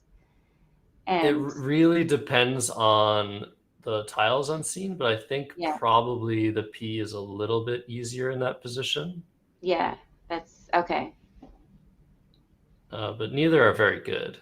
Okay, yeah. Let's see. Okay, D, F, O, the F and the V. All right, sad. We're not going to see another triple. So yeah, things are over fry. I mean, you certainly can. Question is it a word? Is there something you want to reveal to us, Heidi, about a recent kitchen incident? Yeah, I almost over-fried some eggplant the other day, but it's my first time doing it. But yeah, no bingos again for Agnes, but she has a very high-scoring option through the R in crimping of fervid. It's a very nice. That's a nice word. 6-letter word. She could be even more defensive and play Vireo. Yeah. Through the R. Yeah. And not open that triple on the left. Yeah, that's. But I feel like she wants the bingo here, right? Yeah. The problem is the unseen letters are not very good. Yeah. So this is a really weird position. I'm not really sure what the best play would be. There are no bingos, like we said, but you have to look for that. Like maybe they added covified or something. Yeah. She's going to play fervid relatively quickly, which I love to see. I do, and I like the quick decision. Yeah. Oh, is she going to change her mind? She didn't like the way it looked. She put it down. Sometimes I do that too. Like just put something down and then you see what you're opening up. This one didn't look that bad to me, but you end up with a vowel right beside the triple letter or something, and you're like, oh, the X is still out. I can't do that. But yeah. Right. Sometimes I don't see it till I play it, right? Yeah, I think the one problem with fervid is it does open that middle triple. Yeah. But I think, the points are so good. You're down 6, but you are in a good position. You have the last blank. I don't think you need to chump change here. I'm not really sure though. And there already is that big scoring spot with sweep and tweep. So Sean could easily have Joey's for 65 points. So I don't think you can really afford to sacrifice too much here, given what's unseen. Yeah, just do it. Just play it. It's fine. She might be unsure. I wonder. Vireo, you're kind of like, well, we're not going to bingo anymore on this board, right? Feels like. Pretty much, yeah. Which is not what Agnes wants. Like when you have a blank, you want to have the option. Yeah. To bingo. So fervid leaves the option, if the E gets hooked onto the F, for example, you have EFS at the very least. You might even have the lane next to the triple lane, depending on what the first tile of Sean's word is, if he goes there. Yeah. EFT too, if she draws T. Yeah. So I think there's some good chances for her in the future, but Vireo is very defensive. If he doesn't have a big play, immediately Agnes is in great position, and if he does have one of the threatening racks, and plays with sweep, that will give Agnes a couple floaters. Right. So it's not all downhill, but. Yeah. It's just you have that much less control over it. But looks like she's gonna go for it. That I I approve of this play. Yeah, very good play. It was really nice when she had it on the board 4 minutes ago or whatever. And how many times now do it's we still do that to nice. ourselves? How many times do Yeah, we pick commentators something up curse. and 2 minutes later we put the same word back down? Instincts. Yeah. There's a lot to be said for your instincts, right? But it really does show maturity as a player to basically like be instinctively wanting to play something, but just like resetting and just making Yes. sure that Yes. it's the right play. Yeah. I just, in terms of time, it's Yeah. it's getting a little tough, but she still has over 5 minutes for pretty much the rest of the game. Yeah. It's 5 tiles unseen to Sean. He has AACEORY. And nothing fantastic onto the triple. Onto either triple. Yeah. What would you play here? Oh my gosh. It's rough. I don't know. Oh no, this is Collins only. Oh no. Oh my goodness. Oh no. That is such an unfortunate way to go down. Yeah. Oh, I feel for Sean here. Yeah. I mean, he was in a bad position, for sure. But yeah, a dry CSW only word. It's so hard. Like, it's such an innocent looking word that it's hard to know that it's Collins only when you're, when you play both all the lexicons and, you just play Scrabble. you're not thinking usually about. But to be honest, it probably wouldn't have changed the result of the game. No. Just given Agnes has now drawn like the S and the J, and like she's going to be able to score so well regardless. Now she can actually make that Joey's play, right? Yeah. Talked about. Yeah, she has to see it. Joey is one of those words I struggle to see for some reason. It's just a weird formulation, OE. Yeah. She doesn't have to find it. I mean, it's 64 points and pretty much puts the game away, but she might do something just like JO. Or Joy. She's looking at playing Joy. Yeah, she can play Joys and Sweep. That makes sense. Just JO. Lots of options here. I think Joey's, if you might be worried that you're giving Sean an out bingo. So let me see. Let me see if that actually would give him an out bingo. Possibly, like from her perspective. Because, with the knowledge of his rack, I don't think there's a single bingo that he could have, but you have to take like 10-15 minutes to try and sort through that. But like if he did have an out bingo, it would have been really, really close.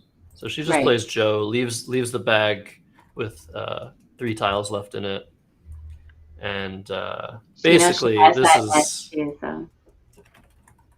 I guess he could just play anything down to the F anyways, beside the F. So now that there's 3 tiles in the bag, he basically has to play AYE and just hope for the best. AYE and EF. Just hope he draws the S in the blank. But I don't know how close Agnes got to playing Joys and Sweep, but if Sean saw that, he would know that she has the Y and the S, so he would need the blank. Right. Anyways, it's over. It would have been over. I think if he had played like Yer or Yor or AYE last turn, Agnes would have just played Joy and probably outran Sean by just a little bit. So I don't think it cost him the game, but it is really sad to see that. So it looks like save for some insane thing happening, Agnes is going to come away with the win in this Milton Honey Cup and get that really cool trophy we saw earlier. We can maybe show it again. It's Yeah, There we there we go. go. Scrabble champion. Super nice. I'd love to have that on my trophy case in the back. I mean, Do you it's know, not a is trophy there case, only it's a one shelf. trophy? Or is there one for each div? Yeah, good question. Only one. Okay.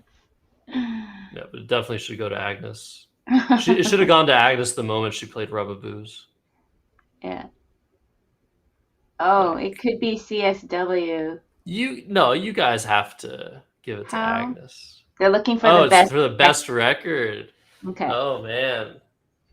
So it could be Okay. anyone then?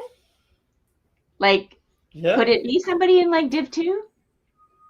Oh, Oh, only from Div best 1. record from either Division 1. Okay, I guess that's fair. Okay. Got it. And as we see Sean just struggling here to find a move. Like, you might want to play Ori and YEZ, but that's, again, it's a Collins word. He's looking at playing maybe YA in the bottom right. Sorry about that. Yeah. My brain just was over fried there. Yeah, maybe he doesn't want to empty the bag and complicate things. So. Yeah, maybe. Yeah, it's tough. From his perspective, he's probably lost. Yeah.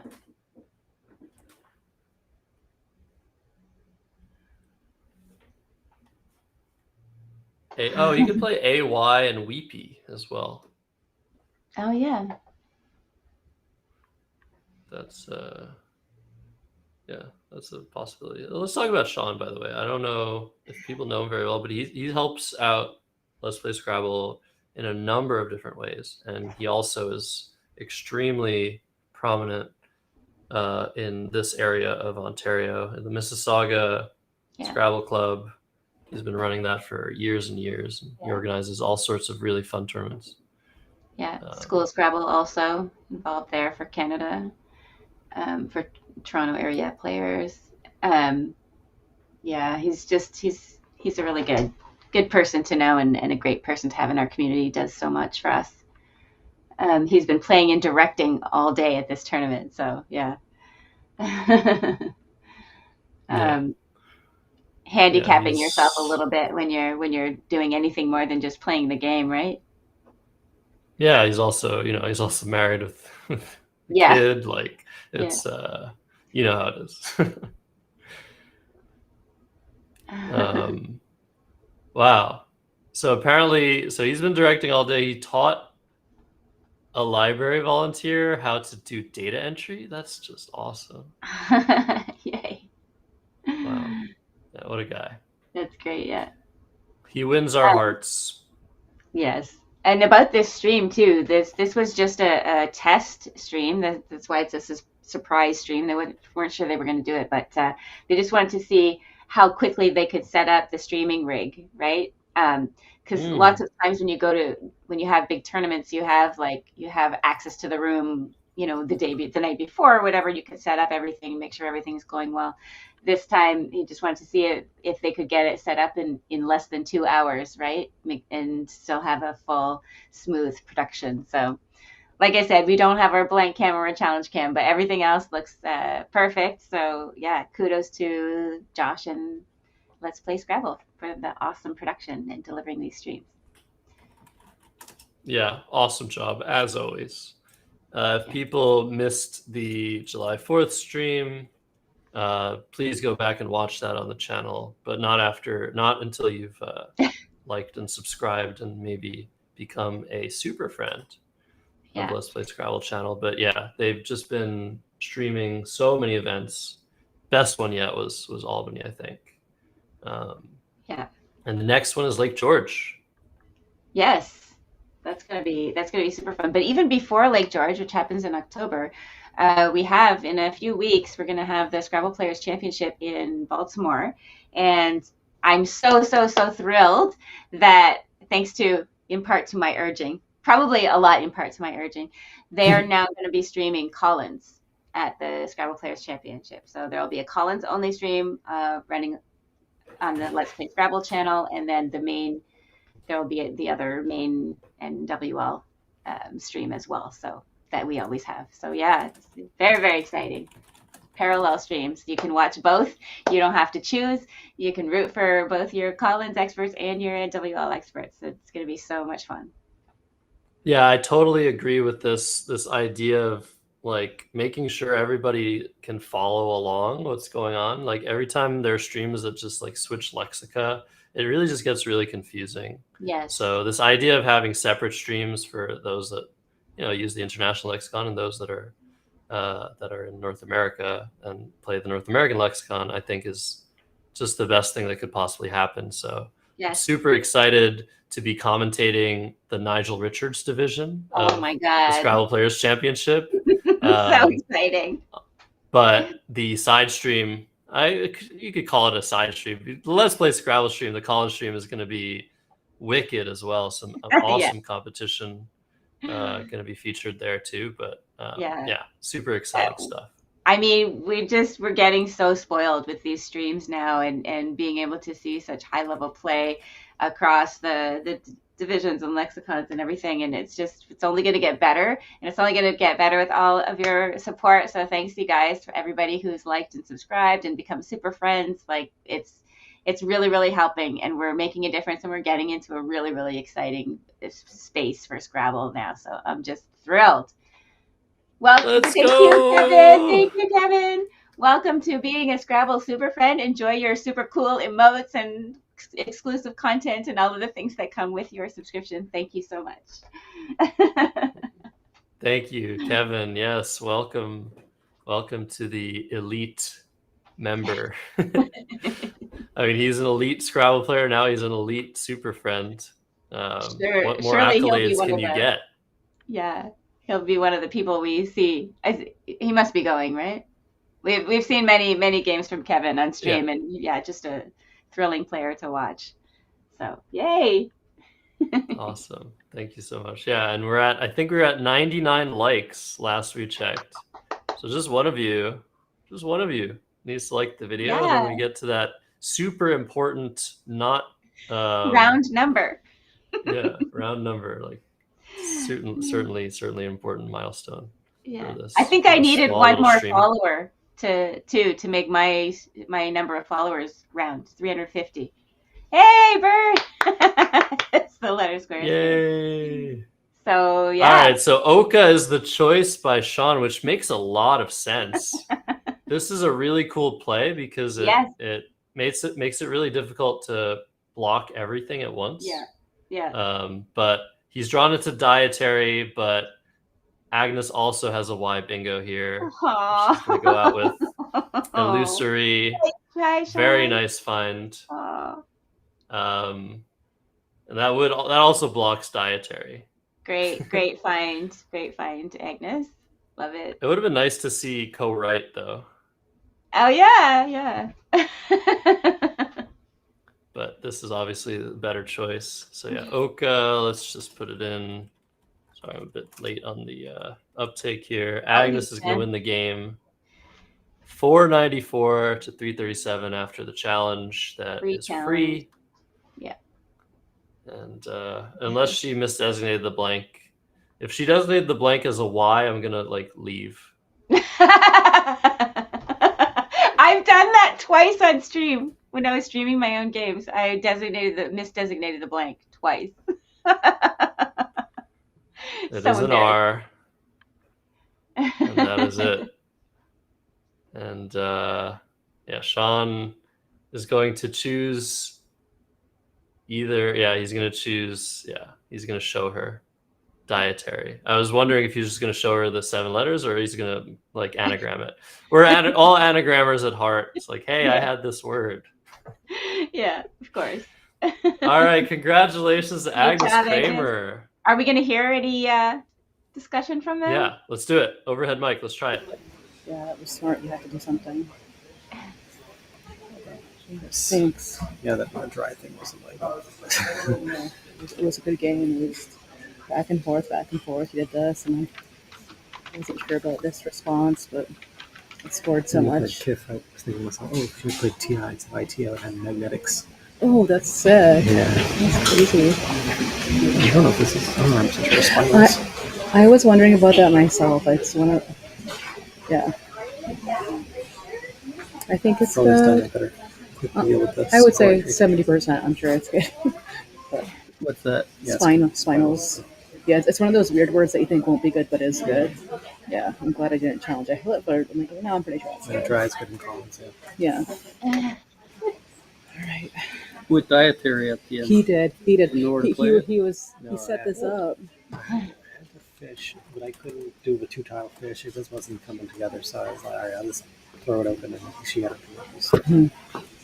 Oh, so she bingoed out? He had to Because create. delusory. Yeah. Well, that doesn't play though. These are my 7. Which is unseen to me. All this is unseen to me. Oh, okay. So I was well behind, but I needed to bingo. You got to take some chances. Yeah, you gotta hope that I don't see my I wanted bingo. to set something up like the co-write kind of like hidden spot or something. Stand there like, coming in to see where I if they want can to help take it. spot Right. a way for Sean to. So I shut it down on this down. Yeah. Nice. I could have. Well, way to go. That was in a tough field. Yeah. You did a great job. Yeah. Thank you. If I had played off the with 2 tiles. All right. I mean, you have the bingos, right? That is some nice overhead. Still discussing what Sean could have done. We know that he couldn't really have done anything. But yeah, really tough turn for him. He used like 12 minutes on He that one used a turn. lot of clock, and he had Yeah. it because he's such a fast player, so he had a lot of time to think there. But couldn't. Yeah, it's really not a lot he could do there at the end. But what a great game and great job, Agnes. Oh my God, that was exciting. Yeah. An awesome live stream as always. It was great to commentate with you, Heidi. We should do it more. But we're always just playing. Or doing either our, one of us is playing, or one of us is doing, or both doing our own live streams. Well, that's just the problem, right? The more content creators we get, the more we don't have to feel the burden of having to do it all ourselves, right? So, if we get more people doing it, they can do it for us, and we can just commentate together sometimes instead of trying to run our own streams and do all the things. But yeah, it's been super fun commentating with you. Yeah, and for those that aren't following Heidi on Twitch / Heroin to Birds, which I'm so glad you got that name back. They almost tried to ban me again, eh? Or not ban, but they log you out of the account and they say you have to change your name to something a little less druggy. I was like, guys, we tried this already. The name just is not a drug reference. Please stop flagging my account. So apparently they're working on it. We'll see. Yeah. And you've been streaming your own point of view for tournaments. You have a full production behind those streams. It's just been so awesome to see that take off. So when's your next POV stream? I don't know. I actually don't. Tomorrow I can't get something together. So the thing is, when you do have a production of a point of view stream, you have to have people. Really, you have to have people who are willing to go in there and produce or commentate for you, because there's nothing worse than putting on your stream and then having people come to your channel and not be able to greet them and say hi and thanks for being there and everything, which actually happened to me in the past. I would just stream while it was playing and not have any interaction, and it's not good. So you have to be able to get people who can give you that chunk of time and commentate and do all the things, annotate, so that we get all the game information. It's not that hard to learn, but some people are scared to be on stream. They don't want to put themselves out there, or they're intimidated by the technology. Everything is easy, step by step, and we hope that we get a lot more people interested in doing that kind of thing, and we can bring others along. And yeah, it's so good for the game. I mean, chess took off when people started to bring their own setups to live tournaments, and some people don't want to be on it, but like for the most part, it's a great experience for everyone, and it's just really, really awesome to see it grow. So everybody go follow Heidi for sure. And and make sure you've liked and subscribed to the Let's Play Scrabble channel. And this live stream, their next live stream is in 2 weeks, 3 weeks. That's so soon. Yes, it is. That is like, it's less than 3 weeks. Oh my goodness. Yeah, and of course, that's awesome. everybody should also subscribe to Josh's YouTube and Twitch channel, X or Typo.